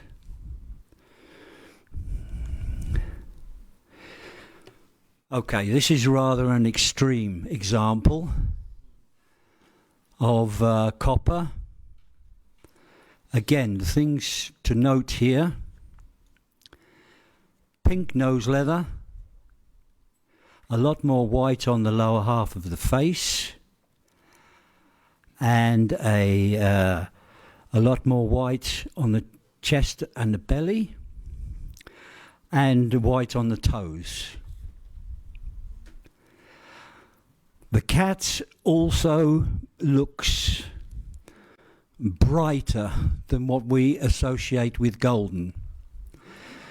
This is a result of the copper mutation pushing the tipping, the black tipping, out to the very end of the coat, and actually in the extreme cases it pushes the black totally out of the coat on many parts of the body. I try to work out in my head why this is happening in the British with the copper mutation. The other thing that I should name, which I forgot to name, is that this white on the chest and the belly has now got its own name. The breeders now call this counter shading.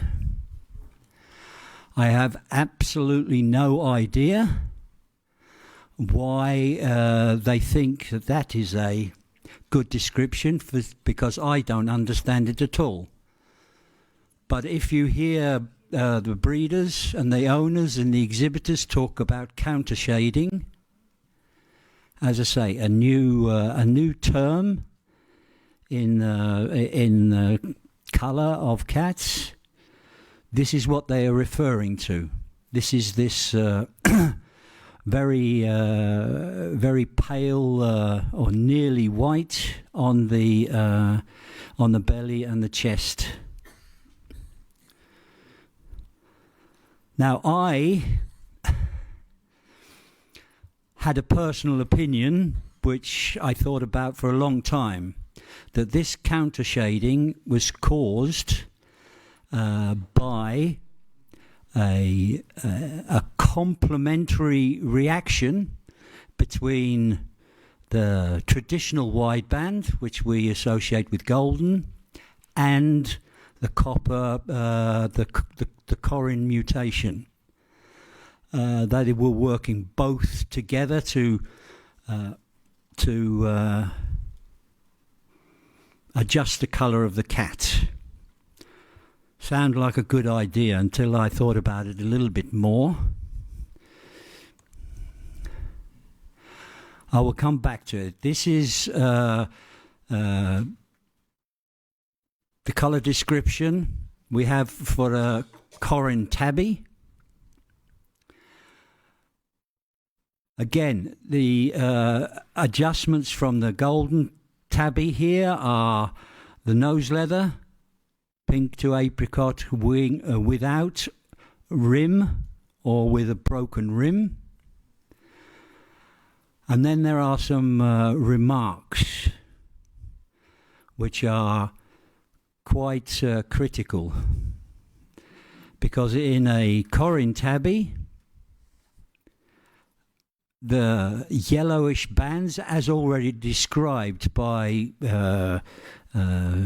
Sara earlier on, the yellowish bands in the ticked hairs, the yellowish bands are extended and made broader.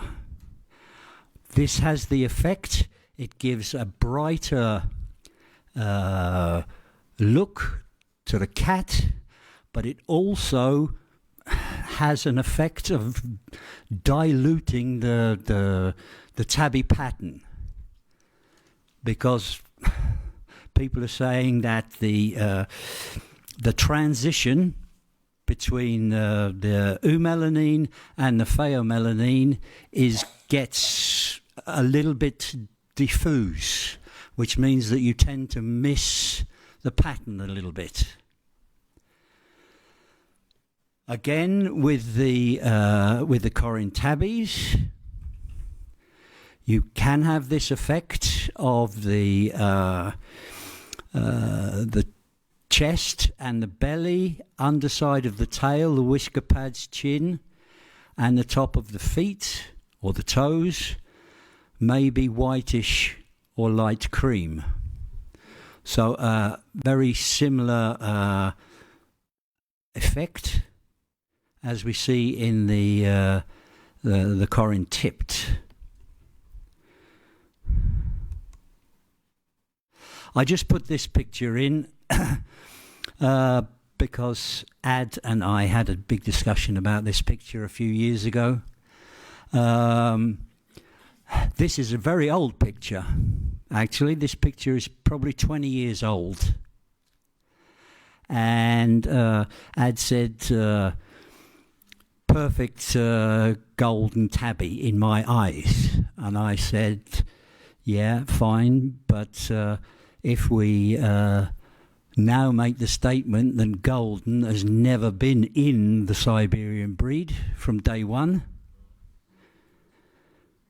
this was called Siberian golden in those days. And as I say, here you can see on a lot of the parts of the body that if this is a Corin cat, I mean, this cat's probably been dead for 15 years, but what you can see on this cat is the fact that the the pattern is getting diffused because of the transition between the eumelanin and pheomelanin in the individual hair bands is getting very blurry and gradual transition. Not on all parts of the cat. You can obviously see here on the legs. This is maintaining a nice what we call it brown tabby pattern. Okay, this is a picture of a sunshine Siberian, and I put up the test information on these cats so that you can see what information the breeders get back when they send the swabs to the laboratories.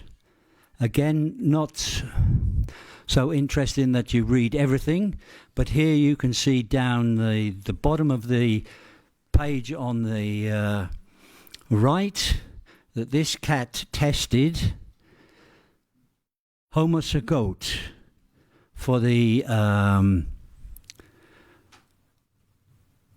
sunshine gene, which here is called WB-SIB, and it tested negative for the extreme sunshine gene. The way you can read these tests is that they give you a result, and if you see two copies of the same mutation, that means it's a homozygote. If you see, as you can see down the bottom, if you get this NN, that means it's normal, the gene is not present. If you get something which is N, WB-SIB, that means it's a carrier. It's got one copy of the mutation. And this is how, this is essentially how we have to give our breeders a little bit of help to interpret these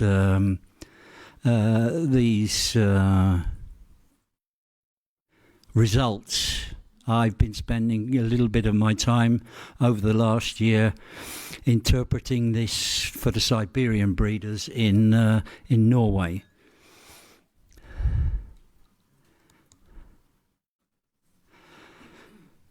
Here I want to try to show you the development of the colour, or how the colour can develop.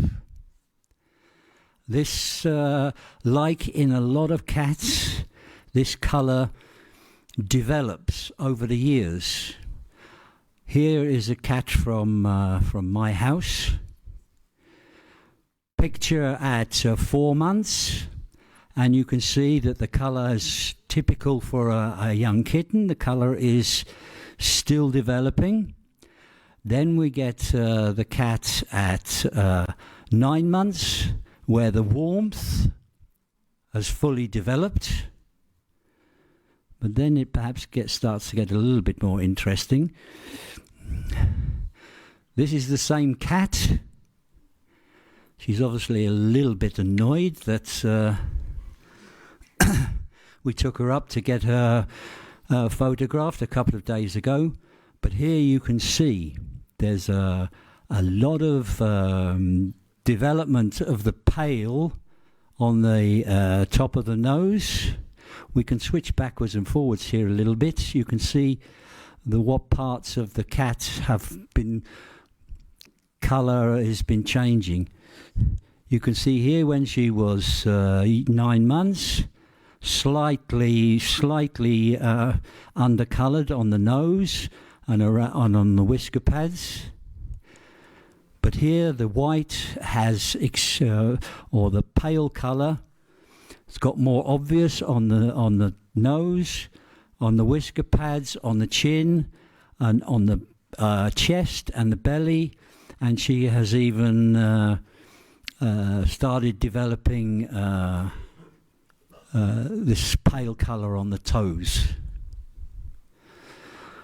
So as I said to you 5 minutes ago, this is what threw my theory about Corin mutations working together with traditional wideband to get this countershading, because this cat, there's no traditional wideband in her, so she, as I say, that theory goes out of the window a little bit, so we're still a little bit in the dark about this countershading. Wrong way. This is the mother of the previous cat. To me, this looked like an... I can admit that none of the cats in my house are tested for colour yet. So I'm still going a little bit on observation here. But as I say, this is the mother, not bred in our house, imported from Russia. And she is showing to me a lot of signs of being extreme sunshine. Now this brings... Sorry? In this picture, she was, I have to work this out, she was a Scandinavian winner in 2017. At the age of, she was born in 2000, this cat was born 2017, so she's 7 years now. The mother, 9 now. This pictures are taken 2 days ago. I have older pictures of this this cat, but I didn't think it was necessary. Obviously, what I was hoping to show here with the mother is the fact that if you have a look at the picture on the right, is how much of the underside of the cat is very nearly white. But again, she retains the black paw pads,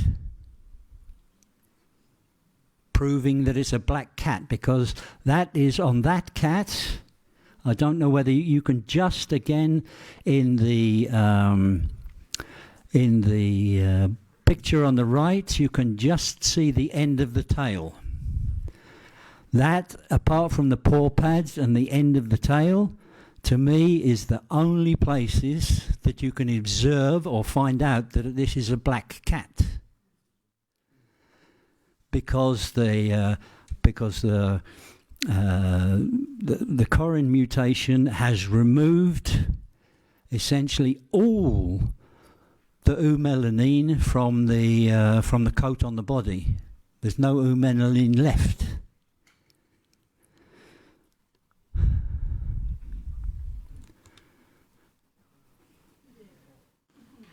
I just put this one in 5 minutes ago, because this is a copper British. Tested copper British. Why does this cat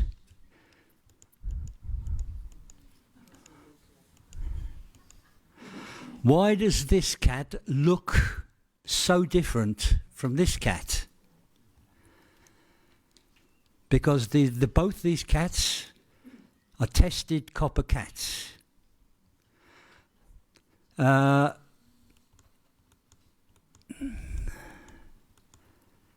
we're struggling.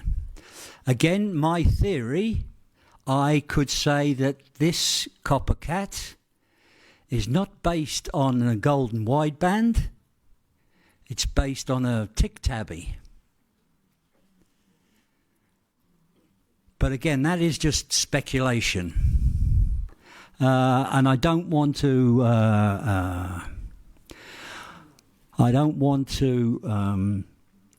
dwell on this, But this is one of the reasons that we've made colour descriptions which allow a lot of variation. We use the words can and may, etc., which we don't use so much in our colour descriptions. So we have to find out before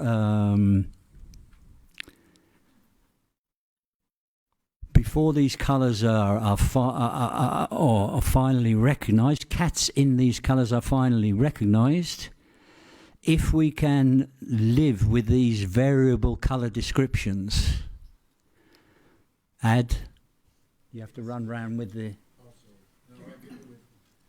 I see a cat like this, you cannot show it as a Corin. If you show it... Could we use the mic, please, because it's streamed and... Yes. Sorry, I lost my helpers, so I have to... That's okay. Yeah.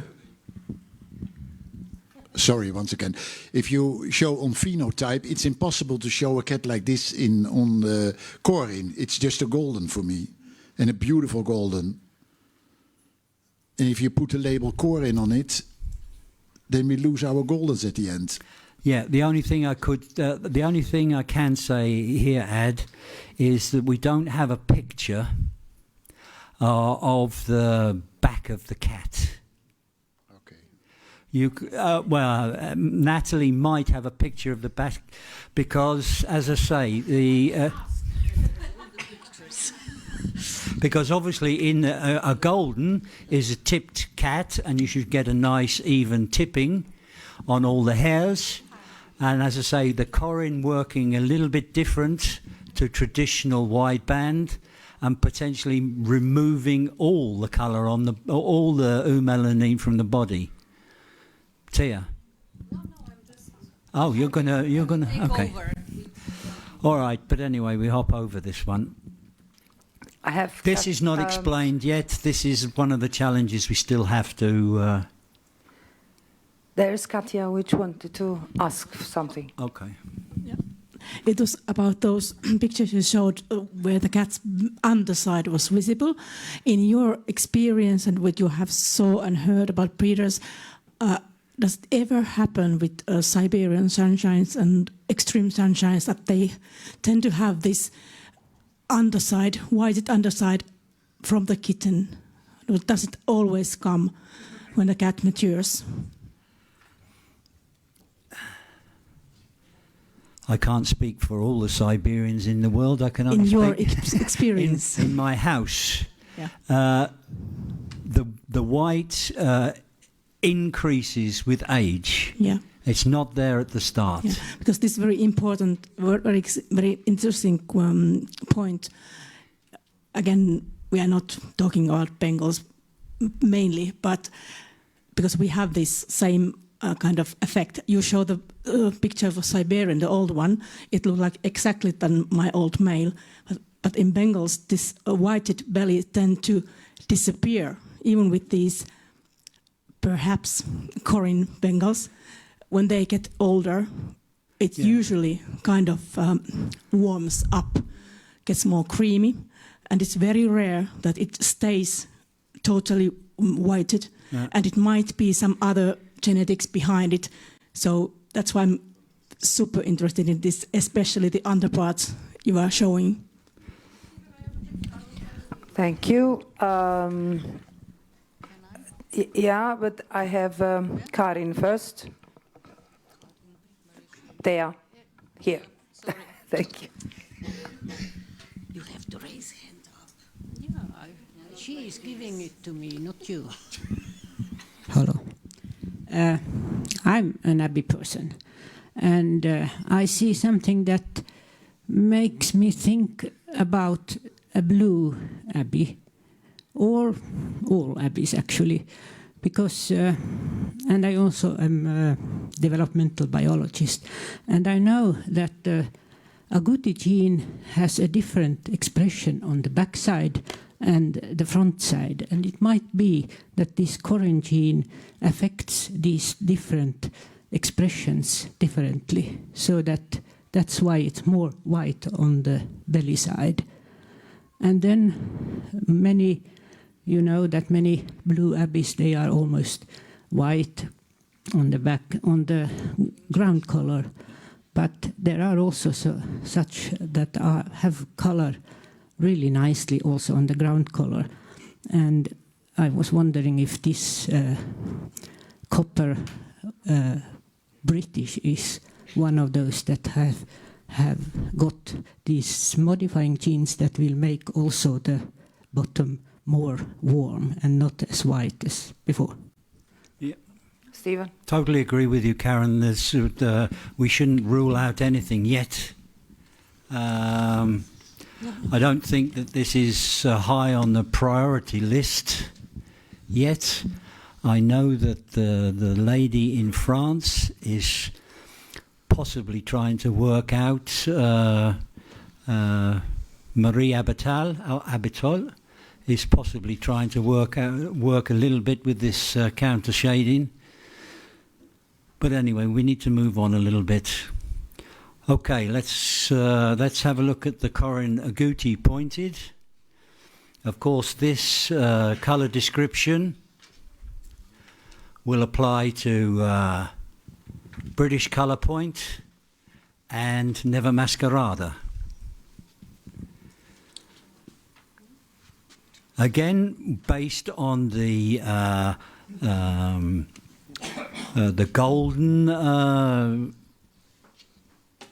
coat colour, or the golden point coat colour description. This is because this is where what these cats are being shown as at the moment. The only change here is again under the remarks, number 2.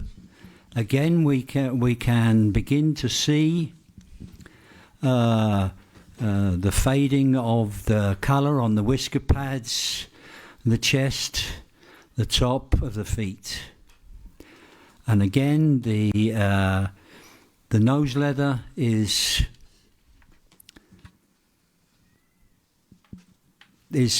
pink, predominantly pink, but we here we say without the rim. Well, we haven't seen yet any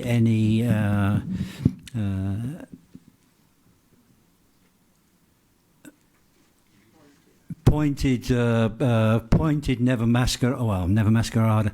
These Corin pointed Never Masquerada that have anything but a pink nose leather.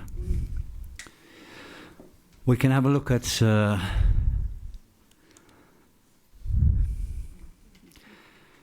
this again. This is registered as a Never Masquerada NY21. We have the test. Again, you can see here, this is a slightly different presentation of the results, but you can see here, somewhere, here, that this is, yeah. You can see here on the test from the same lab, presented differently, and here at the top here, again they confuse the situation. Well, they call this gold. Oh, okay.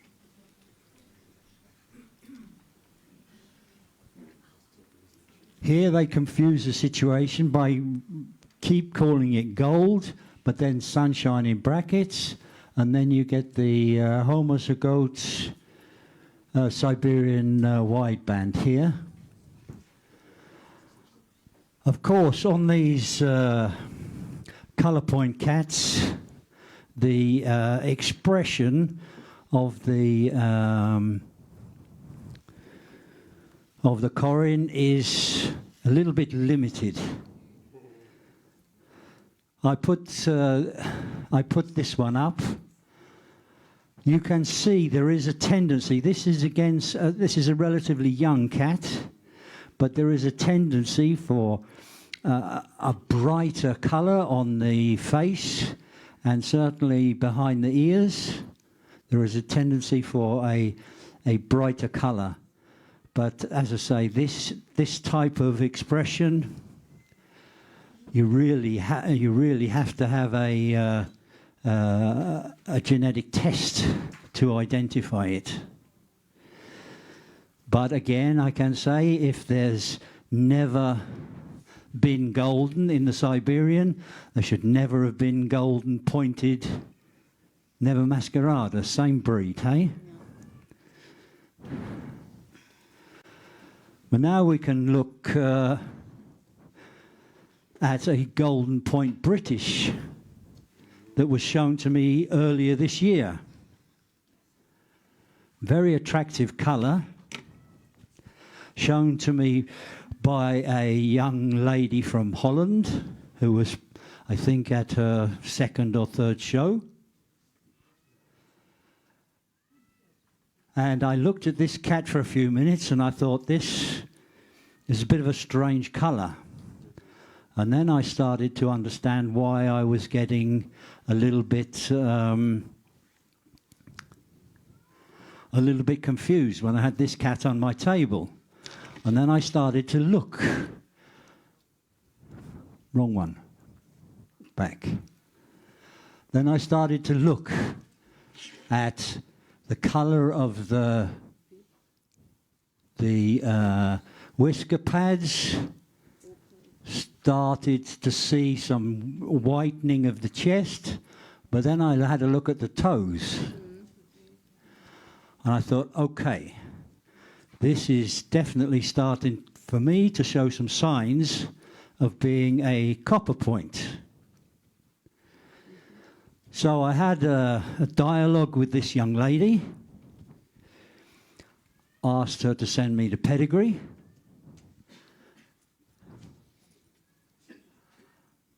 And this is what she sent me.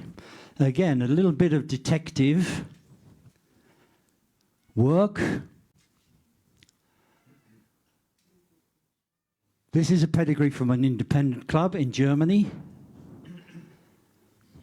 But you see all the cats in the pedigree here are registered as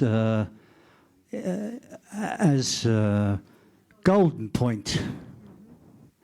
And knowing that in the western part of Europe, this copper mutation, this was the first place that it appeared in Europe, was in Germany about 10, 15 years ago. They imported from Russia into Germany some of these very bright cats.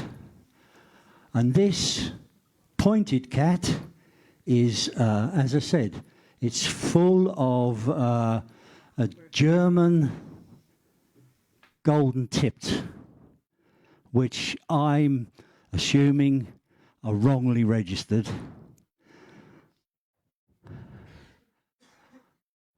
Because this cat has, to me, starts showing a lot of evidence of being a copper point.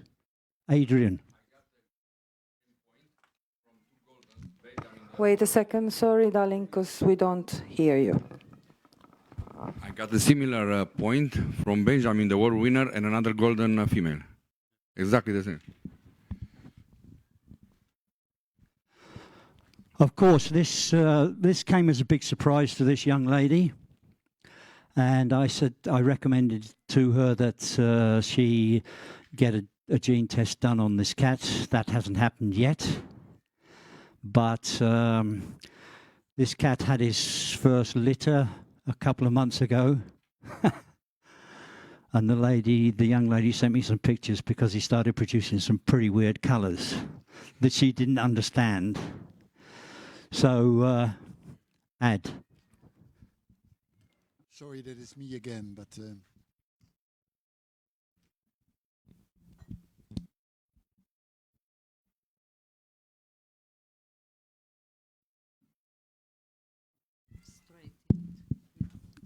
Sorry that it's me again, but the picture before you asked for a warm color on the points in the color point Corin. But actually the Corin is losing all the warm color on the front legs and on the face. So it's not logical to have a warm point color. Or am I wrong? No, we can go back to the color description. The way I tried to describe it here for the points, the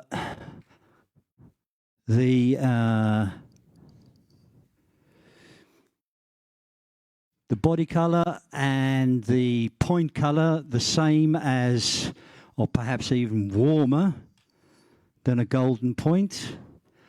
But then in remark 2, then on the chest and the chin and the top of the feet can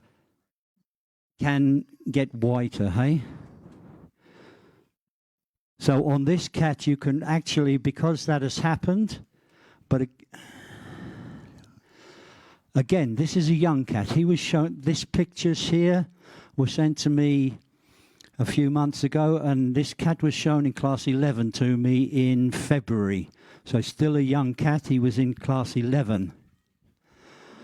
So for anyway, for any pointed cat, I would not expect the mask to be fully developed in colour anyway, personally. I mean, we see this in the Burmans, we see this in the Siamese, that the mask does not get fully developed immediately. We've got two things working against here, is how the colour develops and how the Corin mutation starts to affect the colour on the underside of the head and on the chest and the legs. We've got two things competing against each other here a little bit. Okay. Okay, let's, we have to move on quickly here. Corin silver agouti. This is bimetallic. Just show you a picture of my first bimetallic cat 12 years ago. Confusing thing about this young lady was that she was torty, which confuses the situation even more. And I thought she was just a torty silver. This is the development of the colour. It's not so well seen here, but again, even on the bimetallic cats, the warmth in the coat tends to take some time to develop. As I say, didn't understand that this cat was a bimetallic cat until this happened. This was her first litter. And here we have already, in my opinion, a very good example of bimetallic, where you get this, what happens with these, certainly in my house, is that they are born looking like silver cats, and then very quickly they start developing this this warmth or this bimetallic expression in the coat. I just show you this picture because this is a very young cat. In a few minutes we will be able to see some well-developed bimetallic coats.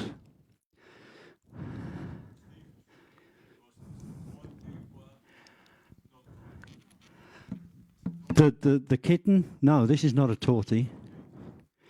No. Same expression on a British Shorthair.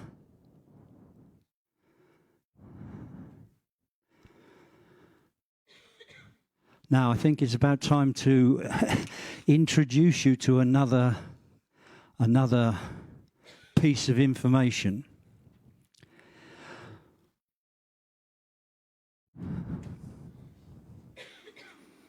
All the cats that we've looked at so far, the British that we've looked at so far, they are working with the copper gene.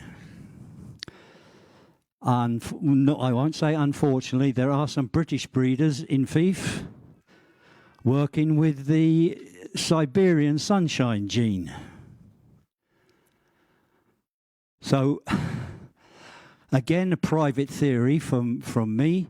What happened, we made perhaps a little bit of a mistake when we recognised golden point in the British. Because, well, they look like golden point. Since that time, I have developed a private theory that they weren't golden point. They were sunshine point, which then,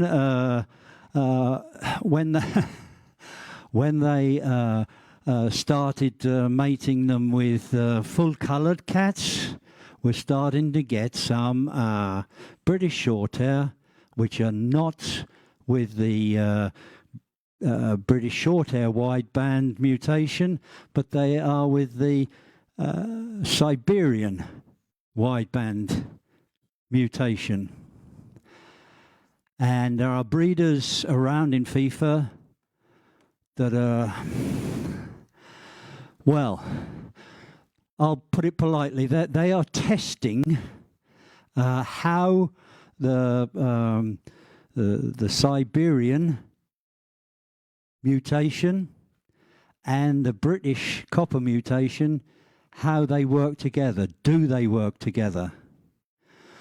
This is something that we don't really know anything about yet. I think Sara mentioned it.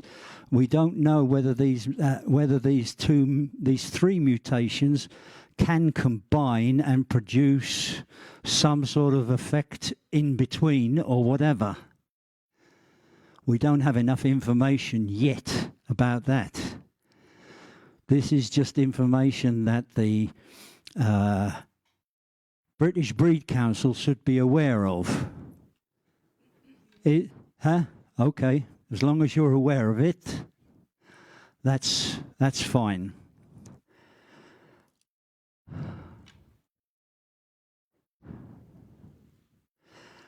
As I say, in my opinion, this cat here, it's a very old cat.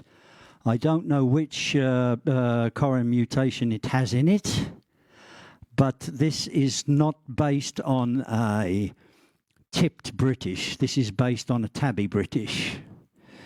Here is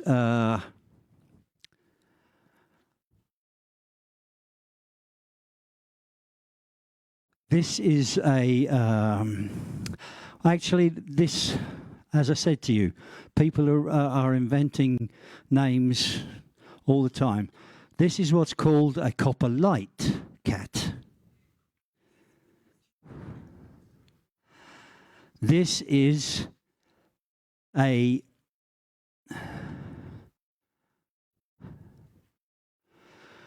Corin silver tipped cat. And to me, this is fine. Everything fits in my eye here, that this is a tipped cat. It's a bimetallic cat. It's also genetically tested to have heterozygote inhibitor, silver.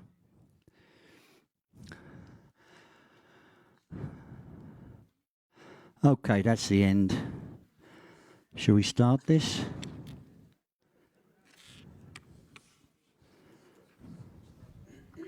Doesn't work.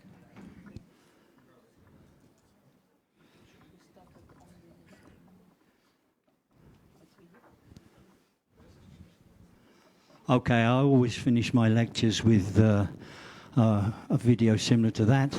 Here is a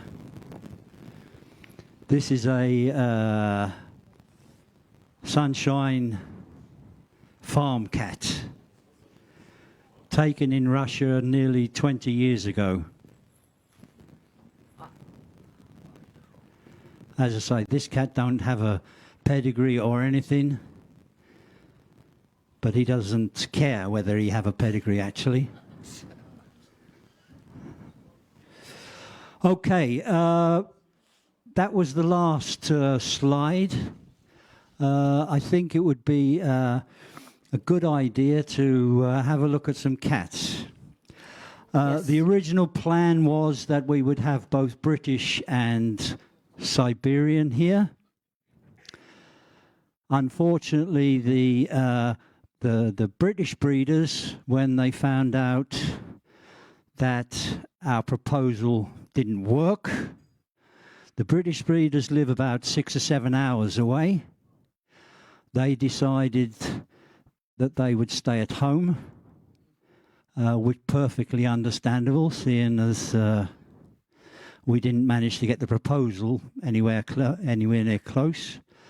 But we are lucky enough to have some Siberians here, and I would like to start presenting some things to you.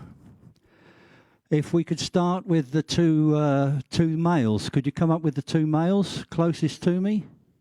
Stephen, you want more light? Okay, we put the lights on. Yeah.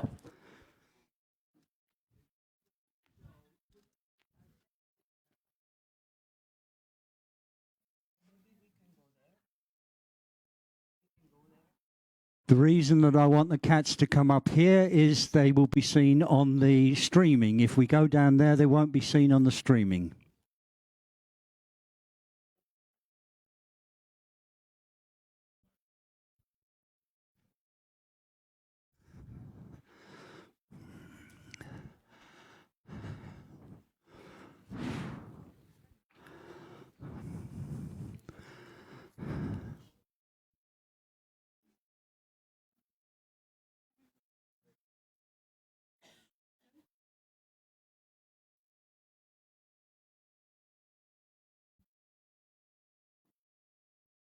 Now these two guys here, they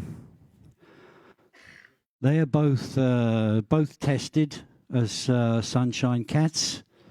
What you can see, the interesting, well, it's not so interesting. This guy here, he's with white, so you can't see. This is not effect of the Corin gene. He's a 09. But this is a very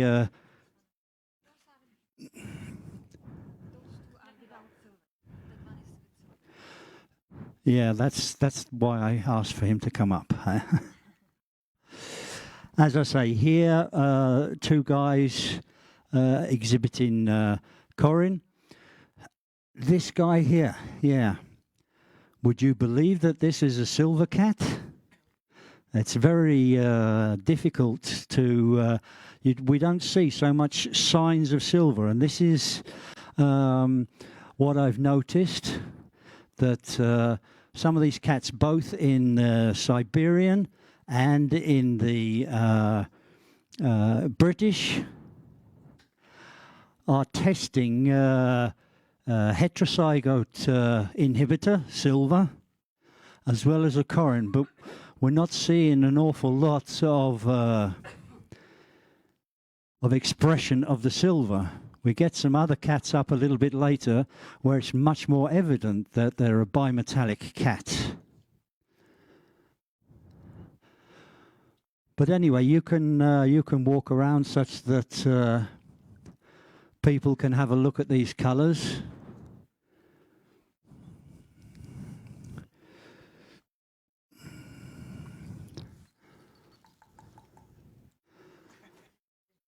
Again, you can see here. Okay, what's the age of this guy? No, this guy, because like by breeders, this is called dark sunshine or age. He's 4 years old. 4. And how old is that one? Ne, jak je starý? Jak je starý? 4 roky. The same. 4 years. 4 years, okay. Yeah, I haven't really got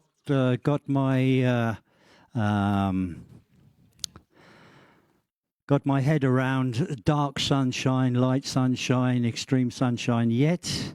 I'm not really. I don't really think it's relevant for us to start introducing variations on the sunshine theme into our descriptions just yet, anyway. But that will be up to the Siberian Breed Council when they come with their proposal, hey? Well, the only difference is the color of the nose in this case, because this guy, he has the rim, a little bit like a broken rim, visible. But the other guy, when he was born, the nose was completely pink, and now there is no rim at all. So that was the difference. Yep. Judges, you need to be very observant when the difference between a sunshine and a dark sunshine is the fact that you might see a little bit of nose rim. Hey, Bassa? Yeah. Okay. Can you bring out the carrier? Yeah. The second last thing I want to show to you is because what we have seen is that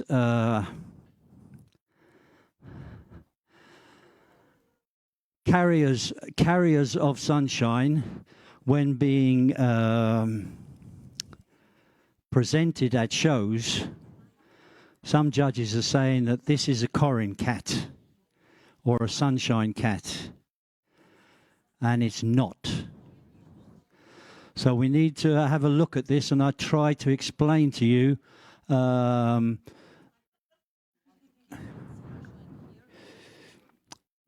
I don't think it's necessary. It's pretty obvious. This is what I was saying earlier, that these genes are supposed to be recessive. I personally don't think they're completely recessive. They can have a partial expression in the homozygous. In the heterozygous, I'm sorry. Can we get the carrier up? Or do I have to get it myself?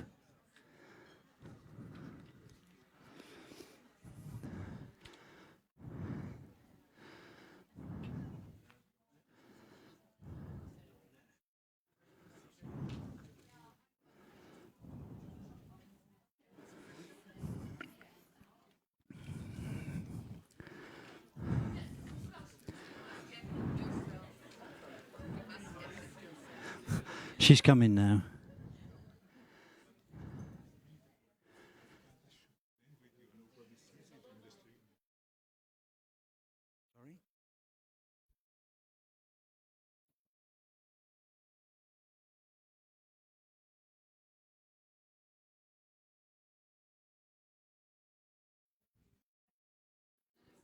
Yeah, here Sarah is bringing up a carrier of the sunshine.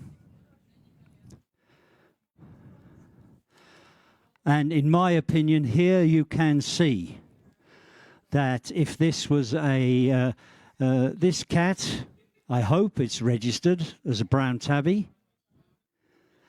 But here you can see, in my opinion, some slight warming of the coat. This cat is genetically tested as a carrier of the Siberian wideband or sunshine. And we are getting a limited expression here, but nowhere near the full expression.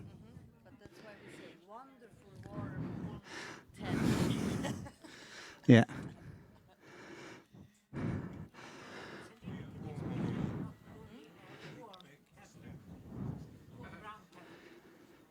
Because it has a genetic test to show that it's a carrier, and I think, yes, yeah, this is just a conclusion that I make, and the reason I wanted to show this cat, because actually this cat is not relevant to what we're talking about today, but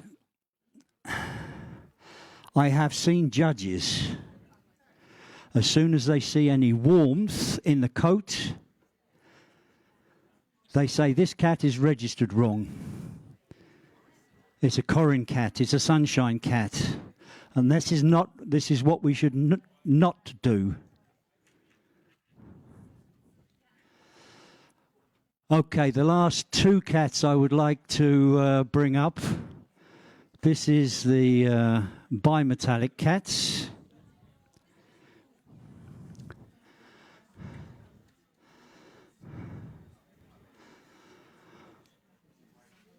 To me, oh, okay, we're having one. There is another one down there.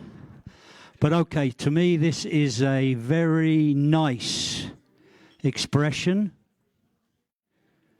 of silver sunshine or bimetallic, or whatever you would like to see.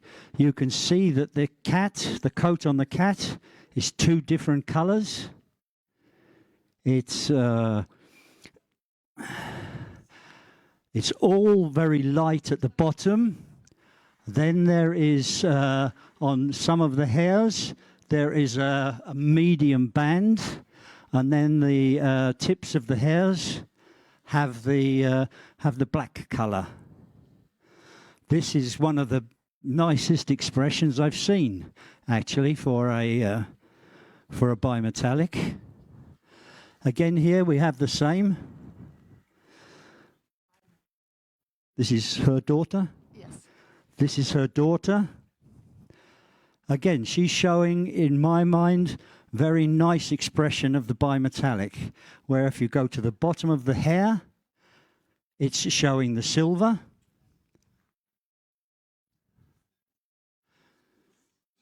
And then you get on some of the hairs, depending on the pattern, you get this mid part of the hair, which is beginning to show the warmth of the eumelanin, and then on the tips, you get the black. Very nice.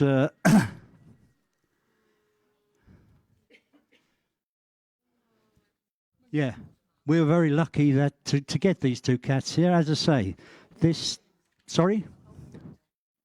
Father? 9 years old. 9 years. And she's 2 years old.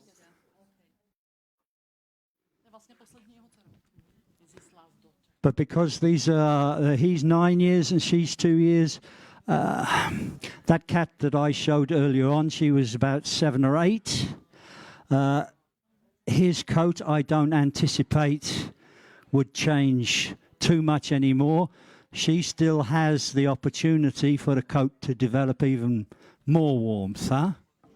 Stephen, sorry to interrupt you. As we We'll go on with a little coffee break. Now it's even shorter. We can keep on talking about the cats and having a coffee all together, and so that we can close for 15 minutes or something like that. Is that okay for you? Before I finish, I would like to say thank you very much to the ladies from the Czech Republic.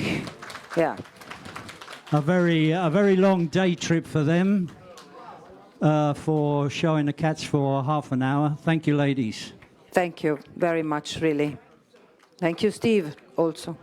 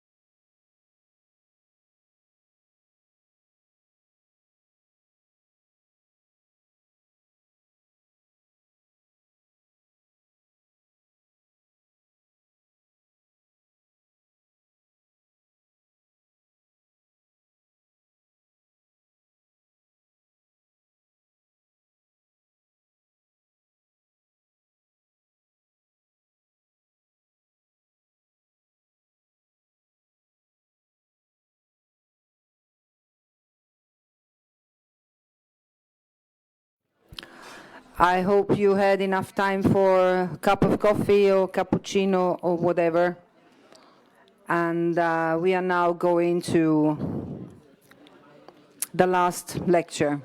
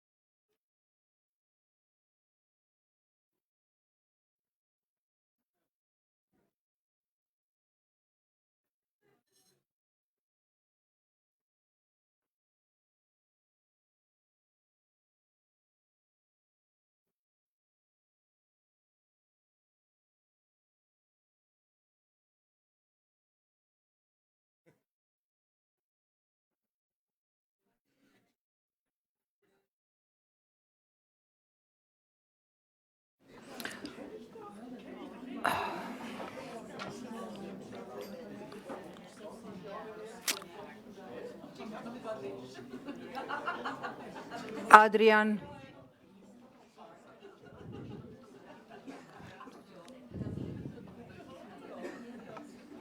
Okay.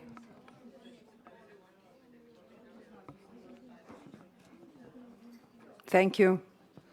So I will give the floor to Mirek for the last lecture. Thank you, Mirek. Hello, everyone. I hope that you have nice coffee and enjoy it. And today I would like to talk about judges, mentors, and students, and how to evaluate fantastic color Corin. No, I'm kidding. Many of you can wonder why such boring subject. As a matter of fact, we have everything in the rules.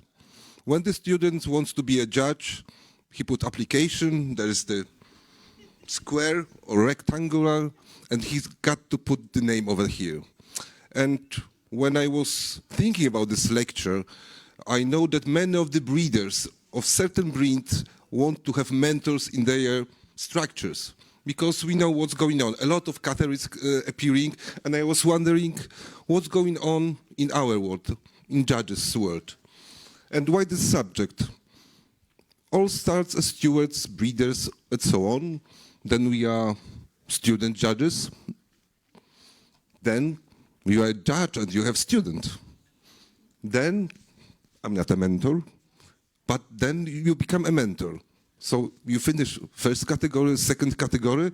Sometimes you stewarding again at the world show and other shows, and then maybe another category. So you're going in the circle again and again. So as a matter of fact, we can be a little bit schizophrenic. So that's why it's really good to know in which role, what duties do I have. When you look at the rules, they are simple. A judge should be responsible for the student, should supervise him or her, giving good directions, and so on.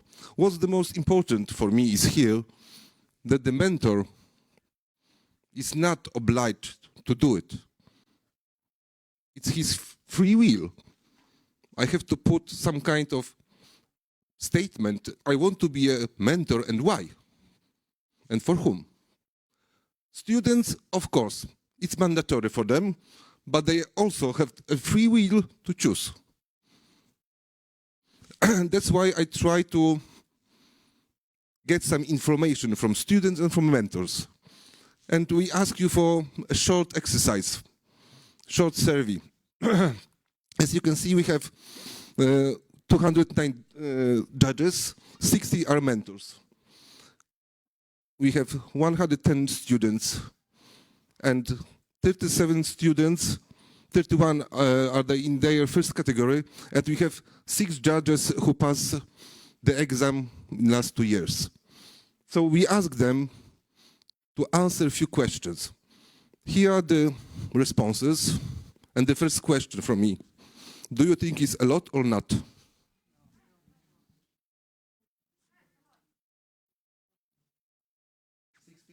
$60, 35, 37, 25. Do you think it's a lot?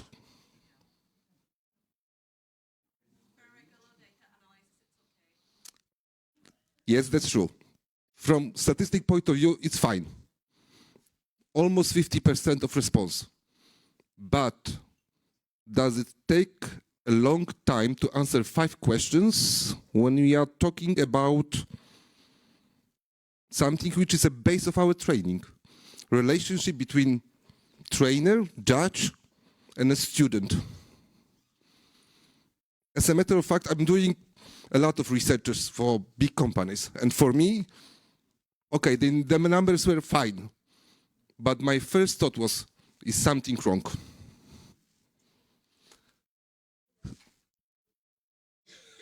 Okay. So I will present you first very quickly results from mentors' perspective, then from students. But the most important part, I managed to get answer for open questions, and I think that will be very important lesson for judges and also for the students where the area of improvement are. So,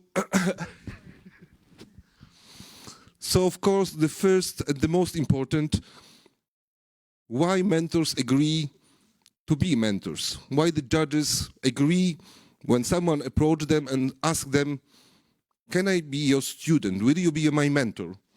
And of course, the top one, previous personal contact. I know that person will have a nice chat about the cats, breeds, and so on. He is known as a good breeder, exhibitor. And of course, it's a nice person. I like to talk with him. When you look on those results, there's nothing about nationality and communication, even though in the rules, when you look at the rules for the students, it's almost recommended. Better to go with someone with your country because you will easier communicate. But what mentor expect from the students? Follow the rules, behave properly in the shows. Almost all of us, I mean mentors. To have a good knowledge and discuss about the standards and rules. To be still updated. So there's a need from the mentor to be a part of the student education. To have some kind of openness to build on ideas, to discuss.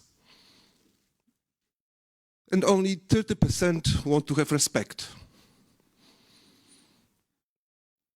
But we will see later, lack of respect is the biggest mistakes from both sides.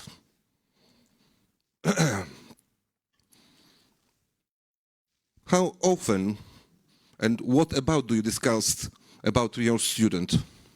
Of course, standards, rules, finding a certain breed. But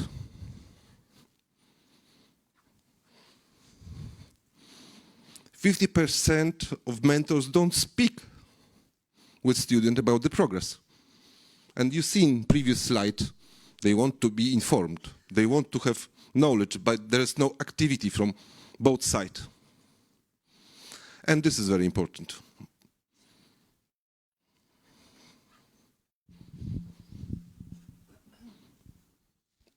%15 of mentors are not satisfied with the system of mentoring, of education. And there's no any response for the judges to commission to change it. Of course, we have beautiful percentage over here, 24 very useful, but majority sometimes. And how do mentors evaluate themselves? Are you a good mentor? I think I am, only 40. But, and this is something, 50%, I don't know, ask my student or students. We should value ourselves much more, I think. And in general, how mentors evaluate student judges in general. Of course, fantastic behavior at the shows, openness to questions, communication skills, and so on.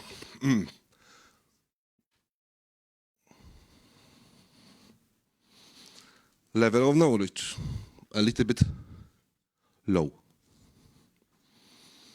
So everything is fine. It's some kind of good connection on personal level, but there are a huge lack of competence noticed by mentors. But what about students? Why do you choose that person as a mentor? Of course, I want to have good relations. This guy is really nice, open to people. I respect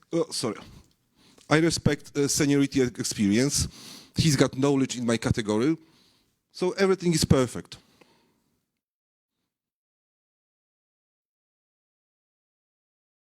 And what do you expect from your mentor? For sure, knowledge, to be active, to discuss with me about the rules, about the standards, something which is not in the rules. But this is the role of the mentor. This is the role of everyone who takes care of someone else. Also, to check my progress. But you've seen previously, there is no activity in this area. And of course, follow the rules. And again, there is a big need of talking about the standards, but they don't discuss it with mentor. There's no updated in progresses. So you see already, seeing all those few charts where the area of improvement are, but I will show you later some direct sentences said by both of the sides. And for students, it's quite useful. They see a big value having someone who will guide them through this complicated world of shows and standards. But how do they, in general, evaluate contact with the judges?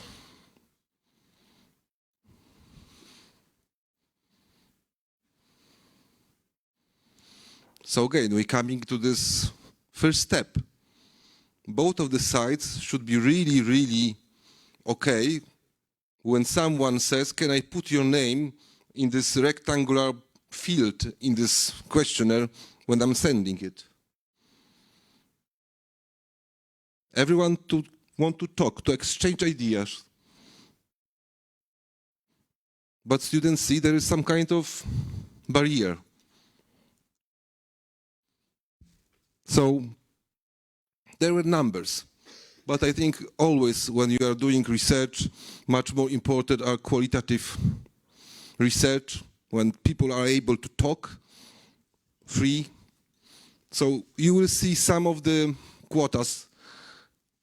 No names, everything was anonymous, but I think this area to respect each other and to behave in good manners, it's the basic. It's like everyday life.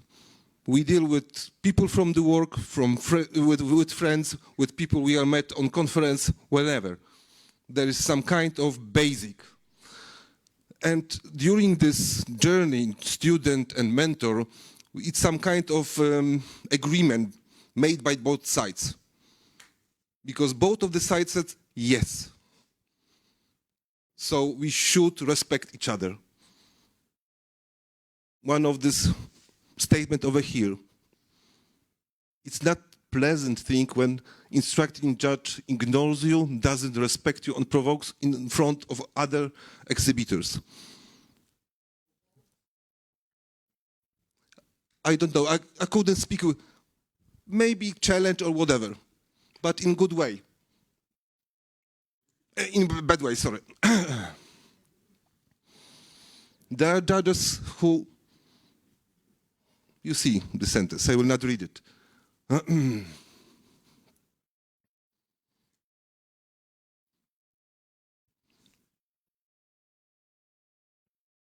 Can you imagine that student is traveling a long, long way, make an effort to get to the show, which is not easy, and then someone tells him, sit down, don't say, don't touch, do nothing, watch. Not nice. And even we have voices from judges. My pupil was forced to quit. He couldn't resist. But of course, every coin has two sides. Similar arguments are coming from judges. Someone agreed to take the student judge, but the student ignore you all the time and make the comments. Other judge would do it differently. Yeah, shitty judge.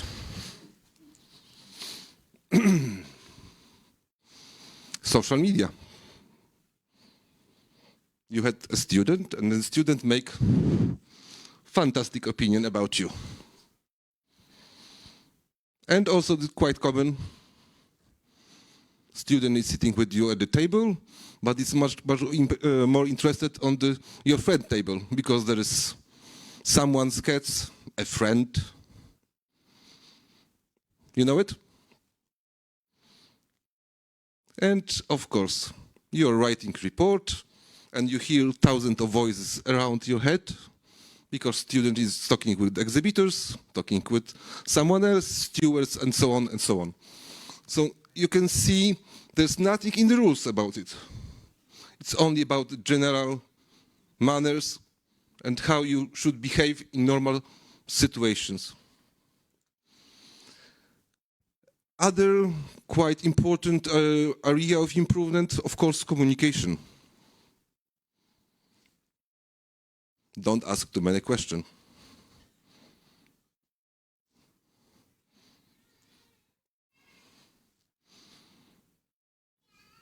The student is from foreign country, for example, Sweden. Everyone is speaking Swedish, even though they can speak English and there are other colleagues. And you have no possibility to take a part in very important area of education to exchange ideas, to talk about the cats or anything. Of course, language barrier. And also quite interesting, forget about the standards.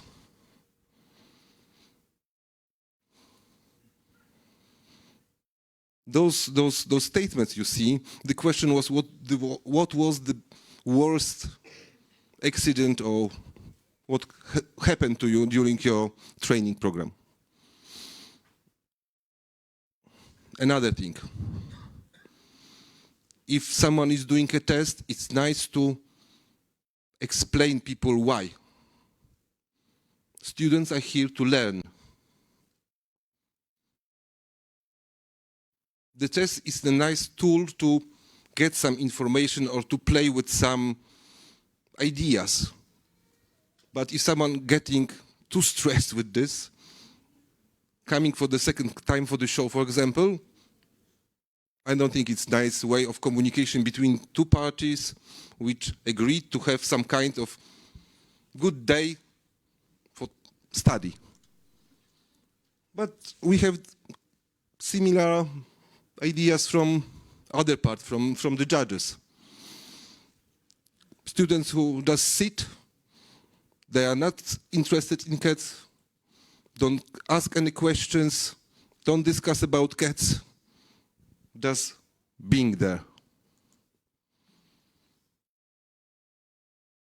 The same, box ticking. And also, this is quite important. Someone appears at your table. Hi, I will be your student judge.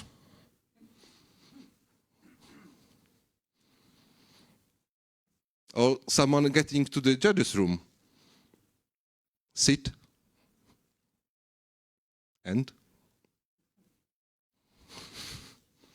it's probably none of us do behave this way in normal life. When you are going to someone, you say, hi, my name, and so on. Even if you know people, you open the door, you say, hi, good morning, good afternoon, whatever. So, and again, the situation that we have conversation with other people, but not with the judge. And very, very important area, responsibility. If you agree for something, do your duty. It's a little bit connected also with organization of the show, but can you imagine that you agree with the organizer to be as someone who will supervise the student arrives, and the judge said no.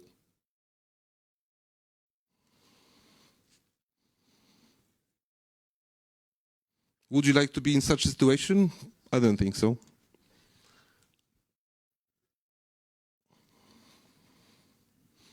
How the student can learn anything without asking the question, touching the cats, and so on. Yeah? Yes, we need a microphone there.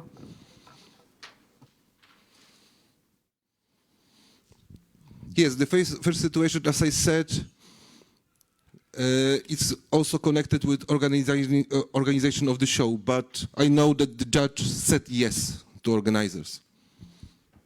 Okay, because this is really strange. Why would student travel without consent of organizer that everything is in order? The student was confirmed. I cut out the rest of the letter over here.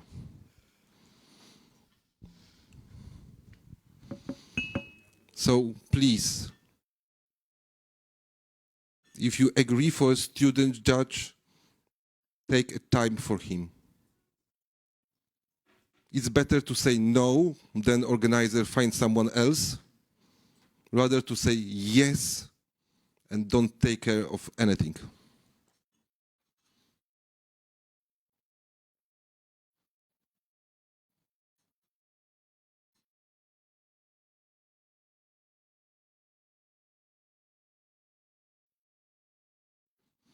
Students should be prepared. Even if you are starting, you know what kind of breed will you have with your mentor, with your judge. If you have, for example, Maine Coon Norwegians, it's nice to read the standard before you will sit with this judge. No one expects that on the first, on second, on the third time, you will know everything, all the points, all the expression, keywords, or whatever. But have some kind of knowledge, at least, minimal. Because this commitment refers to both sides.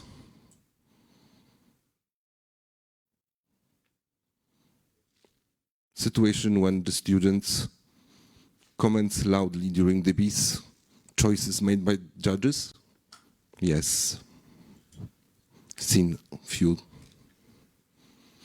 So really, this is a combination, as a matter of fact, some of normal rules we apply to everyday life, combined with some kind of knowledge of behavior at the shows. There's nothing spectacular in order to keep this in a good track. But as I said, do all the mentors taking someone under the wings, talk with them about this?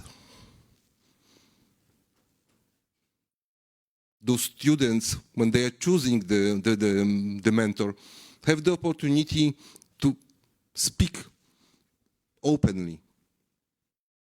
Because without this special relation, that's why I put this first picture, which is really, really old, but I will come to it.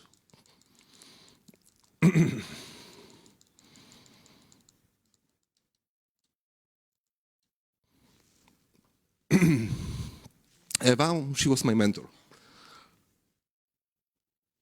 That was taken, I think, 2 weeks before my exam, first exam. I went to the show to talk about Burmans with her. I was her student. I was not looking around. We had conversation about that cat which is on the table. Easy. This is about mentoring. I could call her every moment, 24 hours,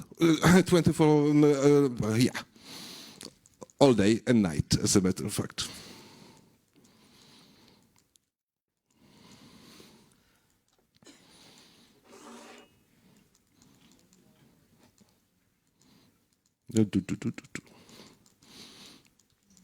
And of course, what you noticed, of course, some of the mistakes and misunderstanding is coming not because of our bad will. Sometimes it's because of the organization. But still, there is always this formal communication which should set up some kind of condition for proper environment during the judgment with the student and with the mentor. But it should be said and seen that also many of you organizes the show. So make sure that we are able, as a student judges, be there and have comfortable time, but also judges who are asked to take the student feel comfortable with this, and they are able to make this time really quality. And we all must remember, mentoring is not obligatory. If you don't want to be a mentor, if you don't want to be a judge who takes the student, don't do it.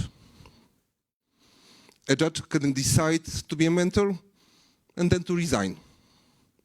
Also student, if you don't feel happy with your mentor, it's always time to choose another mentor. And anytime during your training program.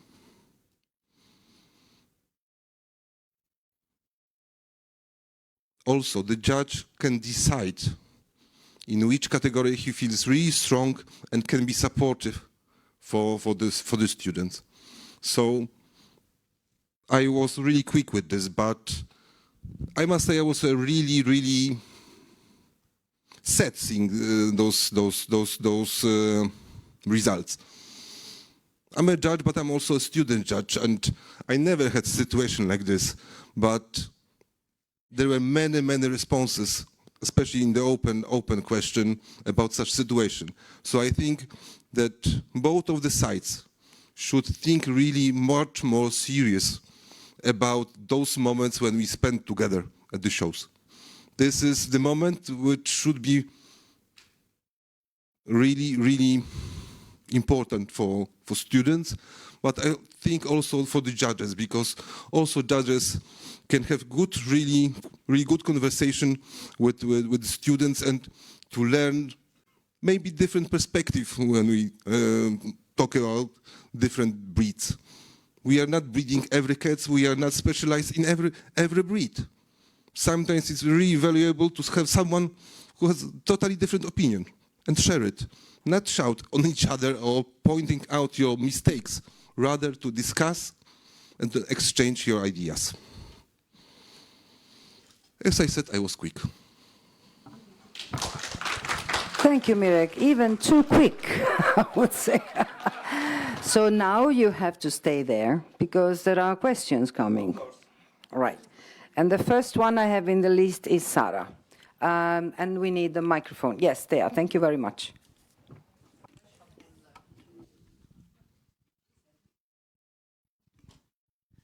Thank you, Mirek, for putting many interesting topics on the table. And based on your survey, there is one question coming to my mind, generally speaking. How much do you think, because maybe you had figures, I guess you had names, even though this is anonymous over here. Not at all, okay. Because I have a feeling of somehow having a cultural impact. Some of us are by nature maybe a little bit shy, some of us are a little bit more outgoing. Even in not competitive or stressful context as this arena, there are here several show colleagues who are already judges and several student judges. I see some new faces. I'm not the oldest face in the room, but still, as you said, I enter in the room and I say hello, good morning, or put a big smile on my face. And I have some new faces here. Some of them came to say hello, goodbye, and to introduce themselves. And some of them ignored me for 3 days. Even though we are 50 people in the room, no cats, no standards, I promise I don't ask you any further question. So maybe it's a matter of, lack of good manners that cannot be written in the rules. There's something personal. It's about the human being, probably. What do you think? Yes, of course. The culture has a huge impact for our behavior and how we act in different environments. But I think there are some kind of common standards which share everyone. Like you said, even I'm a shy person, at least I will do like this. Yes? Or maybe I smile a little bit. And also, in our everyday life, we don't want to offend someone. We don't want to make quarrels. We don't want to ignore someone when I ask him to spend with me almost 8 hours. Yes, because usually we have 4 hours of the judgment, then we have a break, and then we have a best in show. It's 8 hours. And nowadays we will have 12 hours, probably. So this is really important and really serious fact that you will say yes, because it's some kind of dating. Not speed, but dating. We are spending with this person 12 hours or 8 hours. So, of course, differences in culture are important, and every one of us is different.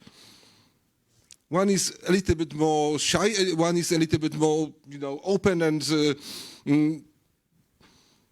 yes, but there are common rules.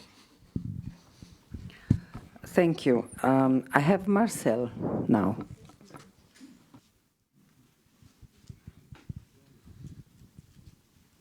I promised to have questions, so I'm keeping up to my promise here.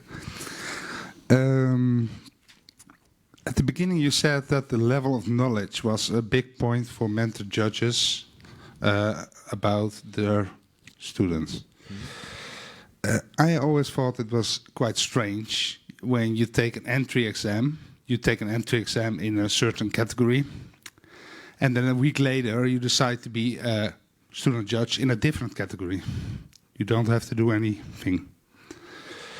So even though you have this one category, you have the knowledge, at least some knowledge, that you've taken the entry exam. On the second category that you can easily get the first weekend you go out, you have not had this exam. It's up to you to prepare yourself, I agree with that.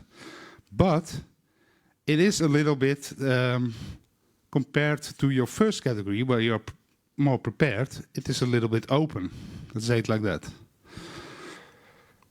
Yes. So, do you understand what I mean? Or? Yeah, of course.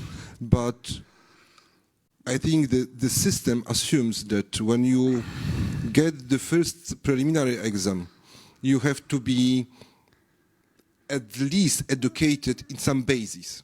That's why the exam consists some of coding for EMS codes, some simply things that you should know when you want to educate in the further stages. Yeah. When you are having decided for the second category, it's similar. Maybe the breed description will be different, the keywords will be different, and so on. But still, you have this basic knowledge which allows you to continue your learnings in further stuff. I agree, but it could easily be the other way around. You take an exam in a category before you can be a student judge. And at the end, you already had the exam at the beginning. So you can have without stress, at the end of your study, you can take your practical exam and then move on to the next category, or you already have a second category, but just an idea.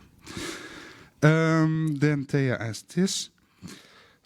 From an organizer point of view, I also wanted to mention something. I think we're known as a student-friendly club. Sometimes that means that we are too friendly and we have 4 or something at the show, but okay, that's the other side of the story. But I have found that more and more judges, even without me mentioning the names of the students, because I always in the first letter ask the question, do you accept a student? And then some will come back to me, okay, but which student? But I see more and more that judges come back, even without asking the question, which steward, just with a no. And that is, I understand, because there could be reasons. If you go to shows and week in, week out, you have a student, I can understand that one week you would like to have a little bit more relaxed weekend, say, okay. But for the organizers, and even if you have agreed to accept student judges, it will become much harder. Yes. So that was just... And sorry, Marcel, I will interrupt you. And I think this is especially very important to improve this relationship, because some of the judges maybe say no, even not knowing the names, because they had really bad experience. Yeah. They devoted a lot of time for someone who didn't show the respect or was totally not interested what's going on the table.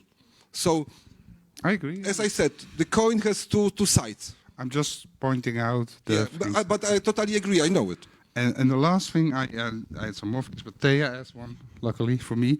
But communication. And it works when you apply as a student judge, you have to give all the information.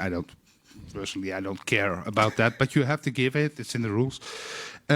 But if you are a student judge in 2 categories, and you don't tell me that you want to be a student judge, preferably in category 1, and I put you in 3, yeah, that can also already be a disappointment. Yes.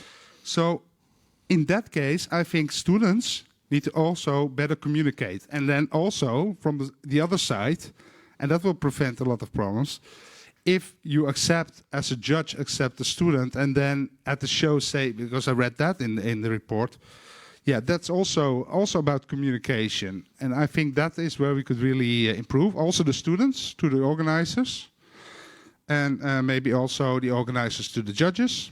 Yes. And maybe also the judges to the organizers. So, but that's exactly. It. Maybe it's needed some kind of additional document which will be easy to fill out by both of the sides, because nowadays, for example, I will send the email or I will text you, hi Marcel, is this show available? Blah blah blah. Can I be a student judge? Yeah. And then someone forgot to. Yes, we know that we have formal way of asking about it and sending the What? I want to point out that the non-formality is becoming normal, because we also, as judges, get invitation. Exactly. Via Facebook or WhatsApp or whatever, and this is something that is going on now for a long time. I don't know, because I don't want to say what I think about it, but I don't know if this is okay. So everything which is not arranged formally might hide some problems later, in my opinion, but this is the way I see it. So, yeah. Yes and no, because sometimes when the communication organized that way, for example, for the group of the judges on the Facebook instead of the email, it's really useful and it's much faster than email. But I agree with you that sometimes at the end maybe there should be some kind of, even put it in the email, some kind of table or whatever. Yeah, I'm talking about invitations. Yeah. To make this things work much better. Yeah, but that's true. Yeah, it's not only the invitations, I can tell you. You're absolutely right with that. But that's also part of common day. I don't know.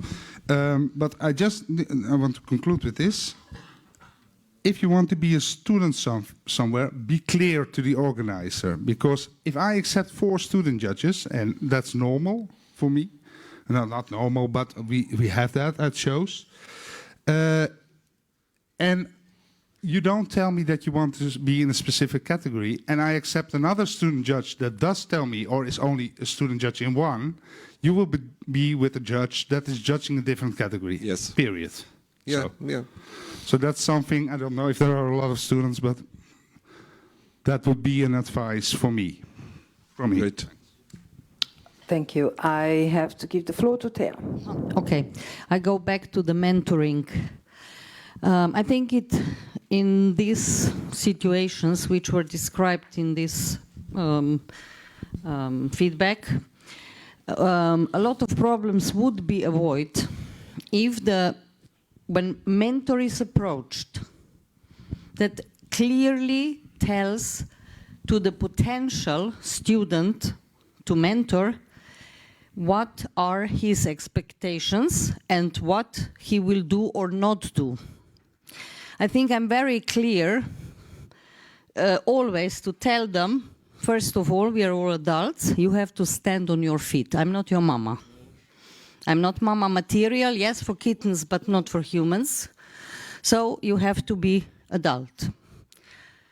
And then we go from there on, yeah? And I also say, I will help when it's necessary, but don't expect I will get you every session appointment, this, the other. No, you're adult, you have to also do some things yourself. But I'm always there when it's needed. And I think if we clarify this when we are approached, it's already very good sign, because maybe somebody has some different expectations from mentor. Then they will immediately know, oh no, better I find somebody else. Also, I'm very clear that the language skills of both me as a mentor and the student are very important. Yes. Because otherwise I can't explain what I want. Yeah. So I think all these things are very important to be cleared at the beginning. Exactly. And as I know, you will not say yes. And as I know, you for sure will not say yes for someone who is not ready for this and don't know these rules. And I know many, many, many examples when the mentor is, someone who was close on the list, and we don't see each other till the exam, or even not then. So. Also, I tell to my students, or the ones who want to be with me, I don't want you to sit with me all the time. You will sit with me 2-3 times in the process that I see your development. Yes. But otherwise, I will tell you from who is a breeder from the judges, from whom you can learn about that breed or profit for that breed, or different things. But I don't want somebody being glued on me all the time, because I'm not producing my photocopy. You are your own person. Yeah. Thank you, Thea. I have now Sara again. Sara? One relevant thing maybe we should consider coming out from your survey is this comment from one of the students about several location shows being already booked or being unavailable. As far as I can understand, after the pandemic, things have changed a lot for clubs, for organizing clubs. Exactly. This is evident to all of us, both as judges and students from both sides. But I really think this thing should be taken into account, because sometimes a student can find a little bit frustrating how to travel to, where to travel, and this miscommunication, or let's say not very happy with where you end up, might happen. So in your view, having this data on your table. Is there a chance, a possibility to help students finding seats? Because we do hear from people like Marcel, but I can say this, the same for FEDIC at my own club. They open the show maybe to 3 or 4 students. When I had my exam in category 3, there were 1 parallel in the other side, Yes. and 2 regular students at the table. And I do understand that maybe we see, as commented from some, shows with 400 entries and the club only accept 1 student. So we cannot force, but do you see, can you forecast somehow a sort of step forward in this direction? I think Do you have any proposal? Because we can't force any of the organizers to take more students and so on. But I think it would be nice to make some kind of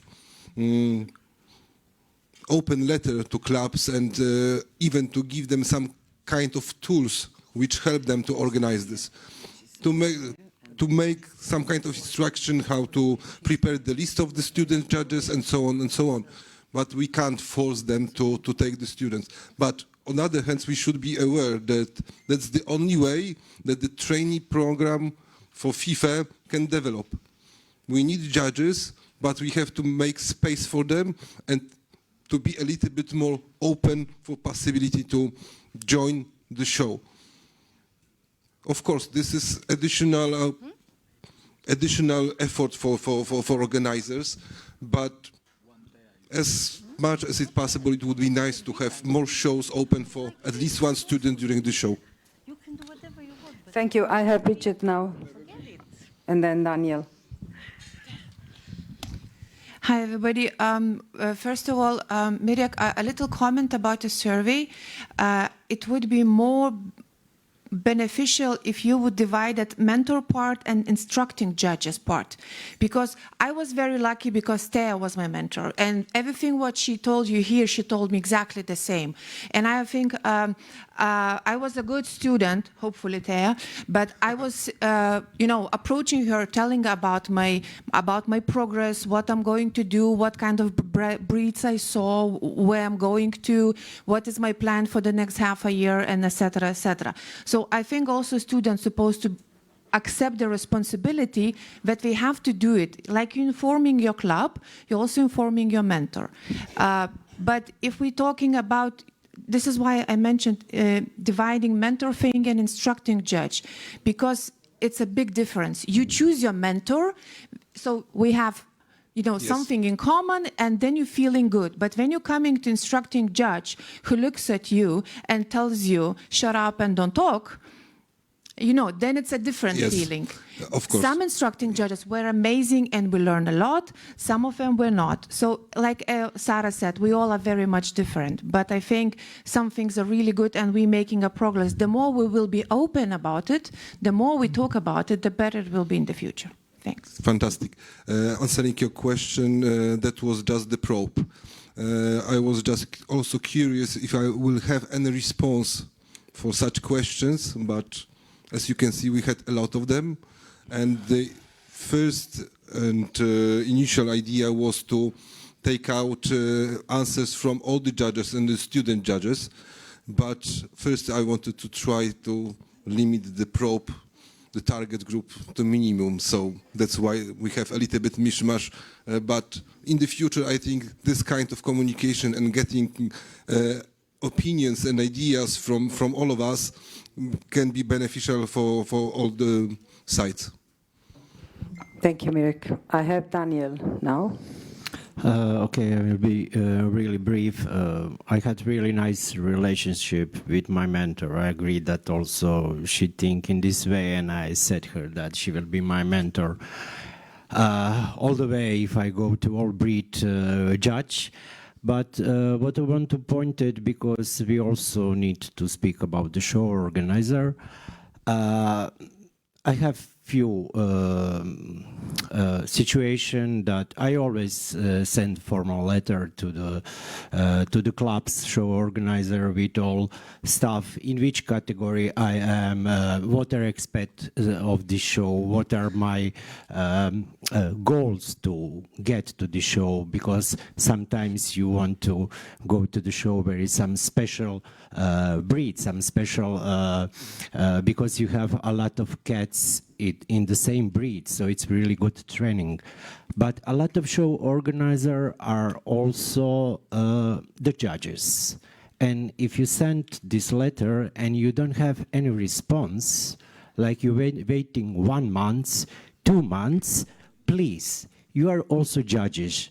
You also sent application before to some other show organizer. Please take 30 seconds of your time and reply, sorry, we don't have place. Maybe next year we will send you some date. This is really a little bit humiliated because we need also to plan the show 6 months, 1 year in front. And a lot of shows in different countries are on the same date. So I need to send 5, 6 applications for 1 month. It will be really nice that we also have for a show organizer response. Thank you very much. Yes, thank you, Daniel. But I must say this situation didn't change since I was a student judge. So, but going back to Sara, so it's a good plan to think about how to make this process working much better and to give proper tools also for organizers to make this time much more efficient and much more valuable for all the sites. I have 2 more speakers, and the first one is Adela.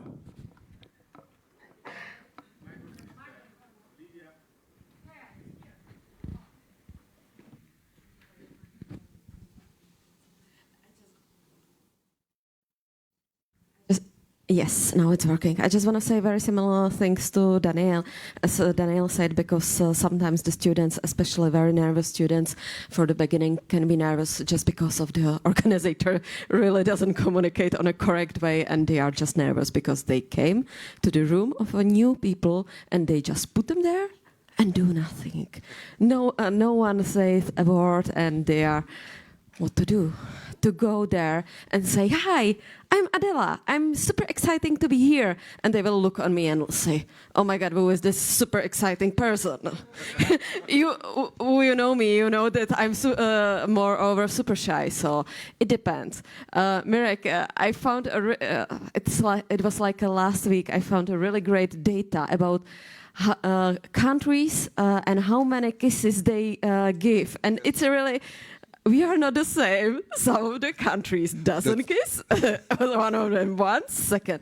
Yeah, we are different, but most of it, judge, student, organization, this triangle comes it. And I think, and Sara was talking about that also, it would be great to send also some information to the organizers of how to do, how to proceed, to communicate. We are also very friendly, as Marcel said, to have a lot of student judges. Even sometimes it's look more impossible than possible. But generally, we also try to kind of like behave with them because they will be one of our colleagues. But somewhere it's not like that, and the student is just someone who is. Yeah, we have him, but oh my God, let's not take an account to him. Yeah. So it can vary by the organizer and so on. So just if you will do some communication, that will be perfect. Yes, we will try. It's a good topic, so we will work on it. Thank you, Adela. I have now, and it will be the last, because